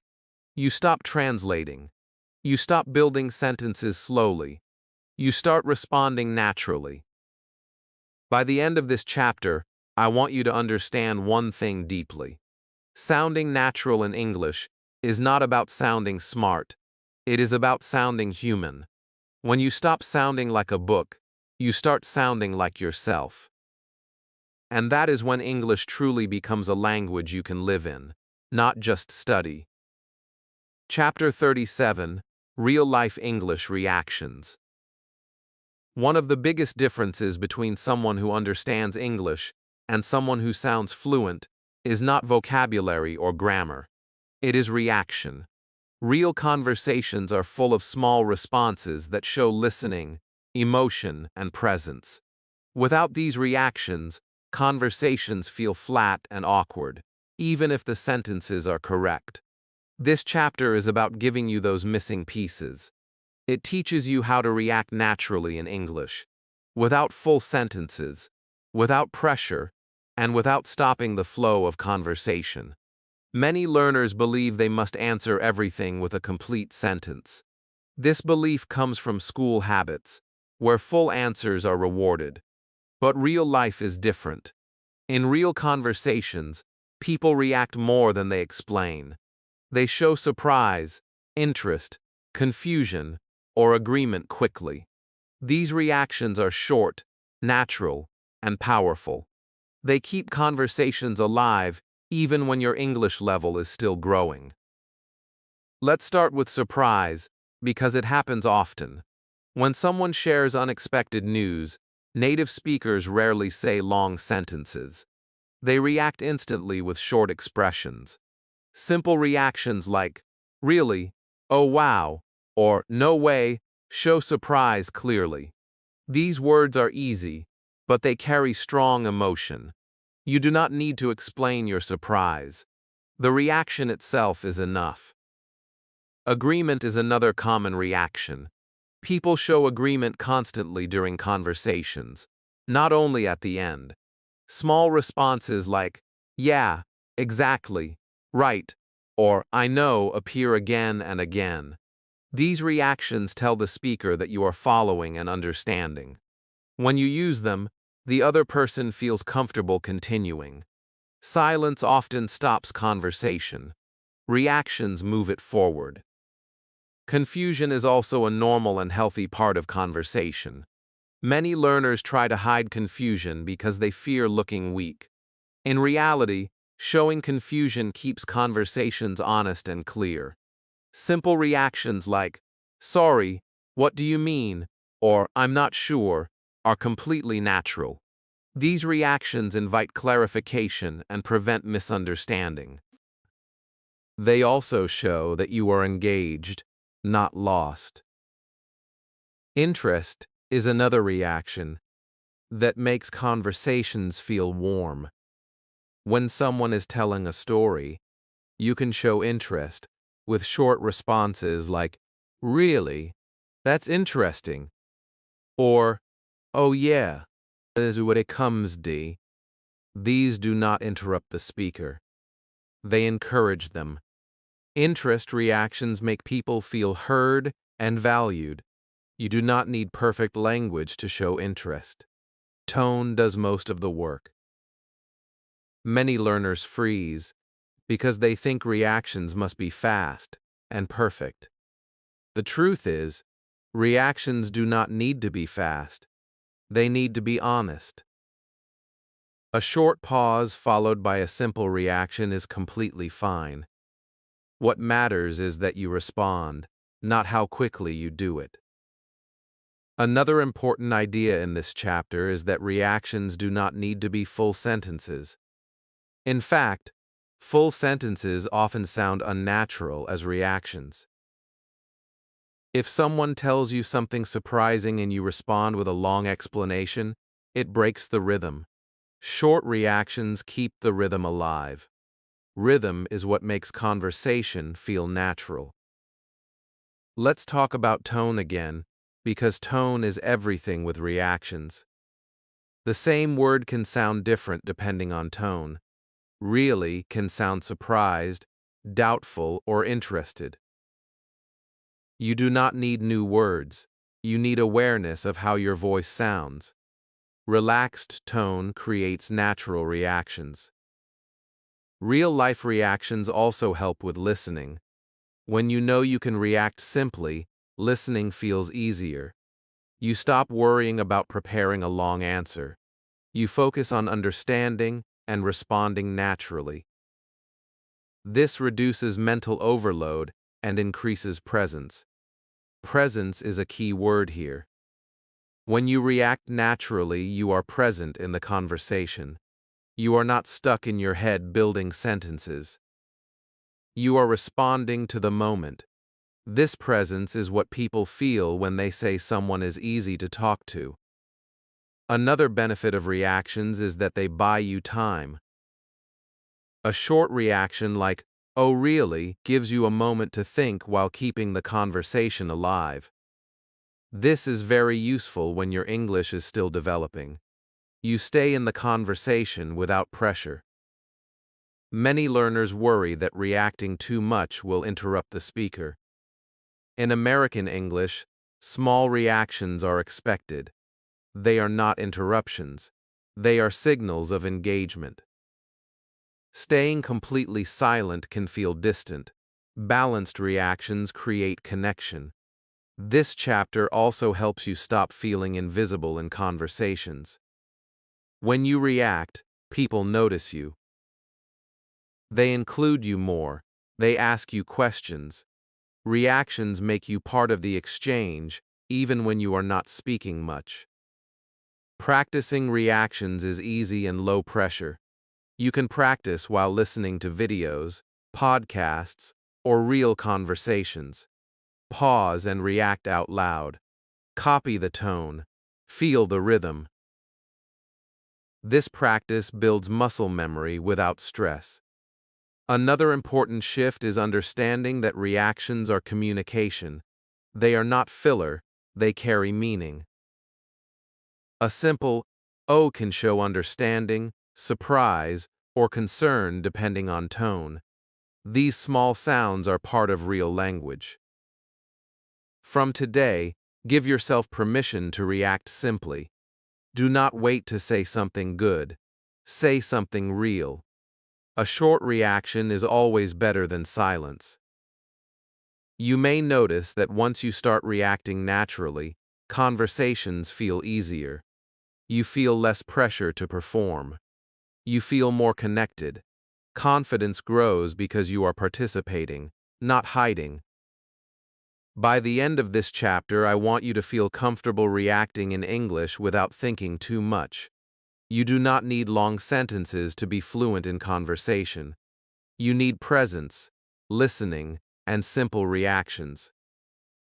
Real-life English is full of small sounds, short words, and honest responses. When you master reactions, you unlock a new level of fluency. Conversations stop feeling fragile. They start feeling alive. And when you feel alive in English, you are no longer just listening. You are truly part of the conversation. Chapter 38, English Confidence in Public. For many learners, English feels manageable in private, but difficult in public. Speaking alone feels safe. Speaking with one person feels possible. But the moment there are other people nearby, co-workers, classmates, strangers, or even friends, fear appears. The heart beats faster, the voice feels smaller, thoughts scatter. This chapter is about changing that experience. It is about helping you feel calm and steady when speaking English around others, not by forcing confidence, but by understanding where confidence truly comes from. Let's begin with a truth that is often misunderstood. Confidence is not something people give you. It is not something listeners decide for you. Confidence is an internal state. It lives inside your body and mind, not in other people's opinions. When you understand this, public speaking becomes less frightening. You stop trying to control how others see you and start focusing on how you feel while speaking. Fear of speaking in public often comes from imagination. You imagine people watching closely. You imagine mistakes becoming obvious. You imagine judgment. In reality, most people are not focused on you the way you think. They are thinking about themselves, their own thoughts, their own worries. When you speak, they listen for meaning, not perfection. Remembering this helps your nervous system calm down. Another important shift is understanding that nervousness does not mean you are failing. Nervousness is a normal response to attention. Even fluent speakers feel it. The difference is not that they are calm, but that they continue anyway. They allow nervousness to exist without letting it stop them.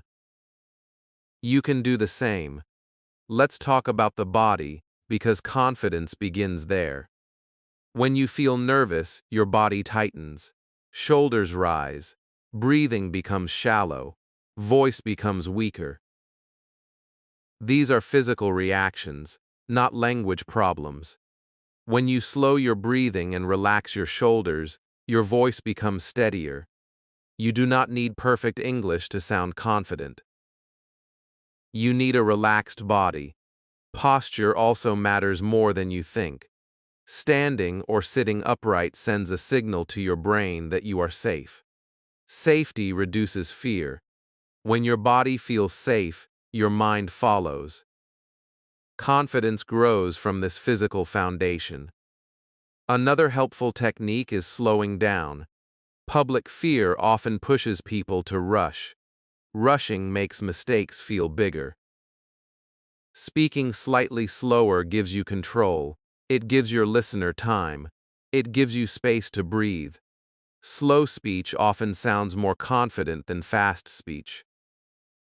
This chapter also wants to remove the idea that public speaking means long speeches. Public English happens in many small moments. Answering a question in a group, saying your opinion in a meeting, ordering something with people nearby. These moments count. Confidence grows through repeated small experiences, not one big performance. You may worry that others will notice your accent or mistakes. Here is something important. Accents are normal. Mistakes are expected. What people notice most is how comfortable you seem with yourself. When you accept your English, others accept it too. Confidence is contagious. Another emotional block is the fear of silence. In public situations, silence can feel louder. You may feel pressure to fill it. Remember this: silence is not failure. Silence is thinking time. Taking a moment before speaking shows calmness, not weakness. This chapter also encourages you to stop apologizing for your English in public. Saying sorry for my English shifts attention to mistakes. You do not need to explain yourself. Speak, pause, continue, let communication lead. Let's talk about attention. When you focus on yourself, fear grows. When you focus on the message, fear shrinks. Ask yourself, what do I want to share? Not how do I sound? That shift moves your attention outward. Outward focus reduces anxiety. Confidence in public also grows when you prepare emotionally, not linguistically. Preparation does not mean memorizing sentences. It means reminding yourself that you belong in the conversation. English is not owned by anyone. It is a shared tool. You have the right to use it. Another powerful idea is acceptance. Accept that you may feel nervous. Accept that your voice may shake slightly. Accept that you may pause. None of this means you are doing something wrong. When you stop fighting these sensations, they lose power. You may notice that confidence improves when you speak more often in small public moments. A short comment, a simple response, a brief question. Each time you speak, your brain learns that public English is safe. Safety builds confidence naturally. This chapter also helps you understand that confidence is not loudness. You do not need to speak loudly or dominate conversations. Quiet confidence exists. Calm, steady speech feels strong. You do not need to change your personality to be confident in English. From today, try this mindset. You are not performing, you are participating. Participation does not require perfection, it requires presence. When you show up and speak, even briefly, you are building confidence. You may feel proud after public speaking moments, even small ones. That pride is important. Notice it. Let it reinforce your identity as a speaker. Confidence grows when effort is recognized. By the end of this chapter, I want you to feel safer speaking English around others. Not fearless, but grounded. Not perfect, but present. Public English no longer feels like a test. It feels like a space you can exist in. Confidence in public does not arrive suddenly. It grows quietly, moment by moment, sentence by sentence. And each time you speak, even when your voice feels unsure, you are proving something important to yourself. You are capable. You are allowed. And you are becoming more confident every time you choose to speak. Chapter 39. When you don't understand everything. There is a quiet fear that follows many English learners into every conversation. It is not the fear of speaking. It is the fear of not understanding. Someone talks, words keep coming, and suddenly meaning slips away. The learner smiles, nods, and hopes the moment passes. Inside, panic starts to grow. This chapter exists to remove that panic. Alright, because not understanding everything is not failure. It is normal. It is human. And most importantly, it is manageable. Let's begin with a truth that often surprises learners. Native speakers do not understand everything either. They miss words. They mishear. They ask people to repeat. They guess meaning from context. This happens every day. The difference is not understanding. The difference is emotional reaction. Fluent speakers stay calm. Learners panic. This chapter helps you replace panic with strategy. Understanding spoken English is not an on or off switch. It is partial most of the time. You understand the topic, but miss details. You understand some words, but not all. This is how real listening works, even for advanced speakers. Expecting full understanding creates pressure that blocks listening. Accepting partial understanding opens the door to calm. When panic appears, the body reacts first. Breathing becomes shallow, muscles tighten, the mind races. In this state, understanding becomes even harder. The first step when you feel lost is not language. It is calm. Take a breath. Relax your shoulders. Remind yourself that nothing dangerous is happening. You are allowed to not understand. One of the most important skills in spoken English is asking for clarification politely. This is not a weakness. It is a communication skill. Simple phrases like, "Sorry, could you repeat that?" or "I didn't catch that," are used by native speakers every day. These phrases are short, respectful, and effective. They keep conversations honest. You do not need to understand every word to understand meaning. Often, context tells you enough. Topic, tone, and situation give clues. If someone is smiling and talking about the weekend, the message is likely positive. If someone sounds serious and slow, the message may be important. Trust these signals. They help you stay oriented even when words are missing. Another useful strategy is asking for clarification in a specific way. Instead of saying you don't understand everything, you can ask about one part. What do you mean by that? Or which part? These questions guide the conversation and help the speaker adjust. Most people are happy to help when asked calmly. Many learners feel embarrassed asking for repetition because they think it slows the conversation. In reality, pretending to understand slows things more. Misunderstanding creates confusion later. Clarification keeps communication clean and respectful. This chapter also helps you let go of the habit of apologizing excessively. You do not need to say sorry repeatedly. One polite request is enough. Over-apologizing puts pressure on you and the listener. Calm requests feel confident and natural. Another important idea is learning to let go of missed words. Sometimes, you miss a word, but the conversation continues clearly. In these moments, do not interrupt. Let it go. Focus on the main idea. Not every word matters equally. Trying to catch everything will exhaust you. Let's also talk about guessing. Guessing meaning from context is a real listening skill. Children do it. Native speakers do it. You do not need permission to guess. If your guess works and the conversation continues, you succeeded. If not, you can ask later. Guessing keeps you engaged instead of frozen. Fear of misunderstanding often comes from perfectionism. You believe understanding must be complete to be acceptable. That belief is unrealistic. Communication works with partial understanding. People adjust. Conversations adapt.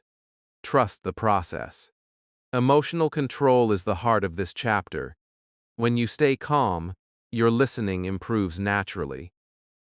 Calmness opens your ears, panic closes them. You cannot force understanding, but you can create the conditions for it. Another helpful mindset is remembering that understanding improves over time, not in one conversation. Each listening experience trains your brain. Even when you feel lost, your brain is learning sounds, rhythm, and patterns. Progress is happening quietly. You may also notice that understanding improves when you stop translating. Translation slows listening. When you focus on catching meaning directly, even imperfectly, your brain adapts faster. Accept uncertainty. Let meaning arrive slowly. This chapter encourages you to be honest with yourself and with others. If you don't understand, that's okay. If you need repetition, ask. If you miss something, let it go. These choices protect your confidence. From today, give yourself a new rule. Do not panic when you don't understand. Pause, breathe, choose a strategy, ask, guess, or listen forward. Any of these is better than freezing. You may notice something powerful when you apply this. Conversations feel less stressful. You stop fearing fast speakers. You stay present even when confused. That presence is a form of fluency. By the end of this chapter, I want you to feel emotionally stronger during conversations. Not because you understand everything, but because you know what to do when you don't. Control replaces panic. Strategy replaces fear. Understanding everything is not the goal. Staying connected is. When you can remain calm, ask politely, and continue listening, English stops feeling fragile. It becomes flexible. And when English becomes flexible, you stop fearing confusion. You handle it. You move through it. And you continue speaking with confidence, even in imperfect understanding. Chapter 40. You sound like yourself in English. There comes a quiet moment in every real learning journey when effort changes into ownership. It does not arrive with applause. No one announces it, but you feel it. English no longer feels like something you are trying to do. It feels like something you are doing. This chapter is about that moment. It is about recognizing that your English voice is no longer borrowed or artificial. It is yours. And sounding like yourself in English is one of the most powerful milestones you can reach. At the beginning, English often feels like acting. You repeat phrases. You copy sounds. You follow patterns carefully. Everything feels intentional and a little tense. That stage is necessary. But it is not permanent. Over time, as you speak more, listen more, and live with the language, something changes. You stop asking, "Is this correct?" as often. You start asking, "Is this what I mean?" That shift tells you that English is becoming part of you. Many learners believe that success in English means sounding like someone else, like a native speaker they admire, like a teacher, like a voice from a movie. This belief creates pressure and distance. You chase an external image instead of developing your own voice. But real fluency is not imitation. Real fluency is expression. When you sound like yourself, your English feels natural, even if your accent remains, even if your sentences are simple. Your personality does not disappear when you speak English. It slowly finds new ways to show itself. If you are calm in your own language, you will be calm in English. If you are curious, that curiosity appears in English questions. If you are thoughtful, your pauses carry meaning. English does not replace who you are. It gives you another space to be who you already are. This chapter is about letting go of comparison. Comparison steals ownership. When you compare your English to others, you move away from your own voice. But when you focus on how you sound compared to who you were before, motivation deepens. You see growth. You feel continuity. You recognize progress as something personal, not competitive. Sounding like yourself also means accepting your rhythm, your pace, and your choices. You may speak slower than others. That can be calm and confident. You may choose simpler words. That can be clear and honest. You may pause often. That can be thoughtful. None of these are weaknesses. They are styles, and style is part of identity. Another important realization at this stage is that English is no longer only for practice. It is for life. You use it to think, to react, to express feelings, to share opinions. You stop separating English time from real time. English shows up naturally in moments without planning. That is ownership. Motivation also changes here. At earlier stages, motivation often comes from goals: passing a test, getting a job, reaching fluency. But now motivation becomes internal. You speak English because it feels useful, expressive, and satisfying. You enjoy understanding. You enjoy responding. You enjoy being understood. This kind of motivation lasts longer because it is connected to identity, not pressure. Many learners fear losing progress once motivation fades.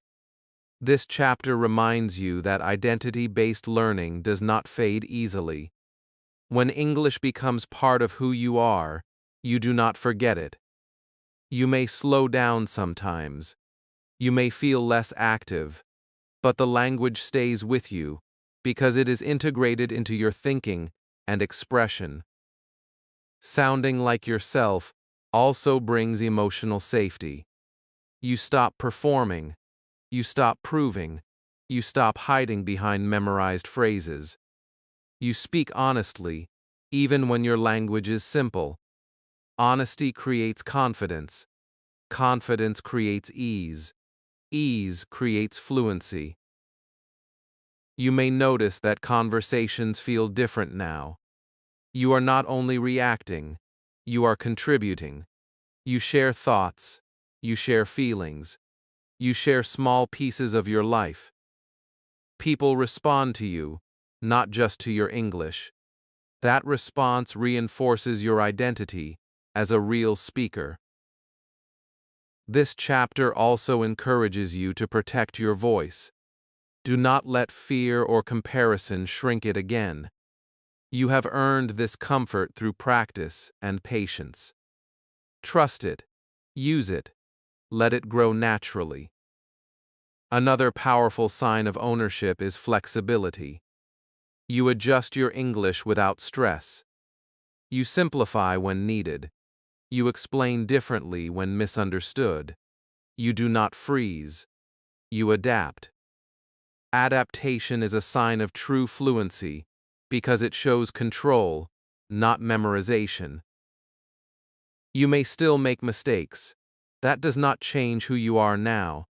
Mistakes no longer threaten your identity. They are just moments in communication. When your identity as a speaker is strong, mistakes lose their emotional weight. This chapter is also about pride, but quiet pride. Not arrogance, not showing off, just a steady sense of "I can do this." That feeling changes how you approach future learning. You are no longer chasing English. You are building on it. From this point forward, English is not a challenge standing in front of you. It is a tool in your hand. You choose how to use it. You shape it to fit your life. That choice is empowering. By the end of this chapter, I want you to recognize something deeply. You are not borrowing English anymore. You own it in your own way. Your accent, your rhythm, your words, your pauses all belong to you.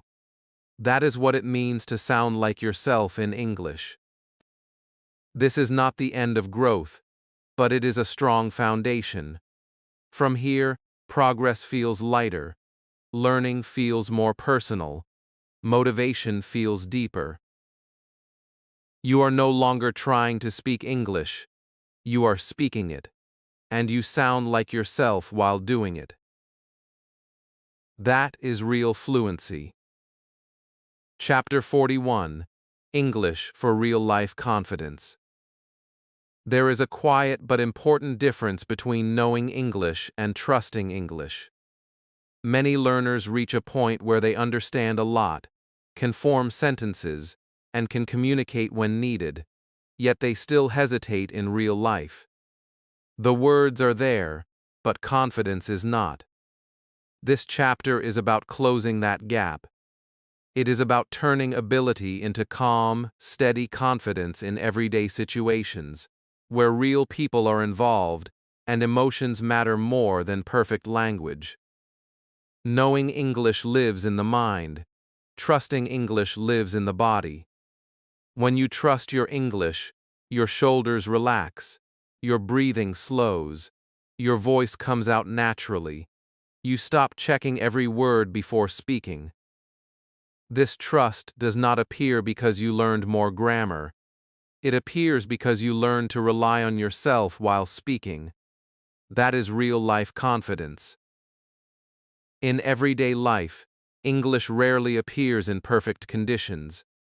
People speak while walking, working, eating, or thinking about something else. Conversations happen quickly and casually. In these moments, confidence matters more than correctness. A calm, "Yes, I think so," or "one moment works better than a perfect sentence spoken with fear." Real-life confidence is about staying present, not sounding impressive. One reason learners struggle in real situations is fear of judgment. They imagine people noticing every mistake, every pause, every accent. This fear creates tension, and tension blocks confidence. The truth is simpler.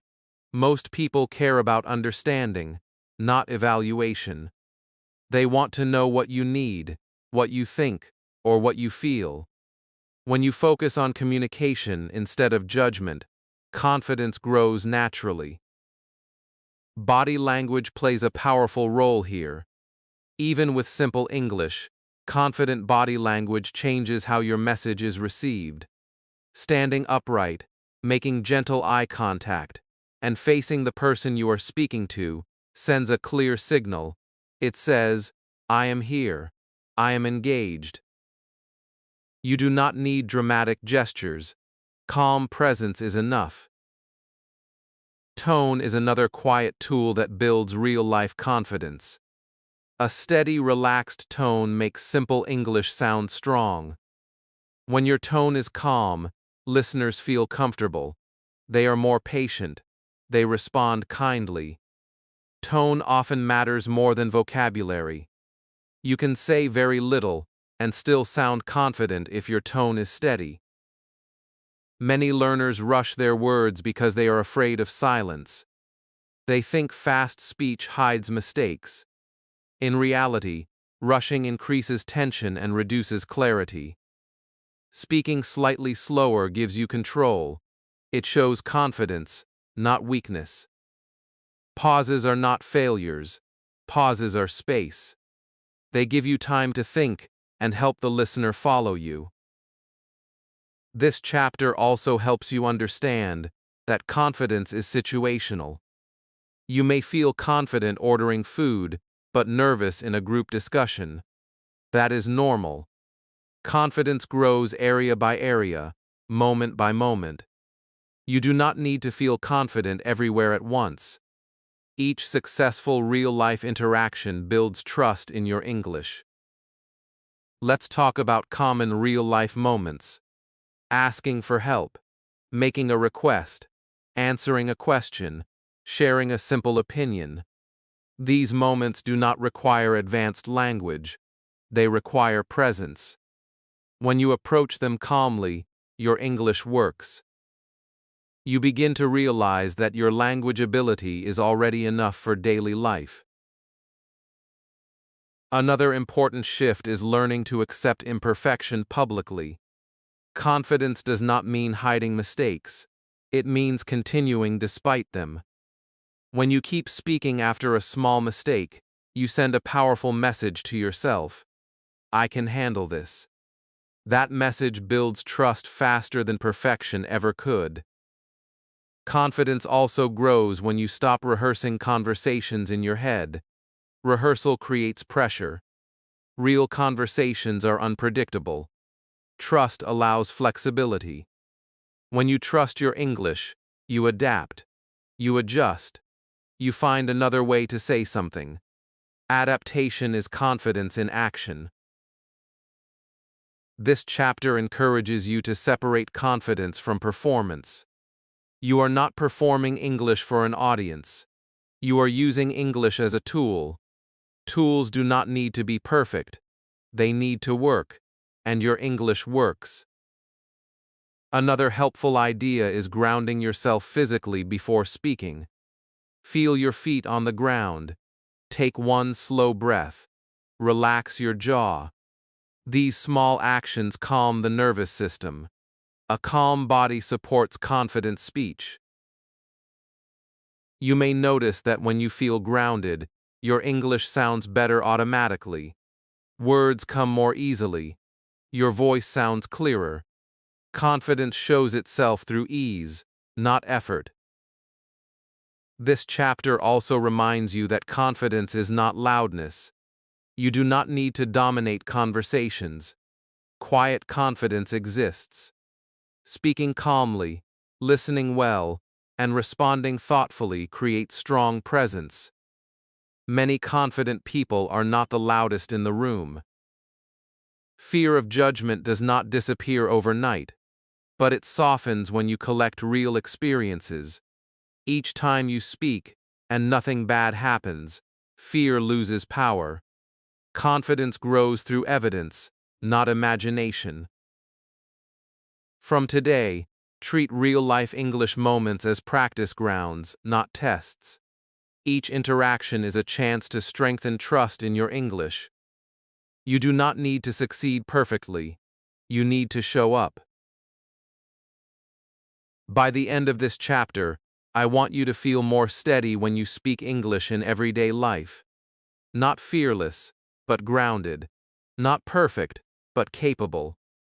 You begin to feel that English is something you can rely on, even when you are nervous. Knowing English is important. Trusting English changes everything. When trust grows, confidence follows quietly. And when confidence appears, English stops feeling fragile and starts feeling solid in your daily life.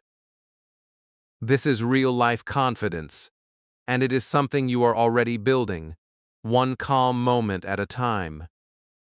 Chapter 42: English for Work and Daily Responsibilities.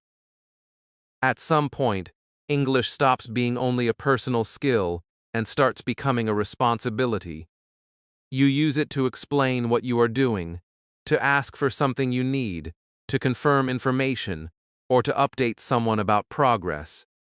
This moment can feel heavy for learners because work and responsibility carry pressure.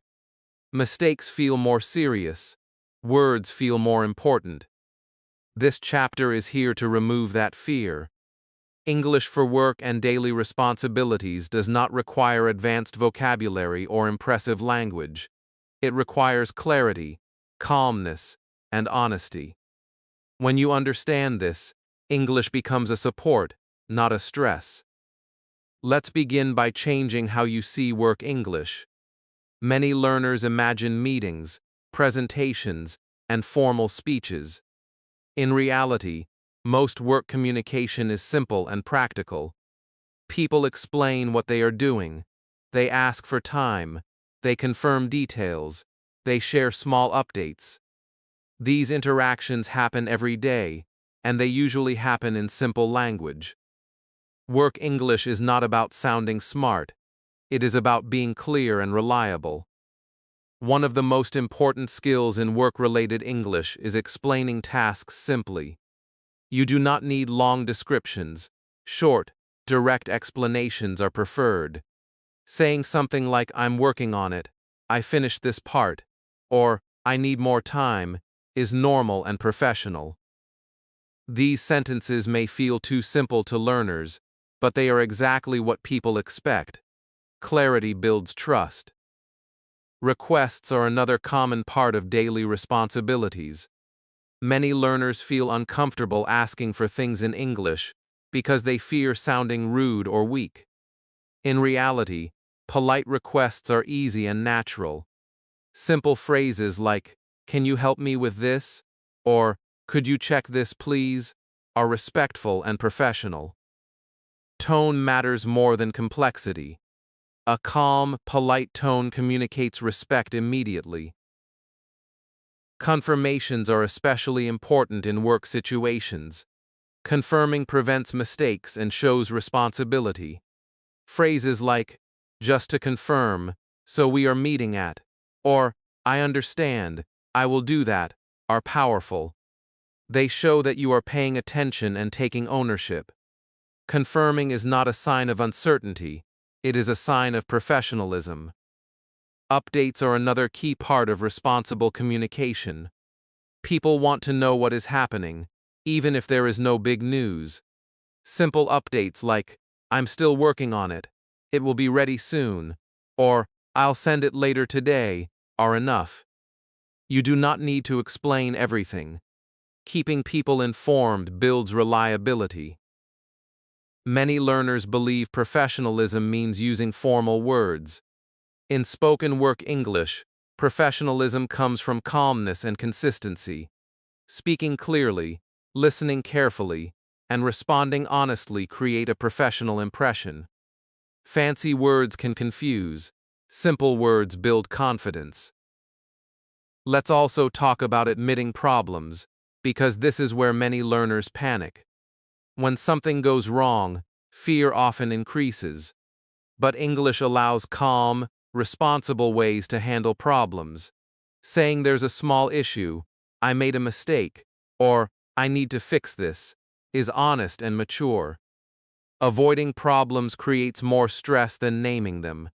Clear communication earns respect. Another important skill is asking for clarification at work. You do not need to understand everything immediately. Saying, "Can you explain that again?" or "I want to be sure I understand," is completely acceptable. In fact, it shows care and responsibility. People prefer questions over assumptions. Daily responsibilities also include routine communication, greeting coworkers, responding to messages, acknowledging requests.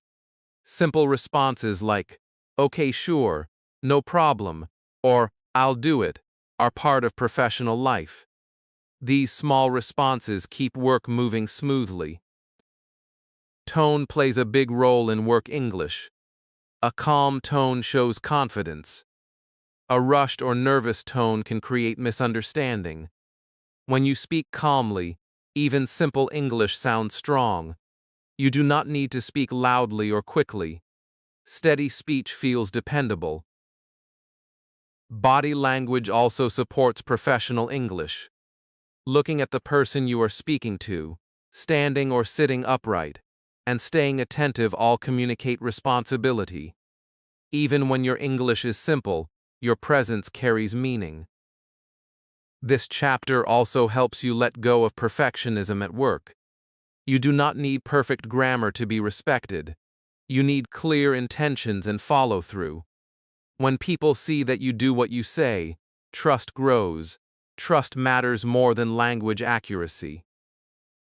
You may notice that work English often repeats the same patterns. This is good news. Familiar patterns reduce stress and increase speed. Over time, these patterns become automatic. English starts working for you, not against you.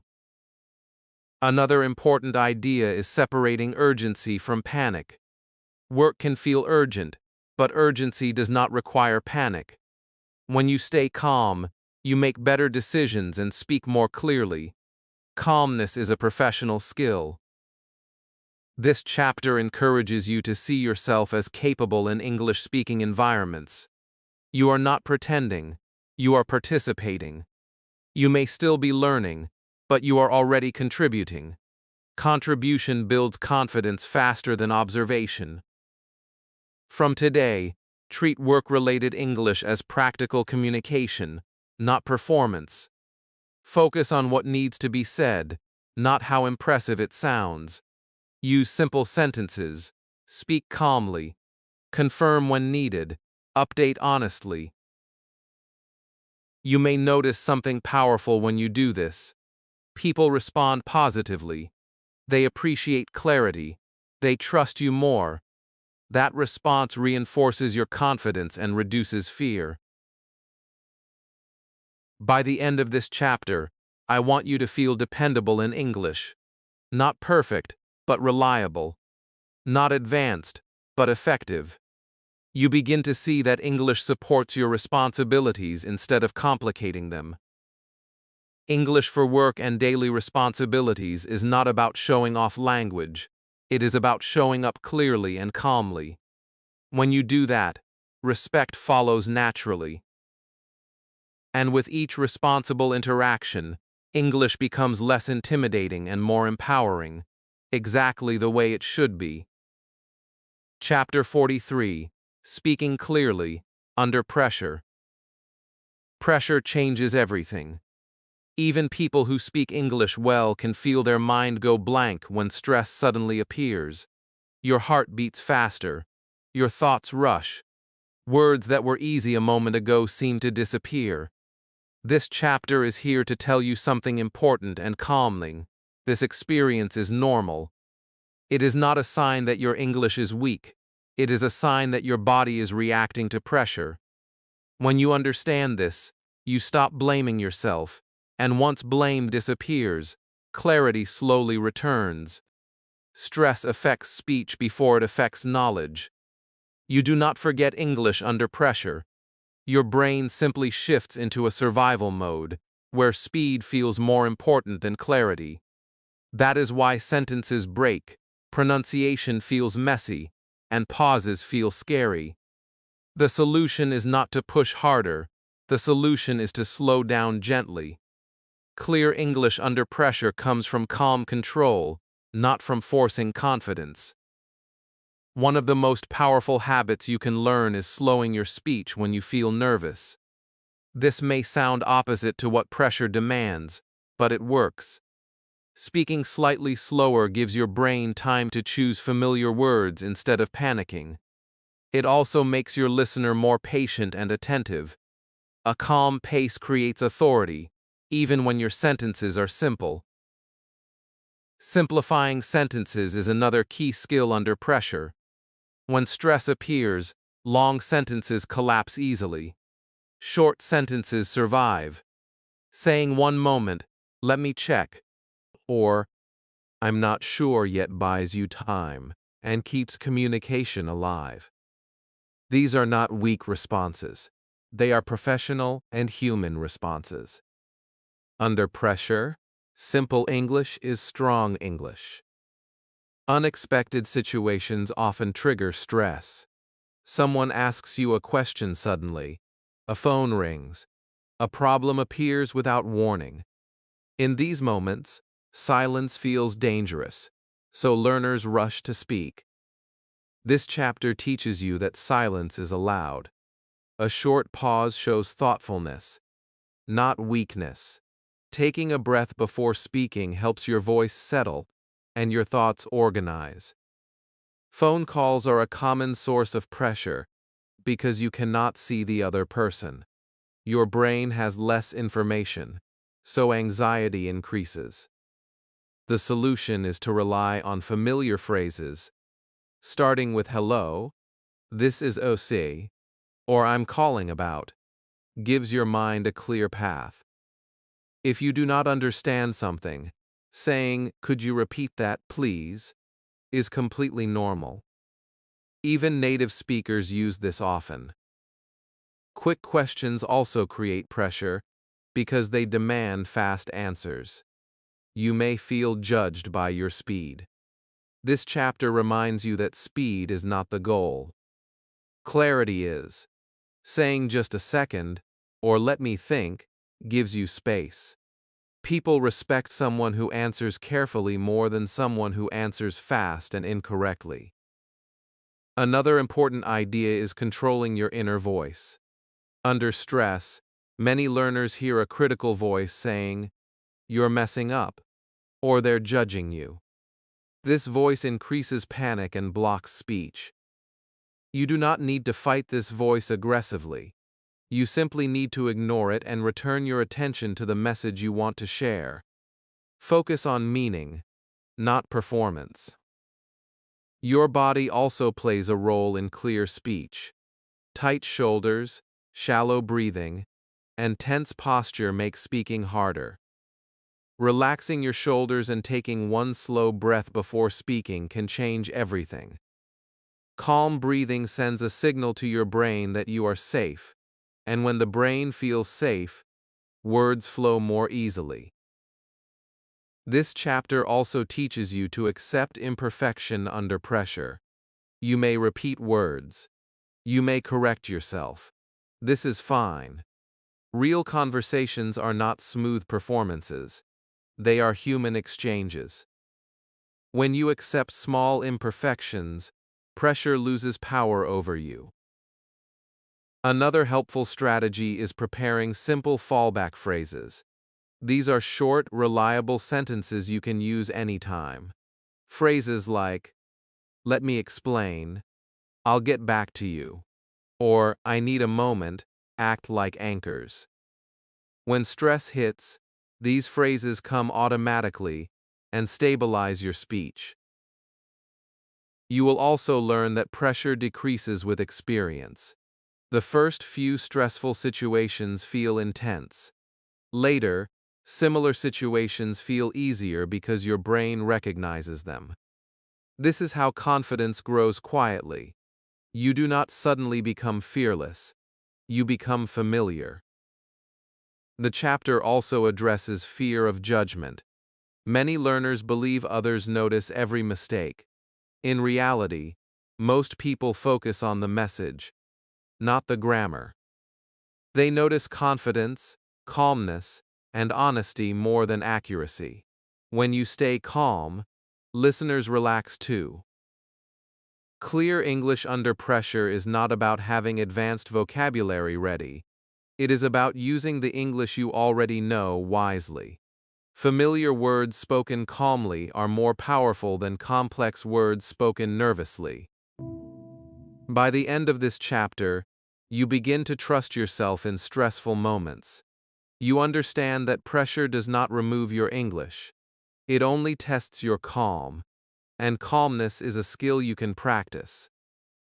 From now on, when stress appears, you will remember three simple ideas. Slow down, simplify, breathe. These small actions protect your English and your confidence. English becomes something you can rely on, even when life feels fast, even when situations are unexpected, even when your heart beats a little faster.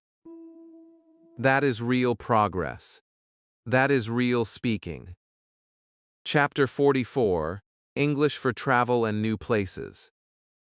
Travel changes something inside you. New streets, unfamiliar faces, different sounds, and unknown routines all wake up your senses. But for many learners, travel also brings fear, especially when English becomes the bridge between you and the world around you. This chapter is here to replace that fear with confidence. English for travel does not require perfect grammar or advanced vocabulary. It requires calm communication, polite tone, and the courage to ask for help. When you understand this, travel stops feeling overwhelming and starts feeling freeing. Let's begin by removing a common misunderstanding. Travel English is not about long conversations or complicated sentences. Most travel interactions are short, practical, and repetitive. Asking for directions, checking into a place, ordering food, or asking for help all use simple patterns. You do not need to sound impressive. You need to be understood. One of the most important travel skills is asking for directions. Simple phrases like, "Excuse me, can you help me?" or "Where is open doors everywhere?"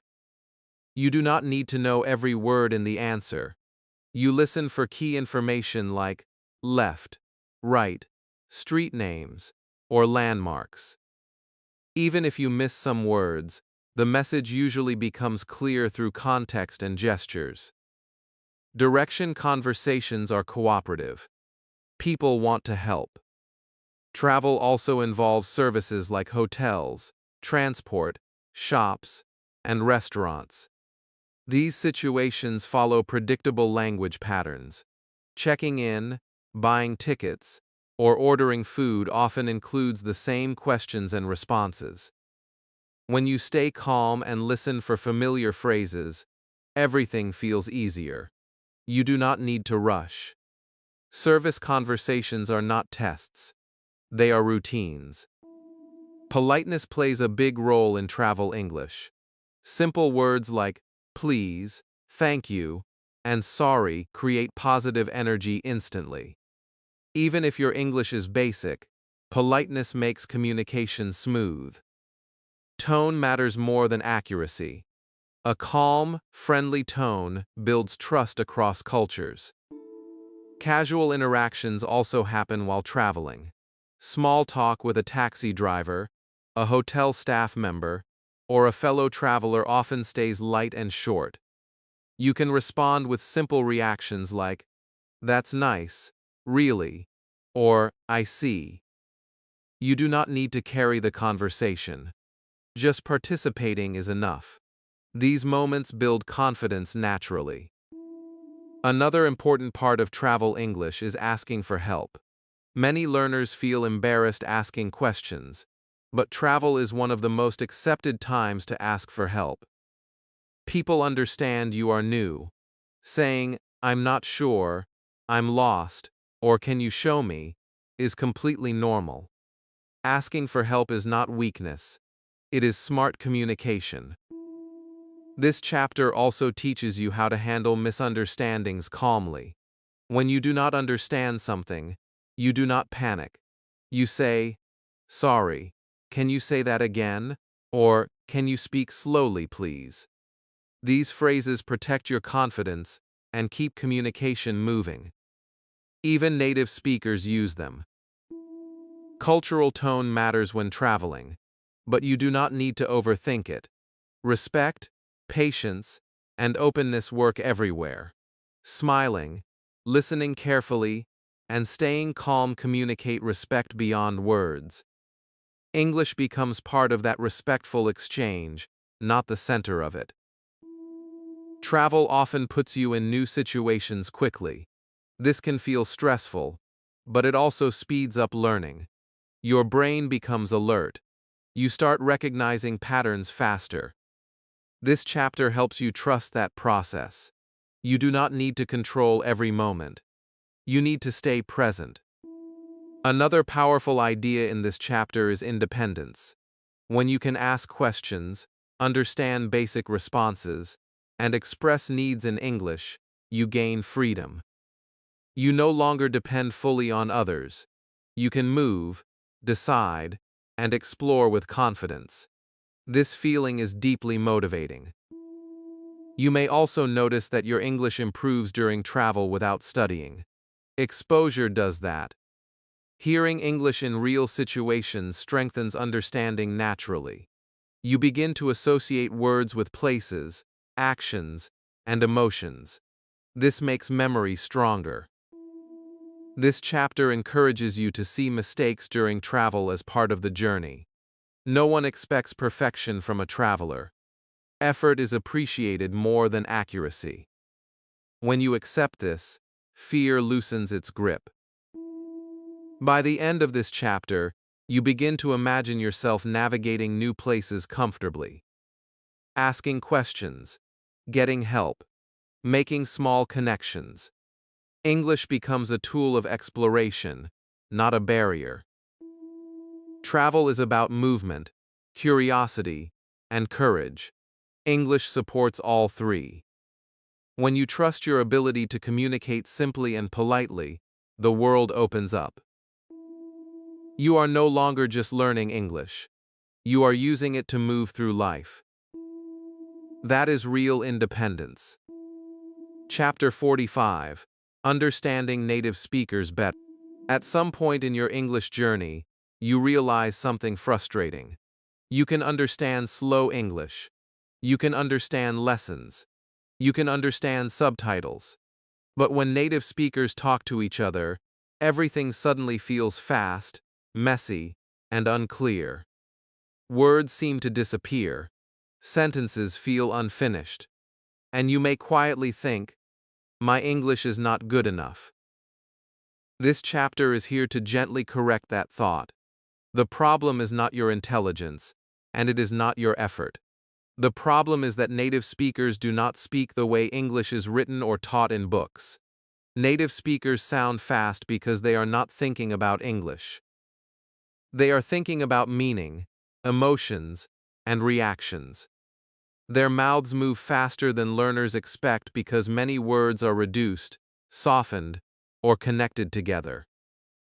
This is normal spoken language, not bad pronunciation. When you understand this, you stop blaming yourself and start listening differently. One of the biggest mindset changes in this chapter is learning to listen for meaning, not perfection. Many learners try to understand every single word. When they miss one word, their brain panics, and they miss the next 5 words. This creates a feeling of being lost. Native listeners do not listen this way. They catch the main idea, the emotion, and the intention. You are learning to do the same. Think of listening like watching a movie. You do not focus on every sound effect. You follow the story. English listening works the same way.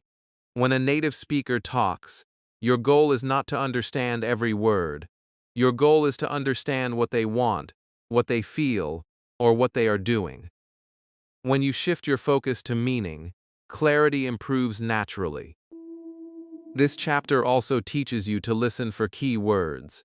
In spoken English, not all words are equal. Some words carry meaning, and others simply connect ideas. Native speakers often stress important words and soften unimportant ones. When you train your ear to catch stressed words, understanding becomes easier. Even if you miss small words, the message stays clear. Tone is another powerful guide. Even when you do not understand the words, you often understand the feeling. Is the speaker happy, angry, confused, or relaxed? Tone gives you information that words sometimes do not. This chapter encourages you to trust tone as much as vocabulary. Humans communicated with tone long before grammar existed. Another important idea here is accepting partial understanding.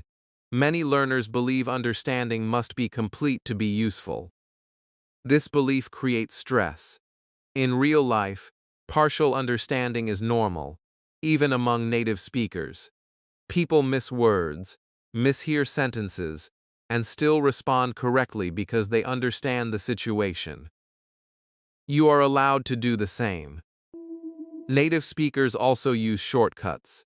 They shorten phrases, drop sounds, and connect words together. This can sound confusing, but it follows patterns. With repeated exposure, your brain begins recognizing these patterns automatically. You do not need to study them in detail. You need to hear them again and again in real context. This chapter reassures you that understanding improves quietly. One day, you suddenly realize you understood a conversation without trying hard. That moment does not come from studying harder, it comes from listening consistently and patiently. Your brain adapts without asking permission. The chapter also removes fear around asking for repetition. Saying, "sorry," or "can you repeat that," is normal. Native speakers use these phrases daily. Asking for clarification does not mean you failed. It means you are participating actively in communication. Another powerful strategy taught here is staying present. When you hear fast English, your mind may start thinking, "I can't understand this." That thought pulls you away from listening. This chapter encourages you to stay with the sound, even if it feels unclear. Understanding often comes after the sentence ends, not during it. You also learn that listening confidence grows faster than speaking confidence for many learners. This is natural. Your ears adjust before your mouth does. This chapter helps you trust that process instead of rushing it. This chapter is especially gentle emotionally. It reminds you that confusion is part of growth, not proof of failure. Every fluent speaker once felt exactly what you are feeling now. The difference is that they kept listening. By the end of this chapter, you begin to relax when hearing native speakers. You stop trying to control every word. You allow meaning to come to you. And when it does, it feels effortless. Understanding native speakers better is not about training harder ears. It is about training a calmer mind. And when your mind is calm, English becomes clearer than you ever expected. Chapter 46. English for Interviews and Important Talks. When people hear the word interview, their body often reacts before their mind does. The heart beats faster. The mouth feels dry. Thoughts start racing. It feels serious, heavy, and full of judgment. Many English learners believe interviews and important talks require perfect grammar, advanced vocabulary, and rehearsed answers. This belief creates pressure even before the conversation begins. This chapter is here to gently remove that pressure and replace it with something much stronger: calm honesty. Interviews and important talks are not language exams. They are human conversations with purpose. Let's start by changing how you see an interview. An interview is simply a structured conversation where someone wants to understand you. They want to know who you are, what you can do, and how you think. They are not waiting to catch your mistakes. They are listening for clarity, sincerity, and confidence. When you understand this, English stops feeling like a performance and starts feeling like a bridge. One of the biggest fears learners have is talking about themselves. They worry about finding the right words, sounding impressive, or explaining their experience correctly. This chapter teaches you something very important. Simple English is powerful in interviews. Saying things clearly and honestly matters more than sounding advanced. A simple sentence spoken with confidence is far more effective than a complex sentence spoken with fear. Talking about yourself does not mean telling your life story. It means sharing clear pieces of information: where you are from, what you do, what you have done, what you want to do next. These ideas can be expressed with very basic language. I work as, I have experience in, or I'm interested in, are strong, natural ways to begin.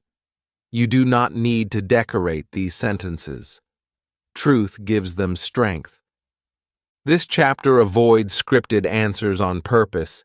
Memorized responses often sound unnatural and increase stress when you forget one word. Instead, you learn how to speak from understanding. When you understand your own story, you do not need to memorize lines. You can explain ideas in different ways if needed. That flexibility builds real confidence. Another important part of interviews and important talks is answering questions calmly. When someone asks you a question, you do not need to answer immediately. Taking a short pause shows thoughtfulness. Saying, "That's a good question," or "Let me explain," gives you time to organize your thoughts.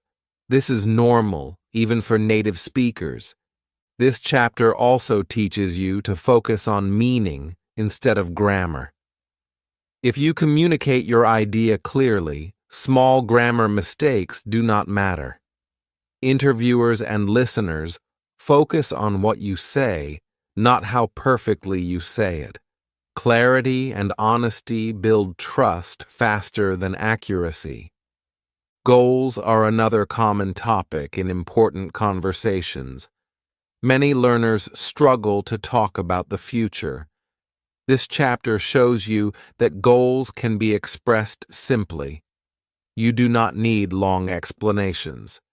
Saying, "I want to grow," "I want to learn more," or "I'm looking for opportunities," is enough. These statements sound natural and sincere. Important talks are not always formal interviews. They can be meetings, discussions, or serious conversations. The same principles apply. Speak calmly. Use simple sentences. Stay honest. When you do not know something, say so politely. Honesty creates respect. This chapter also addresses nervousness openly. Feeling nervous does not mean you are unprepared. It means the conversation matters to you. Nervousness can exist alongside clarity. You do not need to eliminate it completely. You only need to manage it. Slow breathing, steady posture, and a calm tone help your words come out clearly. Listening is just as important as speaking in interviews. When you listen carefully, your responses become more relevant and natural. You do not need to rush. Listening shows confidence and respect. It also reduces pressure because you are not carrying the conversation alone. Another powerful idea here is authenticity. Trying to sound like someone else creates tension. Speaking as yourself creates ease. Your accent, your pace, and your style are part of your identity. This chapter encourages you to speak proudly, not apologetically. You are not asking permission to speak English. You are using it. The chapter also reminds you that preparation does not mean memorization. Preparation means understanding your strengths, your experiences, and your goals. When you understand these, English becomes a tool to express them, not a barrier.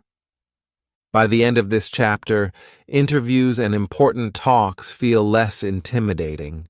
You begin to see them as conversations where clarity and honesty matter more than perfect language. You feel prepared because you understand what you want to say, not because you memorized what to say. English becomes a way to represent yourself truthfully, calmly, confidently. And when you speak from that place, people listen, not because your English is perfect, but because it is real. Chapter 47. Fixing your English naturally over time. At this stage of your journey, something important needs to be said clearly and honestly. Your English does not need to be fixed all at once. It does not need pressure. It does not need chasing perfection. English improves the same way confidence improves, the same way habits grow, and the same way comfort develops, slowly, quietly, and naturally. This chapter is about releasing the stress of constant correction and learning how improvement actually happens over time. Many learners believe that fluent speakers are fluent because they corrected every mistake early. That is not true. Fluent speakers became fluent because they kept using English, even when it was imperfect. Their English adjusted itself through exposure, repetition, and real usage. The brain is not a machine that needs constant fixing. It is a system that adapts when it feels safe and active. When English becomes part of your life, improvement happens automatically. One of the biggest problems learners face is overcorrecting themselves while speaking. They stop mid-sentence. They restart. They apologize. They lose confidence. This chapter teaches you a powerful shift. Correction should come after communication, not during it. When you stop yourself every time you notice a mistake, you interrupt flow, confidence, and meaning. Communication suffers. Growth slows down. Natural improvement works differently. You speak, you listen, you notice patterns. Over time, your brain starts choosing better options without effort. One day you realize you are saying something more naturally than before, even though you never studied it directly. That is real learning. That is natural correction. This chapter also helps you understand when correction is useful and when it is unnecessary. Some mistakes matter because they change meaning. Others do not. Native speakers themselves make small mistakes in daily speech and continue without thinking. Not every error deserves attention. Learning which ones to ignore protects your confidence and keeps you moving forward. Exposure plays a huge role in natural improvement. When you hear correct English regularly, through conversations, videos, stories, or listening practice, your brain absorbs structure without conscious effort. You may not be able to explain grammar rules, but you feel what sounds right. That feeling is more valuable than memorized rules. Usage is equally important. English that stays in your head does not grow. English that comes out of your mouth does. Each time you speak, even briefly, you give your brain data. The brain compares, adjusts, and improves quietly. You do not see it happening day by day, but over weeks and months, the difference becomes clear. This chapter also removes the idea of deadlines. Many learners feel pressure because they want fluency by a certain time. This creates anxiety and disappointment. English is not a race. There is no finish line. There is only progress. When you let go of deadlines, learning becomes lighter and more sustainable. Another important lesson here is patience with yourself. Growth does not feel dramatic. It feels ordinary. Some days you feel confident. Some days you feel stuck. Both are normal. Progress is not a straight line. It moves forward, pauses, and moves again. The key is not stopping. You are also encouraged to trust familiarity over effort. When sentences become familiar, they come out faster and cleaner. This does not happen through forcing improvement. It happens through repeated exposure to the same patterns in different situations. Familiarity builds accuracy naturally. This chapter also explains why comparing yourself to others is harmful. Everyone's English journey looks different. Some people speak early with many mistakes. Others stay silent longer. Both paths can lead to fluency. Comparison creates unnecessary pressure and steals motivation. Focus on your own path. Self-correction can still exist, but it becomes gentle. Instead of stopping yourself, you may notice after speaking, "Oh, next time I'll say it this way." That is healthy correction. It does not attack your confidence. It supports it. You will also learn to celebrate small improvements, speaking a little more smoothly, understanding a sentence without effort, feeling less nervous. These are signs of real growth. When you notice them, motivation increases naturally.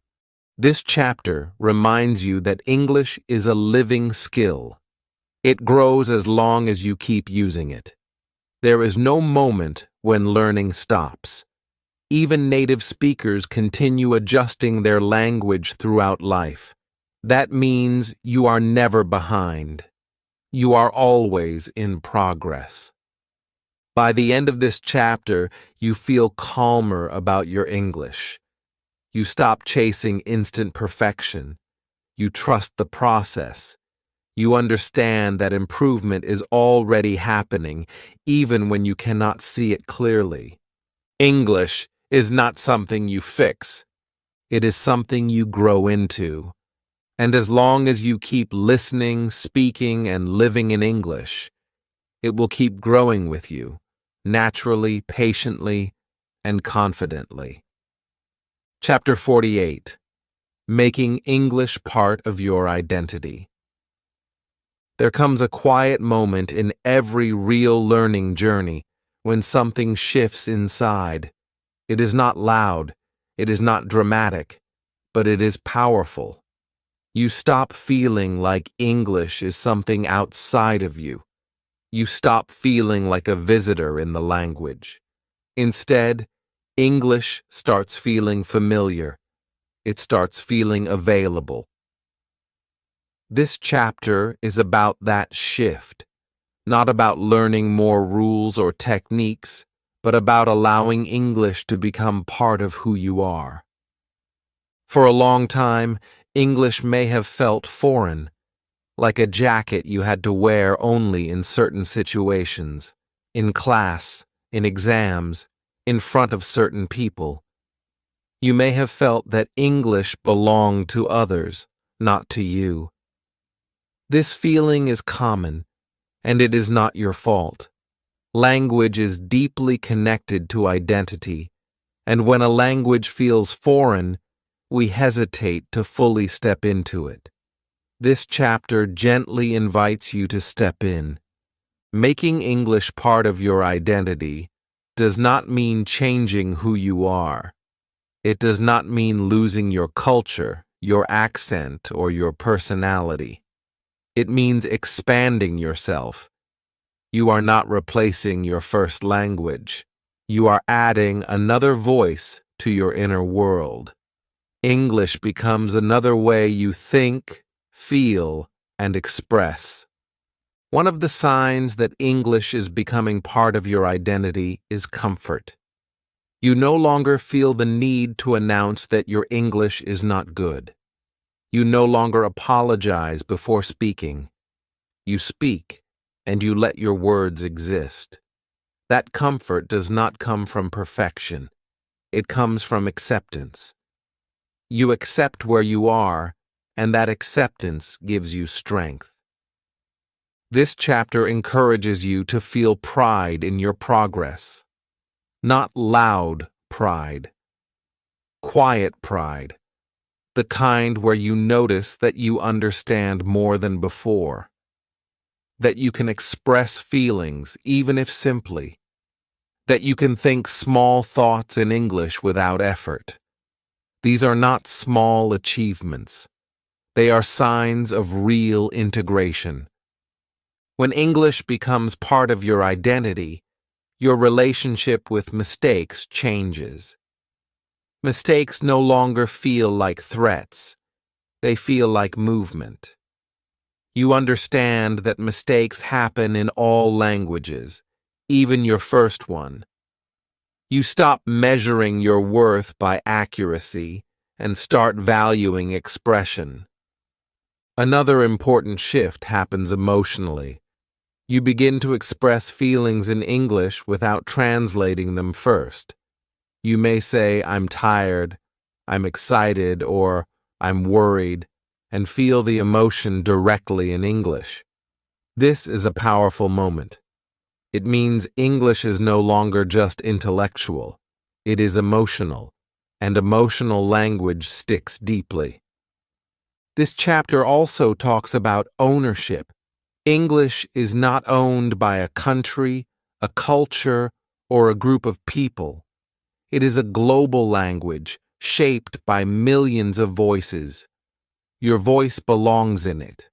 Your accent, your rhythm, your way of speaking add to the language, not take away from it. When you accept this, confidence grows naturally.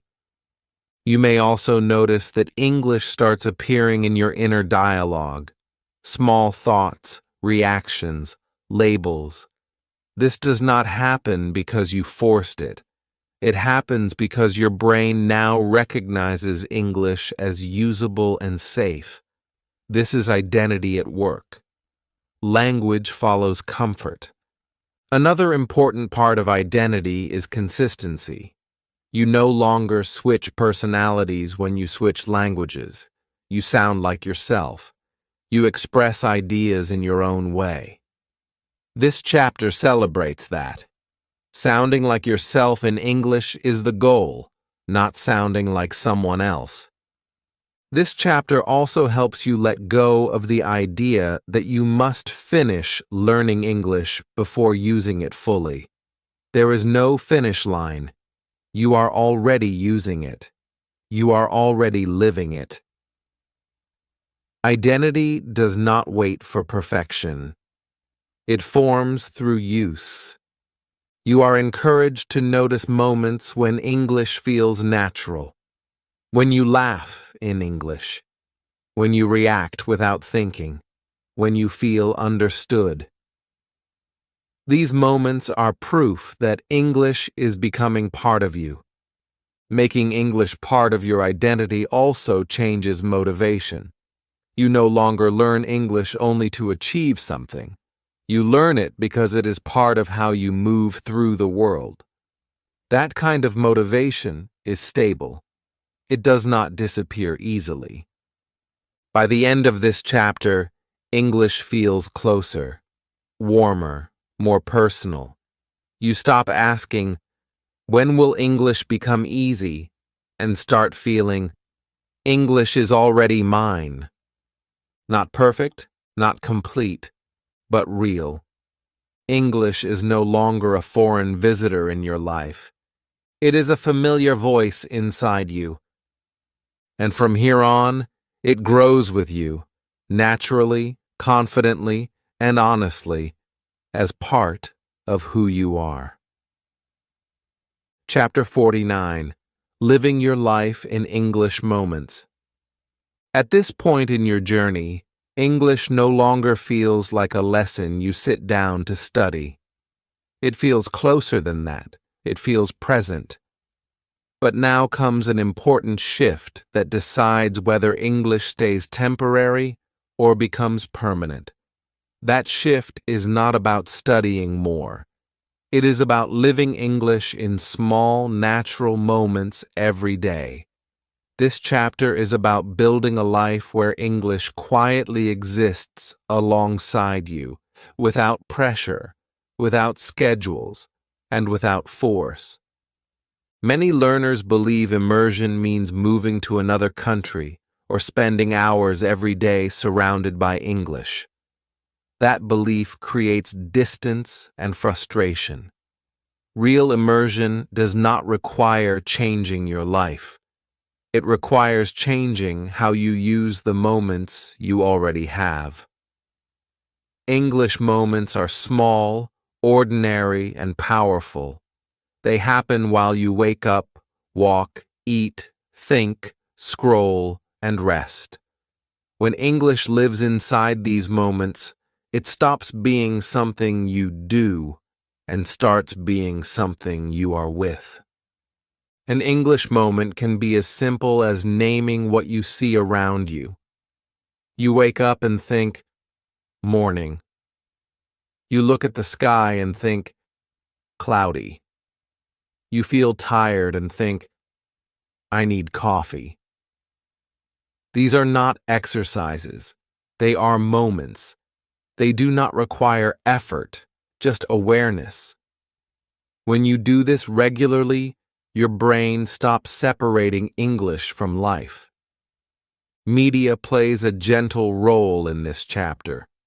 Not heavy study videos or complicated content, but English that fits your mood. Short videos, simple stories, calm podcasts, or familiar shows you enjoy. You are not listening to understand everything. You are listening to stay connected. Even background English counts. Your brain absorbs rhythm, tone, and patterns naturally when pressure is removed. Thinking in English also becomes more relaxed here. You are not forcing full sentences or perfect thoughts. You are allowing English reactions, small thoughts, labels, feelings. When you feel happy and think nice, or feel stressed and think too much, you are living English. These moments do not feel dramatic, but they are powerful because they happen without resistance. Speaking moments also become lighter. You may speak to yourself while doing tasks. I'm cleaning. I'm late. Almost done. These are not practice drills. They are life happening in English. The more these moments appear, the less English feels separate. This chapter also teaches you to stop counting minutes. Long-term immersion does not grow from strict routines that exhaust you. It grows from consistency that fits your life. 5 minutes here, 1 sentence there, a thought before sleep. These moments add up quietly. Motivation changes here too. You are no longer learning English to finish a course or reach a level. You are using English because it fits into your life. That kind of motivation does not disappear easily. It feels natural and internal. Another important idea in this chapter is permission. You give yourself permission to use English imperfectly in daily life. You do not wait until you are ready. You allow English to exist as it is. This permission removes tension and allows growth. English moments also protect you from burnout. When learning feels heavy, people quit. When learning feels light, people continue. This chapter helps you keep English light. No guilt if you miss a day. No pressure to perform. Just gentle return. You may notice that over time, English appears automatically. You hear a word and understand it without thinking. You react in English before your first language. These moments are signs of deep integration. They happen because English is now part of your daily environment. This chapter reminds you that living in English does not mean abandoning your first language. Both languages can exist together. You switch naturally based on context, emotion, and need. This flexibility is strength, not confusion. By the end of this chapter, English feels less like a goal and more like a companion. It walks with you through your day, sometimes quietly, sometimes clearly, always available. You are no longer chasing fluency. You are living it, one small English moment at a time. And those moments, repeated gently over days and months, build a life where English belongs naturally, comfortably, and permanently. Chapter 50. You are no longer afraid to speak. There is a moment in every real journey that does not look dramatic from the outside, but inside, it changes everything. It is the moment when fear loosens its grip. Not because fear disappears forever, but because it no longer controls you. This chapter is about that moment. It is about realizing that you are no longer afraid to speak English, not because you are perfect, but because you are brave, calm, and grounded in who you have become. At the beginning of this journey, fear was loud. Fear of mistakes, fear of judgment, fear of sounding foolish, fear of freezing. That fear may have lived in your chest, in your throat, or in your silence. It stopped words before they could come out. It made English feel heavy and unsafe. And for a long time, you may have believed that fear meant you were not good enough. Now you know better. Fear was never a sign of weakness. It was a sign that English mattered to you. As you moved forward, something slowly changed. You spoke even when your voice shook. You listened even when you did not understand everything. You made mistakes and survived them. You realized the world did not end when your sentence was not perfect. Each small moment rewired your relationship with English. You did not defeat fear by fighting it. You outgrew it by moving through it. This chapter invites you to look back, not with criticism, but with compassion. Remember the version of you who was afraid to say even one sentence. That person was not lazy. That person was not incapable. That person was simply protecting themselves. And now, here you are, speaking, listening, reacting, expressing. That growth deserves respect. Fear does not disappear suddenly. It fades when it is no longer fed. Earlier, fear was fed by silence, by overthinking, by waiting to be ready. Now, you feed courage through action. You speak simply. You speak honestly. You speak even when it feels slightly uncomfortable.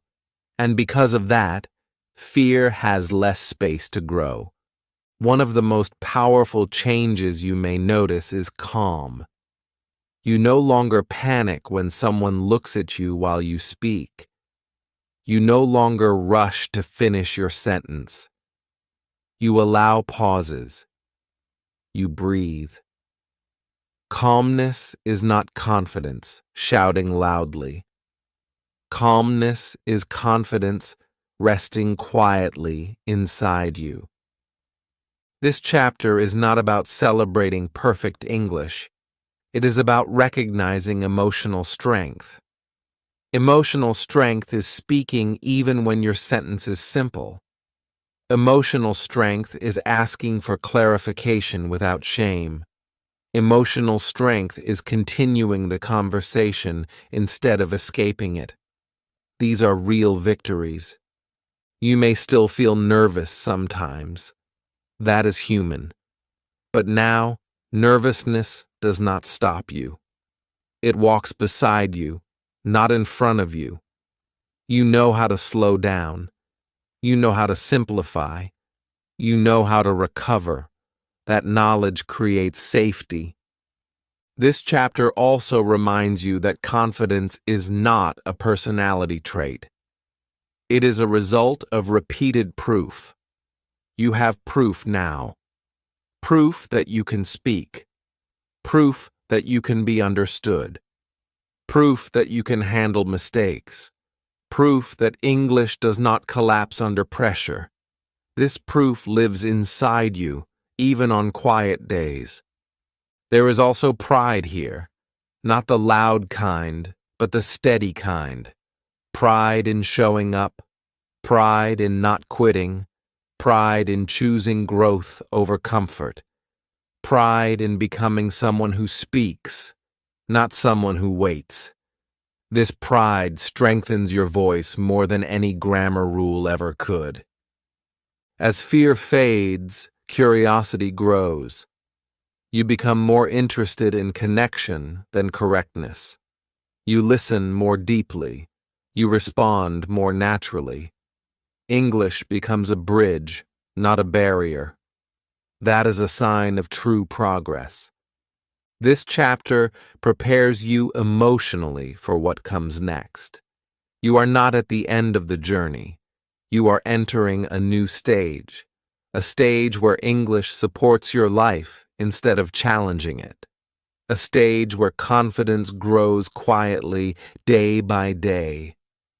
You no longer ask, "What if I make a mistake?" You ask, "What do I want to say?" That shift is everything. By the end of this chapter, take a moment to acknowledge yourself, not the future version of you, the present one, the one who speaks, the one who listens, the one who tries, the one who is no longer afraid. Fear may still whisper sometimes, but it no longer decides. You do. And from this place, calm, capable, and courageous, you are ready for the final stage of your English journey, not as a learner hiding behind silence, but as a speaker who steps forward with confidence and ease. Chapter 51. English is now your friend. There was a time when English felt like an enemy. You may remember it clearly, the tight feeling in your chest, the hesitation before speaking, the fear of being judged, the confusion when words did not come out the way you wanted. English felt cold, distant, and demanding. It asked too much and gave too little back. This chapter begins by honoring that memory, not to reopen it, but to gently close it, because something important has changed. English is no longer something you fight. It is something that walks with you. Look back for a moment, honestly and kindly. Remember how English used to make you feel. Maybe you stayed silent even when you had thoughts. Maybe you avoided situations where you had to speak. Maybe you told yourself you were bad at languages. None of that was weakness. It was protection. You were protecting yourself from discomfort and embarrassment. That protection made sense at the time. But now, you do not need it in the same way. Over time, without loud announcements or dramatic moments, comfort began to grow. You spoke a little. You listened a little more. You made mistakes and noticed that nothing terrible happened. English stopped attacking you, and you stopped running from it. Comfort does not arrive suddenly. It arrives quietly through repetition, patience, and small wins. One day, you realize that English no longer scares you the way it once did. This chapter explains that comfort is built through use, not through force. You did not sit down and decide to feel safe in English. Safety grew because English became familiar. Familiar sounds feel less threatening. Familiar patterns feel less heavy. Familiar situations feel manageable. That is how friendship begins, through repeated presence. English now feels closer to you. You may notice that you no longer tense up before speaking. You may notice that your inner voice is calmer. You may even notice moments where you enjoy using English. These are not accidents. They are signs of a healthy relationship forming between you and the language. One of the most powerful shifts in this chapter is how you speak to yourself. In the past, your inner dialogue may have been harsh. You may have criticized your pronunciation. You may have replayed mistakes in your mind. That kind of self-talk creates fear. This chapter encourages something new and gentle. Speak kindly to yourself in English. Use simple, supportive phrases. Say things like, I am learning. I am getting better. It is okay. These words matter. They create emotional safety. When you speak kindly to yourself, English becomes a place of support instead of pressure. Your brain feels safe enough to experiment, to try, and to grow. Safety accelerates learning more than fear ever could. This chapter also reframes mistakes completely. Mistakes are no longer enemies. They are part of the conversation. They show that you are participating. When you treat mistakes with curiosity instead of punishment, English becomes a friend that teaches you, not a judge that punishes you. Friendship also means trust. You trust that English will be there when you need it. You trust that even if your sentence is simple, it can still carry meaning. You trust that you can recover if you get stuck. This trust did not appear overnight. It was built slowly through experience. You may notice that English now appears in your thoughts naturally, not because you forced it, but because your brain recognizes English as usable and safe. This is a deep sign of friendship. You do not think carefully before greeting a friend. You simply greet them. English begins to feel the same way. This chapter also reminds you that friendship does not mean perfection. Friends are not perfect. They are familiar. You may still struggle sometimes. You may still feel unsure in new situations. That does not mean the friendship is broken. It means the relationship is real. Another important idea here is patience. You no longer rush English. You allow it to grow with you. You understand that growth continues as long as you keep using the language. There is no pressure to finish learning. Friendship does not need deadlines. You may also feel a sense of gratitude now. Gratitude for not quitting. Gratitude for choosing courage over silence. Gratitude for the version of you who kept going even when it felt uncomfortable. This gratitude strengthens your bond with English. As English becomes your friend, motivation changes. You no longer need external pressure to practice. You return to English naturally because it feels familiar and supportive. You choose it, not because you must, but because it fits into your life. This chapter strengthens emotional safety deeply. It tells you that English is not here to test you. It is here to help you express who you are. It is here to carry your thoughts, your needs, your stories, and your feelings. It belongs to you as much as it belongs to anyone else. By the end of this chapter, take a moment to notice how English feels inside you now. Not how it sounds, not how perfect it is, but how it feels. Is it lighter? Is it closer? Is it less frightening? That feeling is the real success.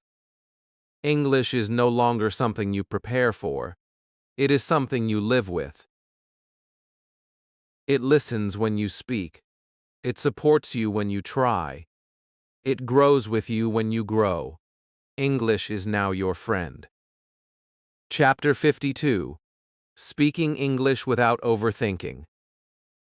There was a time when every English sentence felt like a puzzle. You thought about grammar first, then vocabulary, then pronunciation, and only after all that did you try to speak. By the time the sentence reached your mouth, the moment had already passed. Overthinking made English slow, heavy, and stressful.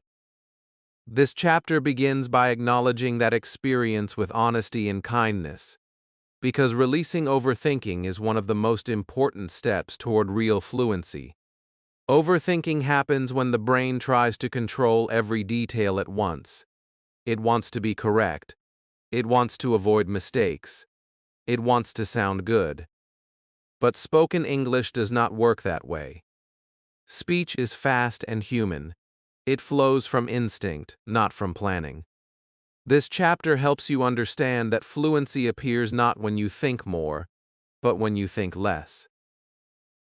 As you have progressed, something quiet has already started happening. Words now come to you more easily. Phrases feel familiar. You do not always know why a sentence feels right, but it does. This is not luck. It is your brain recognizing patterns after repeated exposure and use. You have earned this stage. Now it is time to trust it. One of the biggest lessons in this chapter is learning to let the first sentence come out. Many learners stop themselves before speaking because they are planning a better version in their head. That planning creates delay and tension. When you allow the first simple sentence to come out, communication begins. You can always add more later. Speech grows through momentum, not perfection. This chapter explains that instinct is not guessing. Instinct is experience working quietly. Every time you listened, spoke, reacted, and practiced, your brain stored information. Now that information is ready to be used without conscious effort. When you trust instinct, English feels lighter and faster. Over-control often shows itself physically: tight shoulders, shallow breathing, a stiff jaw. This chapter encourages you to notice your body while speaking. Relaxed posture helps relaxed language. When your body feels safe, your mind follows. Another important idea here is accepting silence. When you stop overthinking, you may pause naturally.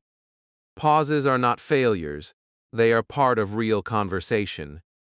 Native speakers pause often. When you allow pauses, pressure reduces and clarity improves. This chapter also helps you stop monitoring yourself while speaking. Monitoring creates tension. You do not need to watch every word as it leaves your mouth. Once the sentence is spoken, let it go. Communication is not about review, it is about connection. The learner is also guided to focus on meaning instead of form. When you focus on what you want to say, not how perfect it sounds, language flows more easily. Meaning gives direction. Overthinking creates obstacles. You may notice that some sentences come out differently than you expected. That is fine. Spoken English is flexible. There is more than one correct way to say something. Trusting this flexibility removes fear. This chapter gently releases the need to control outcomes. You do not need to control how people react or whether they fully understand every word. You only need to show up and communicate honestly. When you let go of control, confidence grows. Another powerful shift described here is enjoyment. When overthinking fades, speaking can feel enjoyable. You begin to notice moments of ease, moments where English feels natural.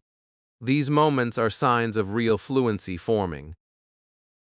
The chapter also reminds you that overthinking may return sometimes, especially in new or stressful situations. That does not mean you lost progress, it means you are human. Each time you return to instinct more quickly, fluency strengthens. By the end of this chapter, speaking feels less like a performance and more like a conversation. You stop planning sentences in your head. You start responding naturally. English becomes something you use, not something you manage. You are no longer trapped inside your thoughts. You are present in the moment. Words come when they are needed. Pauses feel normal. Your voice feels free. Speaking English without overthinking is not about trying harder. It is about trusting what you have already built. And when you trust that, fluency appears quietly, confidently, and naturally. Chapter 53. Your English will keep growing. Many learners reach a quiet worry at this stage. After all the effort, after all the courage, a new fear appears. The fear is not about speaking anymore. It is about losing English. You may think, what if I stop practicing for a while? What if I get busy? What if my English fades?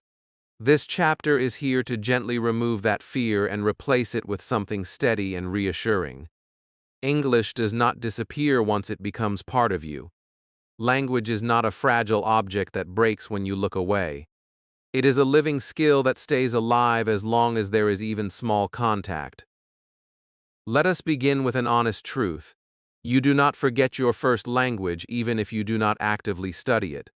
You may forget some words, but the language itself stays. English works the same way once it reaches a certain level of familiarity. When English becomes something you use, not something you memorize, it settles into your brain differently. It becomes part of how you understand the world. That kind of learning does not vanish easily.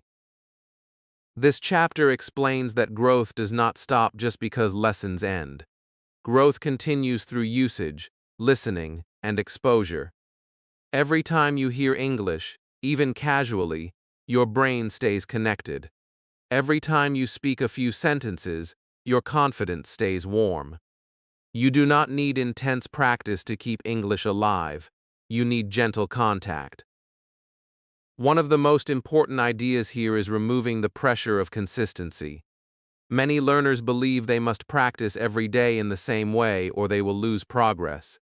This belief creates stress and guilt. Real life is not perfectly consistent. Some days are busy, some weeks are quiet. English does not punish you for that. It waits for you and responds when you return. Small daily contact is powerful. Hearing a short video, thinking a few thoughts, speaking a few sentences. These moments may seem insignificant, but they keep the connection strong. Language thrives on familiarity, not intensity. A little English often is better than a lot of English rarely. This chapter also helps you understand how memory works. When you use English over time, your brain creates strong pathways. These pathways do not disappear quickly. They may feel slower if unused for a while, but they wake up again with exposure. This is why people who return to English after a break often regain confidence faster than beginners. The foundation remains. Another reassuring point is that understanding usually stays stronger than speaking. Even if you feel slow speaking after a break, your listening and comprehension remain. That means you are never starting from zero again. You are always restarting from a higher place. This chapter encourages you to trust the long journey. English is not something you finish and then protect. It is something that grows alongside your life. As your life changes, your English adapts. You learn new words when you need them. You forget some you no longer use. This is normal and healthy. You are also reminded that confidence becomes stable when fear disappears. Fear of losing English creates tension. Tension blocks growth. When you trust that English will stay with you, learning becomes relaxed and natural. Confidence settles instead of rising and falling. Another important lesson here is letting go of comparison. You do not need to measure your English against others or against your past self every day. Growth is not always visible. Sometimes it is quiet. Sometimes it shows itself suddenly. Trust that progress continues even when you are not watching it closely. This chapter also reframes breaks in learning. Breaks are not failures, they are part of life. When you return to English after a break, you may feel rusty at first. That feeling passes quickly. Rust does not mean loss. It means inactivity, and activity restores fluency. You are encouraged to build simple habits that fit naturally into your life, not rigid routines, just gentle connections. English music, English thoughts, English reactions. These habits do not feel like work, so they last. Another comforting idea is that English now belongs to you. You are not borrowing it, you are not renting it. You have earned it through experience. That ownership makes the language resilient. This chapter also prepares you emotionally for the future. There will be times when you feel strong in English and times when you feel unsure. Both are normal. Neither defines your ability. What matters is that you continue to return without fear. By the end of this chapter, you feel a deep calm about your English. You stop worrying about losing it. You trust the foundation you have built. You understand that English grows when life touches it. English is no longer something you hold tightly. It is something that lives with you. As long as you stay curious, open, and connected, even lightly, English will keep growing. Quietly, naturally, and with you, for the long run. Chapter 54, Helping Others with Your English. There is a powerful moment in every learning journey when you stop seeing yourself only as a learner and begin to see yourself as someone who can help others. This moment does not arrive when your English becomes perfect. It arrives when you realize that your experience, your struggles, and your progress already have value. This chapter is about that shift. It is about moving from learning English only for yourself to using English as a way to support, guide, and encourage others. When this shift happens, confidence deepens in a way that practice alone can never create. Many learners believe they must reach a very high level before helping anyone else. They think, my English is not good enough yet, or I might teach something wrong. This belief keeps English locked inside. In reality, helping others does not require advanced language. It requires empathy, patience, and honesty. Beginners do not need perfect explanations. They need understanding, encouragement, and simple guidance. You already have that because you remember exactly how it feels to struggle. When you help someone else with English, something interesting happens inside you. You slow down. You choose simpler words. You focus on meaning instead of performance. This naturally improves your own clarity. Explaining something simply forces your brain to understand it deeply. That is why teaching strengthens learning. You are not just repeating information, you are organizing it in your mind. This chapter encourages you to help in small, natural ways. You do not need to become a teacher or create lessons.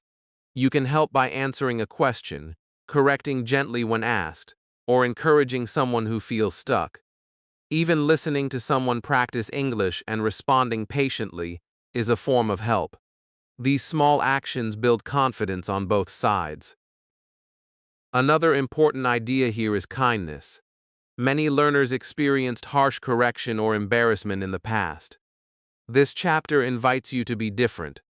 When you help others, you do it kindly. You focus on communication, not on pointing out every mistake. You remember how sensitive early stages can be. This kindness creates emotional safety, and emotional safety helps language grow faster. Helping others also changes how you see mistakes. When someone else makes a mistake, you do not judge them harshly. You understand it is part of learning. When you extend that understanding outward, it returns inward. You become kinder to your own mistakes too.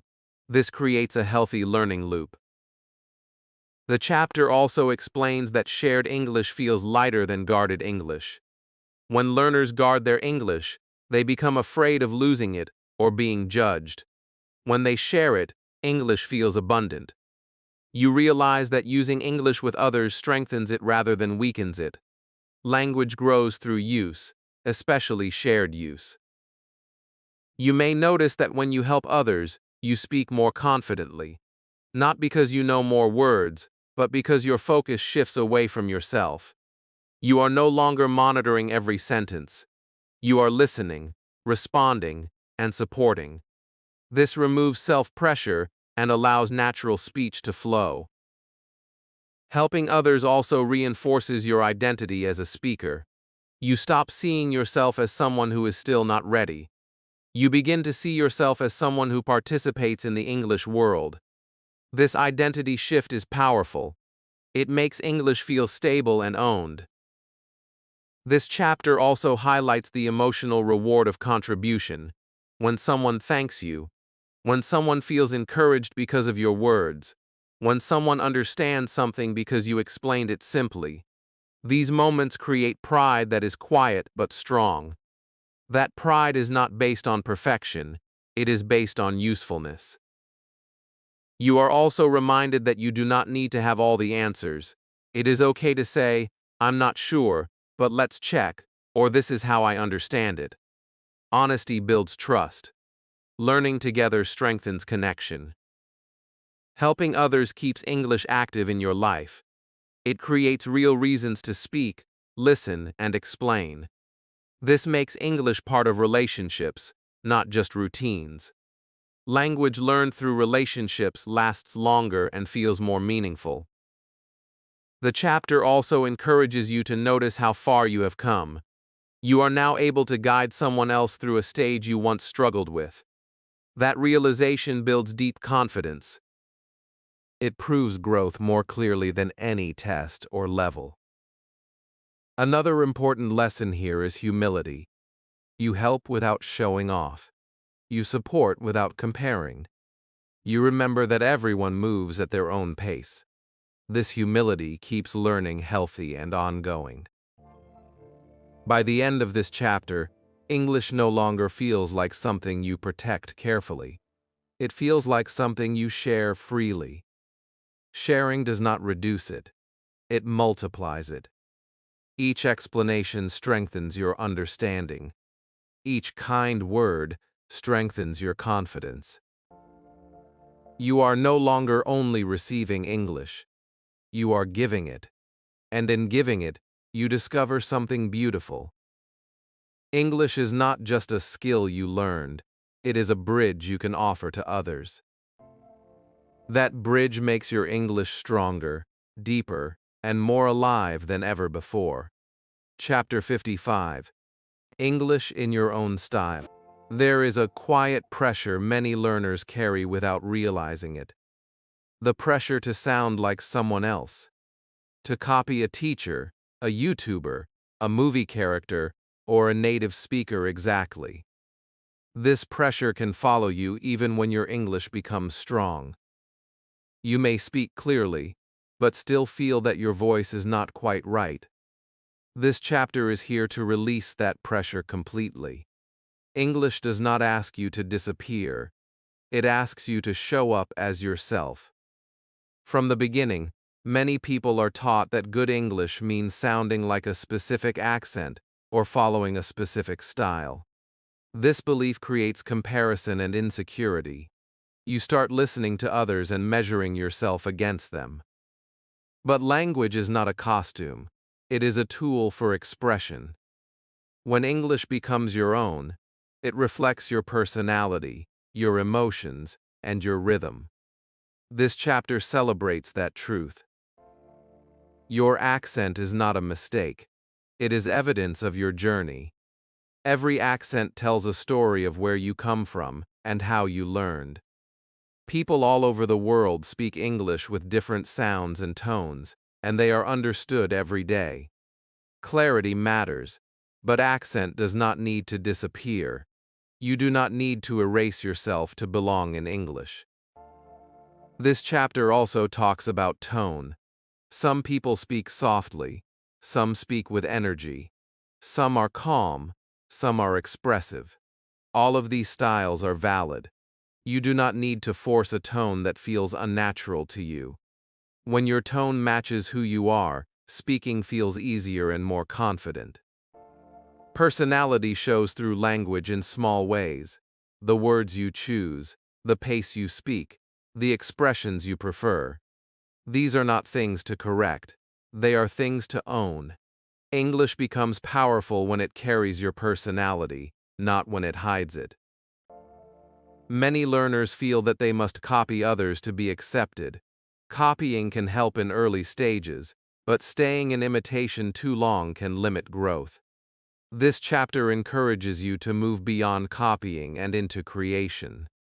You can use familiar patterns, but shape them in a way that feels natural to you. This chapter also explains that authenticity builds trust. People respond better to someone who speaks honestly and comfortably than someone who speaks perfectly but without presence. When you are yourself, listeners feel it. They relax, they engage, communication becomes real. You may notice that when you stop trying to sound like someone else, your confidence increases. You no longer monitor every sound, you focus on meaning.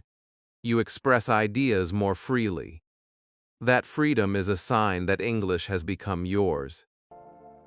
This chapter encourages you to experiment gently. Try expressing the same idea in different ways. Notice which version feels most natural. That natural feeling is your style forming. There is no correct style to aim for. There is only the one that fits you. Another important idea here is letting go of approval. You do not need everyone to like how you speak. You need to feel comfortable with it yourself. When you accept your voice, external opinions lose power. Confidence grows from self-acceptance. This chapter also connects style with emotional expression. When English feels personal, you express feelings more honestly. You laugh naturally. You react spontaneously. You sound alive. This is the goal of spoken English, not mechanical correctness. You are also reminded that style evolves. Your English today may sound different from your English next year. That is not inconsistency. That is growth. As your confidence deepens, your voice settles. You do not need to rush this process.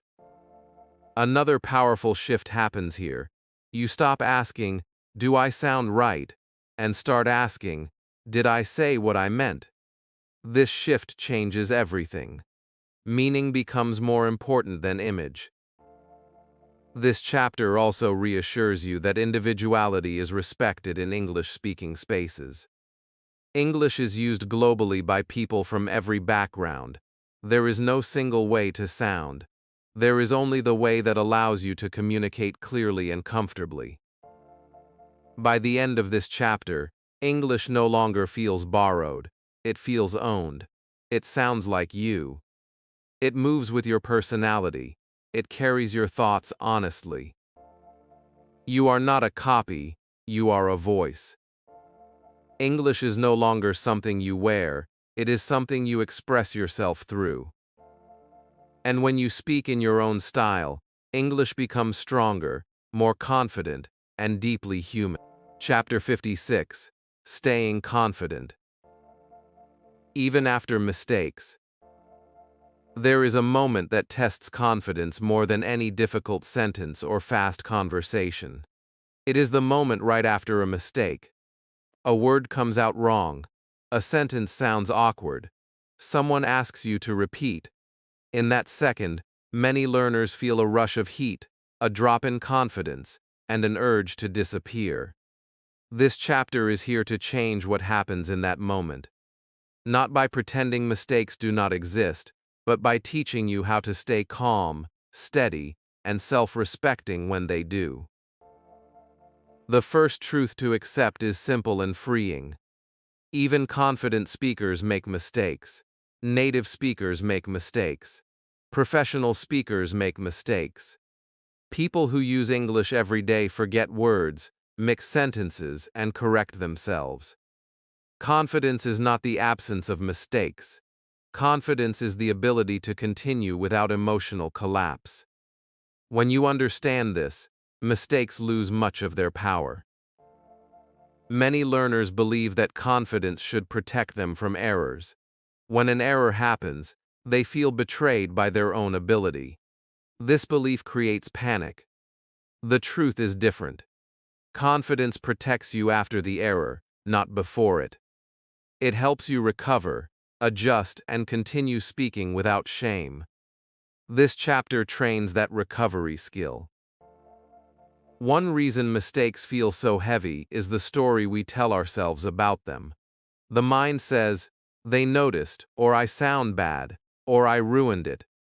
These thoughts add emotional weight to a small language issue. The chapter teaches you to interrupt that story. Instead of judging yourself, you acknowledge the moment and move on. A calm response keeps the conversation alive and your dignity intact. Recovery does not need long explanations. You do not need to apologize repeatedly or explain your level.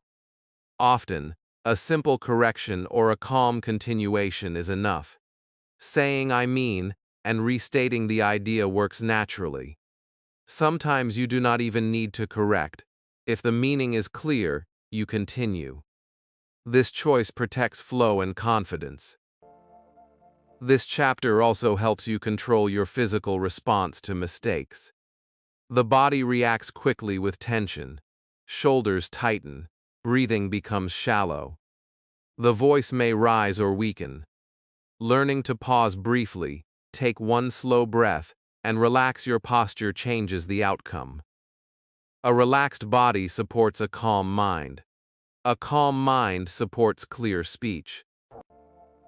Another important idea here is self-respect. You do not lose respect because of a mistake. You lose respect when you punish yourself publicly. When you stay composed, listeners follow your lead. They take cues from your reaction. If you treat the mistake as small, it becomes small. The chapter also explains why embarrassment feels stronger than it should. Embarrassment comes from imagined judgment.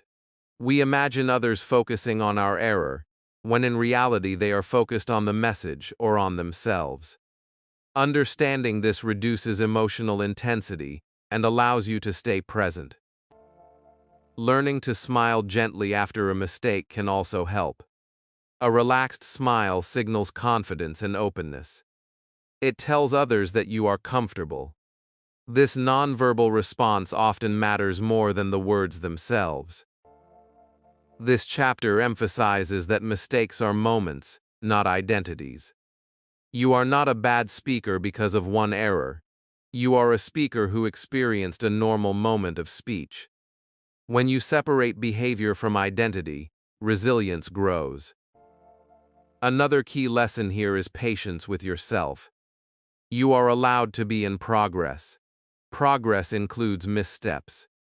When you accept that learning continues even at high levels, pressure decreases and performance improves.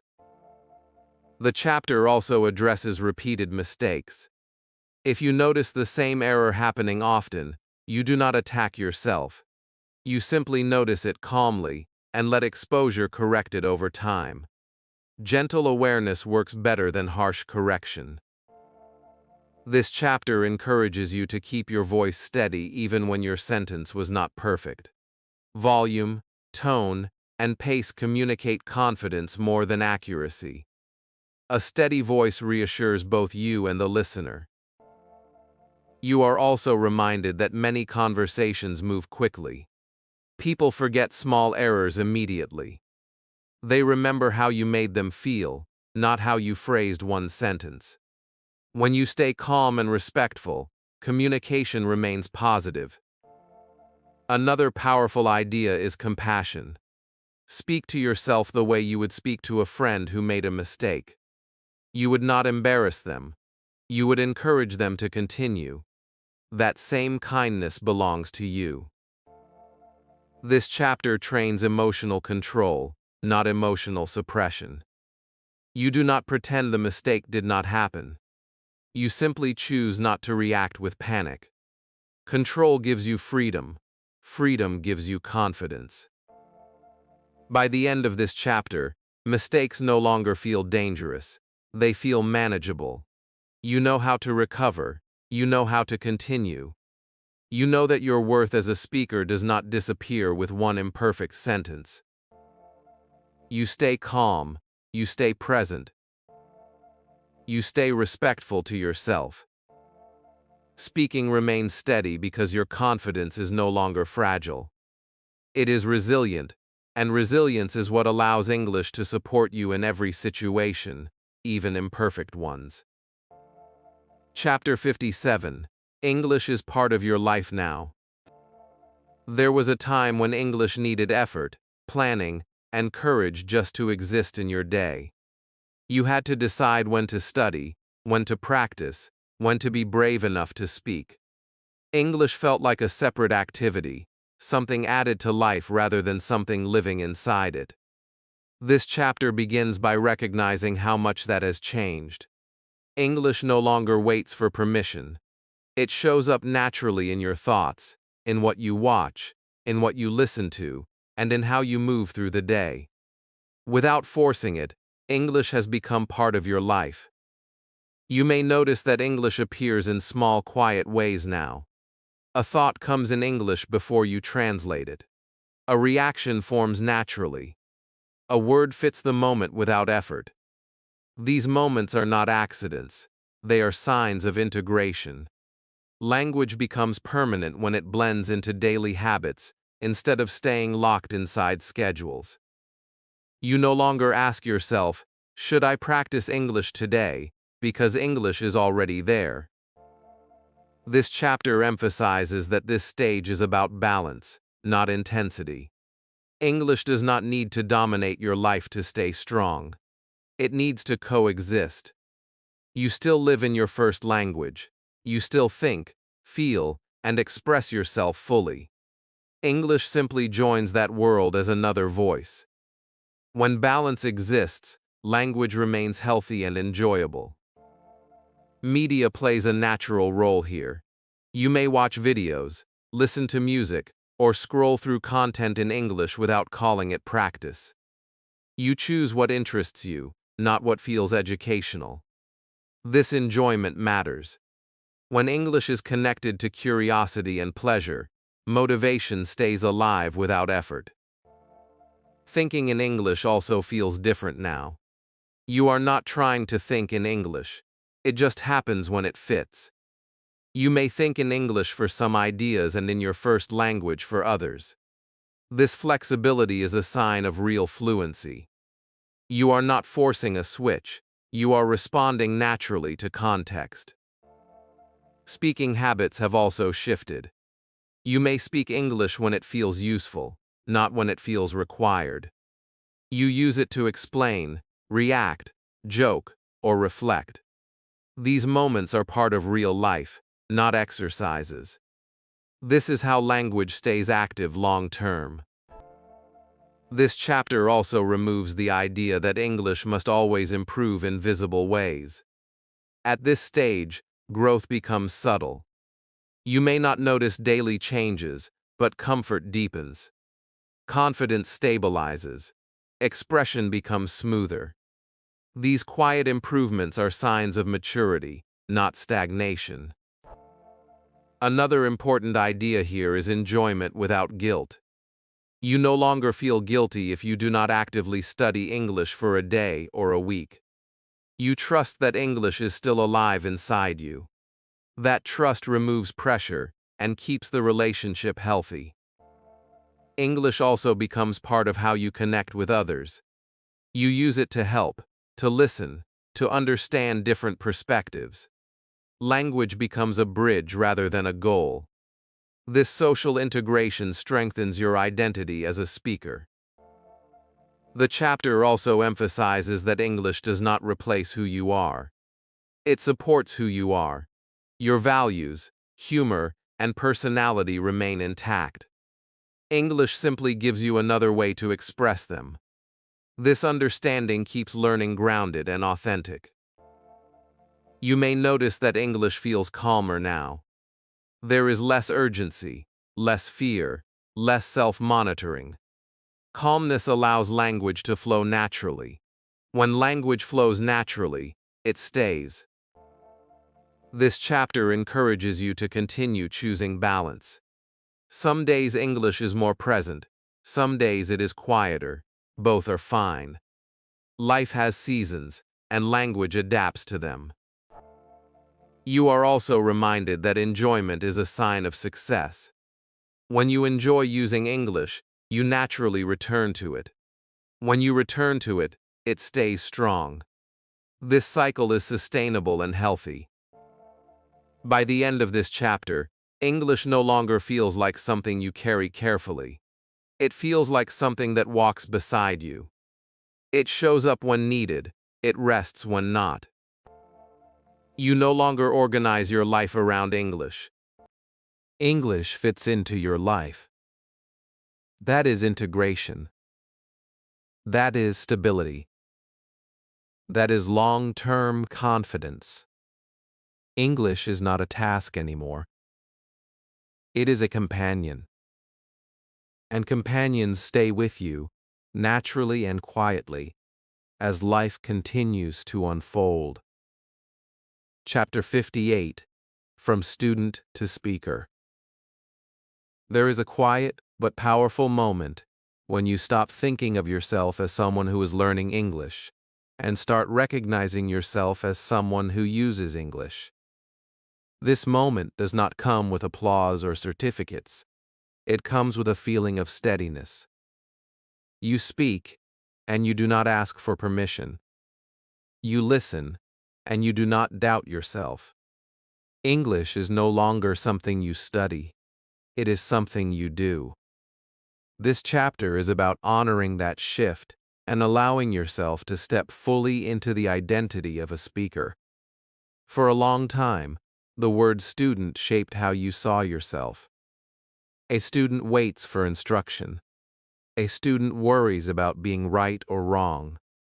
A student asks if they are ready. That mindset was useful at the beginning. It gave you structure and direction. But now, it can quietly hold you back if you keep wearing it. Speakers do not wait. Speakers participate. Speakers adjust in real time. This chapter invites you to gently release the student label and stand in a new place. Becoming a speaker does not mean you know everything. It means you trust yourself to communicate with what you know right now. It means you accept that language is flexible and alive. You no longer expect perfect answers. You expect real exchanges. This expectation changes how you speak. Your voice becomes calmer. Your pace becomes natural. Your attention moves from yourself to the conversation. Ownership is a key theme here. When English was a subject, it belonged to books, teachers, and rules. Now it belongs to you. You choose how to use it. You decide when to speak. You decide what matters. Ownership brings responsibility, but it also brings freedom. You are free to express ideas simply. You are free to make choices. You are free to sound like yourself. This chapter also reinforces independence. As a speaker, you do not need constant correction or approval. You listen, you adjust, and you continue. You notice patterns through use. You refine your language by living with it. Independence does not mean isolation. It means confidence in your ability to navigate communication without fear. Another important shift is how you measure progress. Students often measure progress by levels and tests. Speakers measure progress by ease and effectiveness. Can you explain your idea? Can you understand others? Can you recover when something goes wrong? These questions matter more than scores. When you start measuring progress this way, confidence stabilizes. You may notice that your curiosity returns in a healthier form. As a student, curiosity can feel pressured. You must learn more. As a speaker, curiosity feels open. You want to learn because it helps you express better, not because you feel incomplete. This difference keeps learning alive without stress. This chapter also addresses a subtle fear. Some learners worry that leaving the student identity means they will stop improving. The opposite is true. Speakers improve faster because they use language in real contexts. They notice what works. They adapt naturally. Growth becomes continuous instead of scheduled. Standing as a speaker also changes how you handle mistakes. You do not hide from them. You handle them with calm. You correct when useful and move on. You understand that communication is shared. It does not rest on your shoulders alone. This understanding removes pressure and builds trust. Your relationship with grammar changes here too. Grammar becomes a support, not a judge.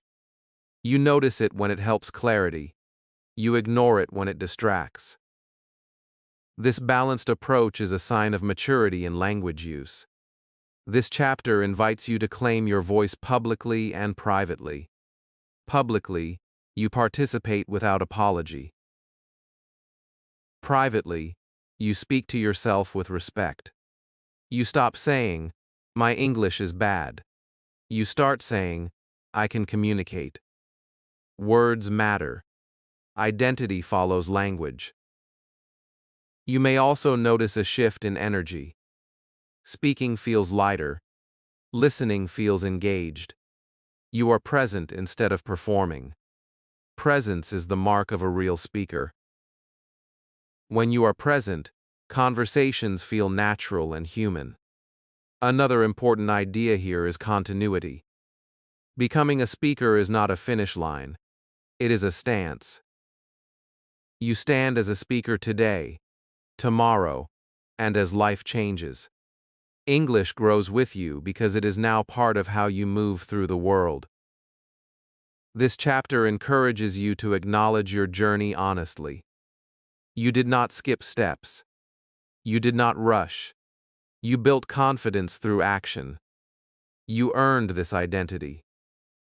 Let yourself feel that achievement without downplaying it. By the end of this chapter, the question changes. You no longer ask, "Am I still a student?" You ask, "How will I use English today?" That question belongs to a speaker. You stand independently. You speak with ownership.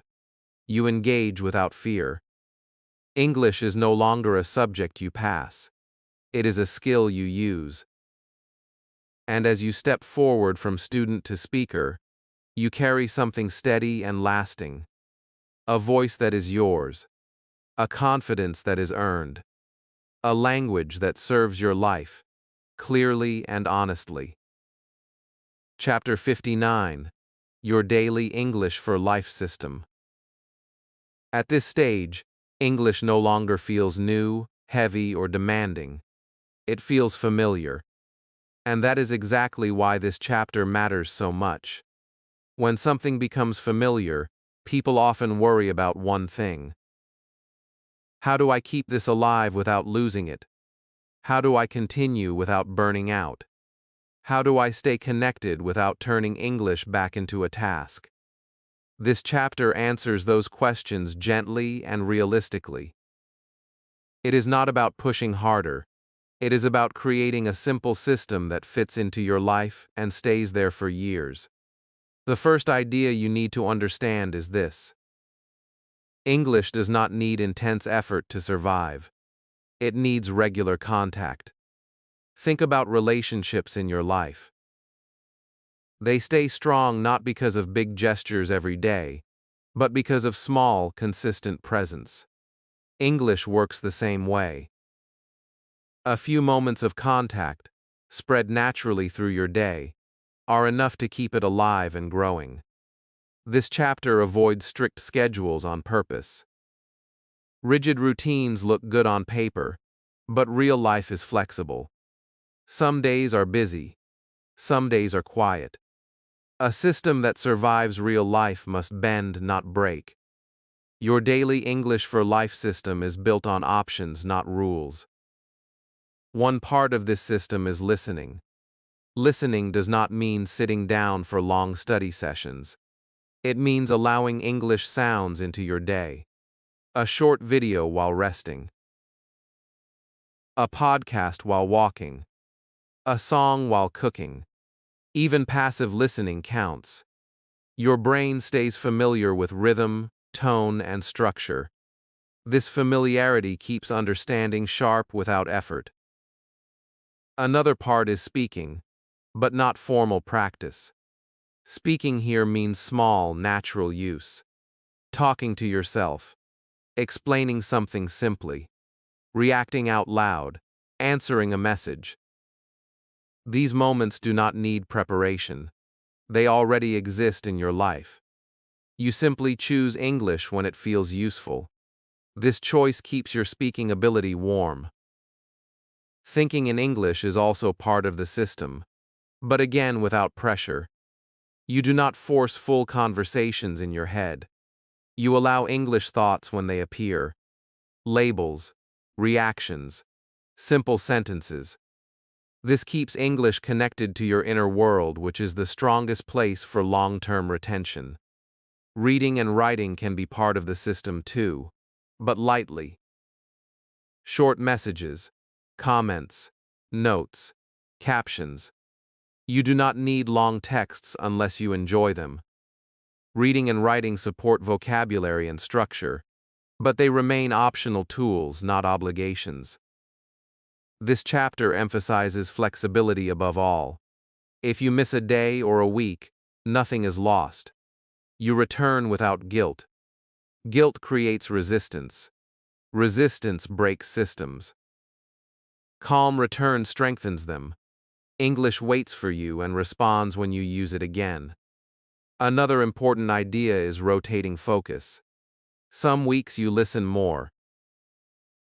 Some weeks you speak more. Some weeks English is quieter. This natural rhythm prevents burnout. Burnout comes from forcing balance every day. Stability comes from balance over time. This system also respects your energy. On low-energy days you choose lighter English. On high-energy days you engage more. This self-respect keeps motivation healthy and long-lasting. The chapter also reminds you that improvement never stops, but it also never needs to be chased. English improves as your life changes. New situations bring new words. New interests bring new expressions. You grow naturally alongside the language. One powerful habit in this system is awareness. You notice when English appears naturally. You notice when something feels easier. These moments build confidence and reinforce the system without effort. This chapter also encourages enjoyment. Enjoyment is not extra, it is essential. When you enjoy English, you return to it naturally.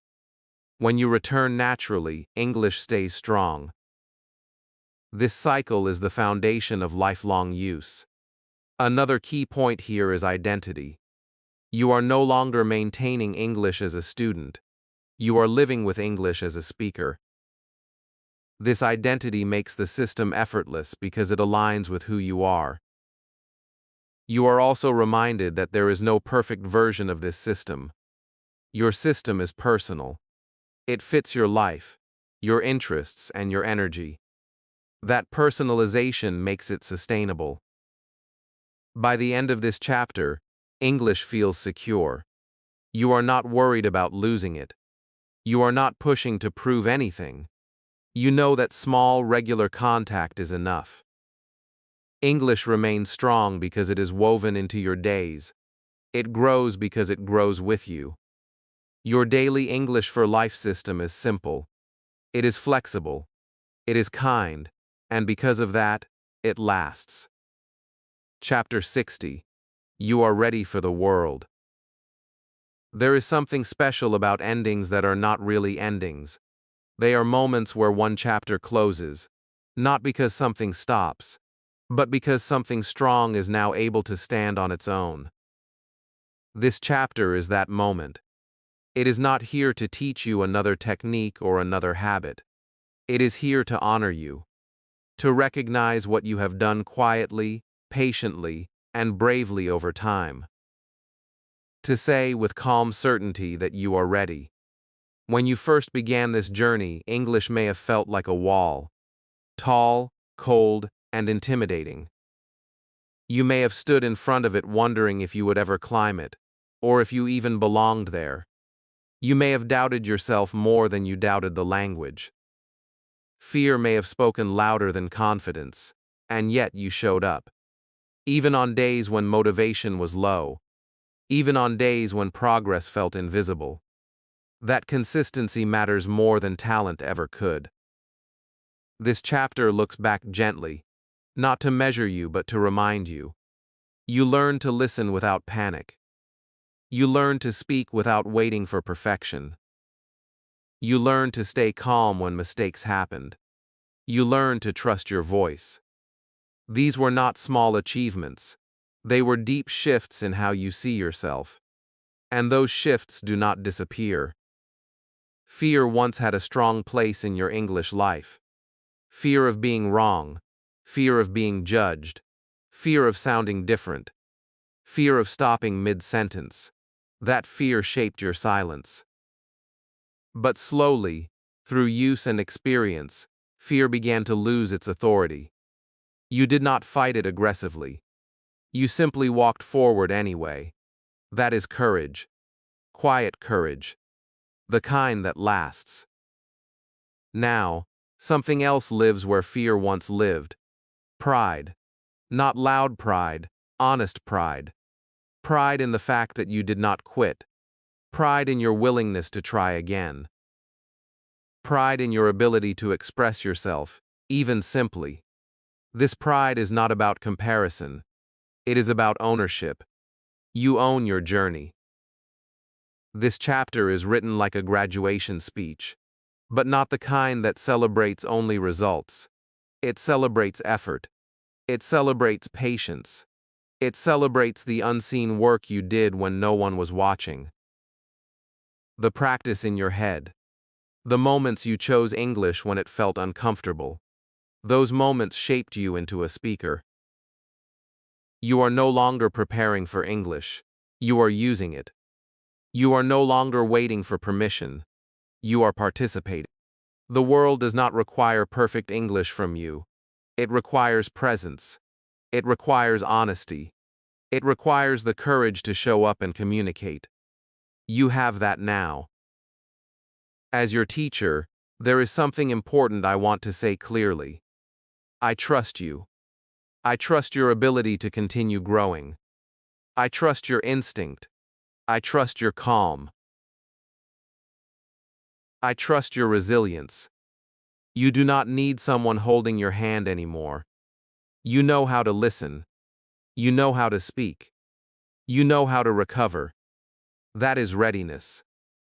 English will now walk with you into real life, into conversations that matter, into moments of connection, into work, travel, friendships, and everyday interactions. Sometimes English will feel strong. Sometimes it will feel quiet. Both are normal. Neither defines you. You know how to return without fear. This chapter also gives you permission to stop proving yourself. You do not need to show your level. You do not need to explain your journey. You simply live. English supports you when you need it and rests when you do not. That balance is maturity. You may still learn new words. You may still improve pronunciation. You may still grow in confidence. But now, those things happen naturally, as part of life, not as pressure. You are no longer chasing English. You are living with it. As this course comes to a close, understand this. You did not just learn a language. You changed your relationship with yourself. You learned patience. You learned self-respect. You learned that progress does not require fear. These lessons go far beyond English. If there is one final message I want you to carry with you, it is this. You belong in English. Your voice belongs. Your thoughts belong. Your presence belongs. You do not stand outside anymore. From here, I step back, not because you no longer need guidance, but because you no longer need permission. You are capable of guiding yourself. You have built a foundation that supports you wherever you go. Go into the world calmly. Speak when you need to. Listen when you choose. Make mistakes without shame. Recover with grace. Help others when you can. Enjoy the language you worked so hard to make your own. This is not goodbye. It is trust. You are ready for conversations. You are ready for connections. You are ready for life in English. And wherever you go next, carry this with you. You are not a student anymore. You are a speaker, and the world is ready to hear you. Thank you for walking this journey with me. Keep speaking, keep living, and keep trusting your voice. English is yours now. Wherever life takes you, speak freely and enjoy every word along the way.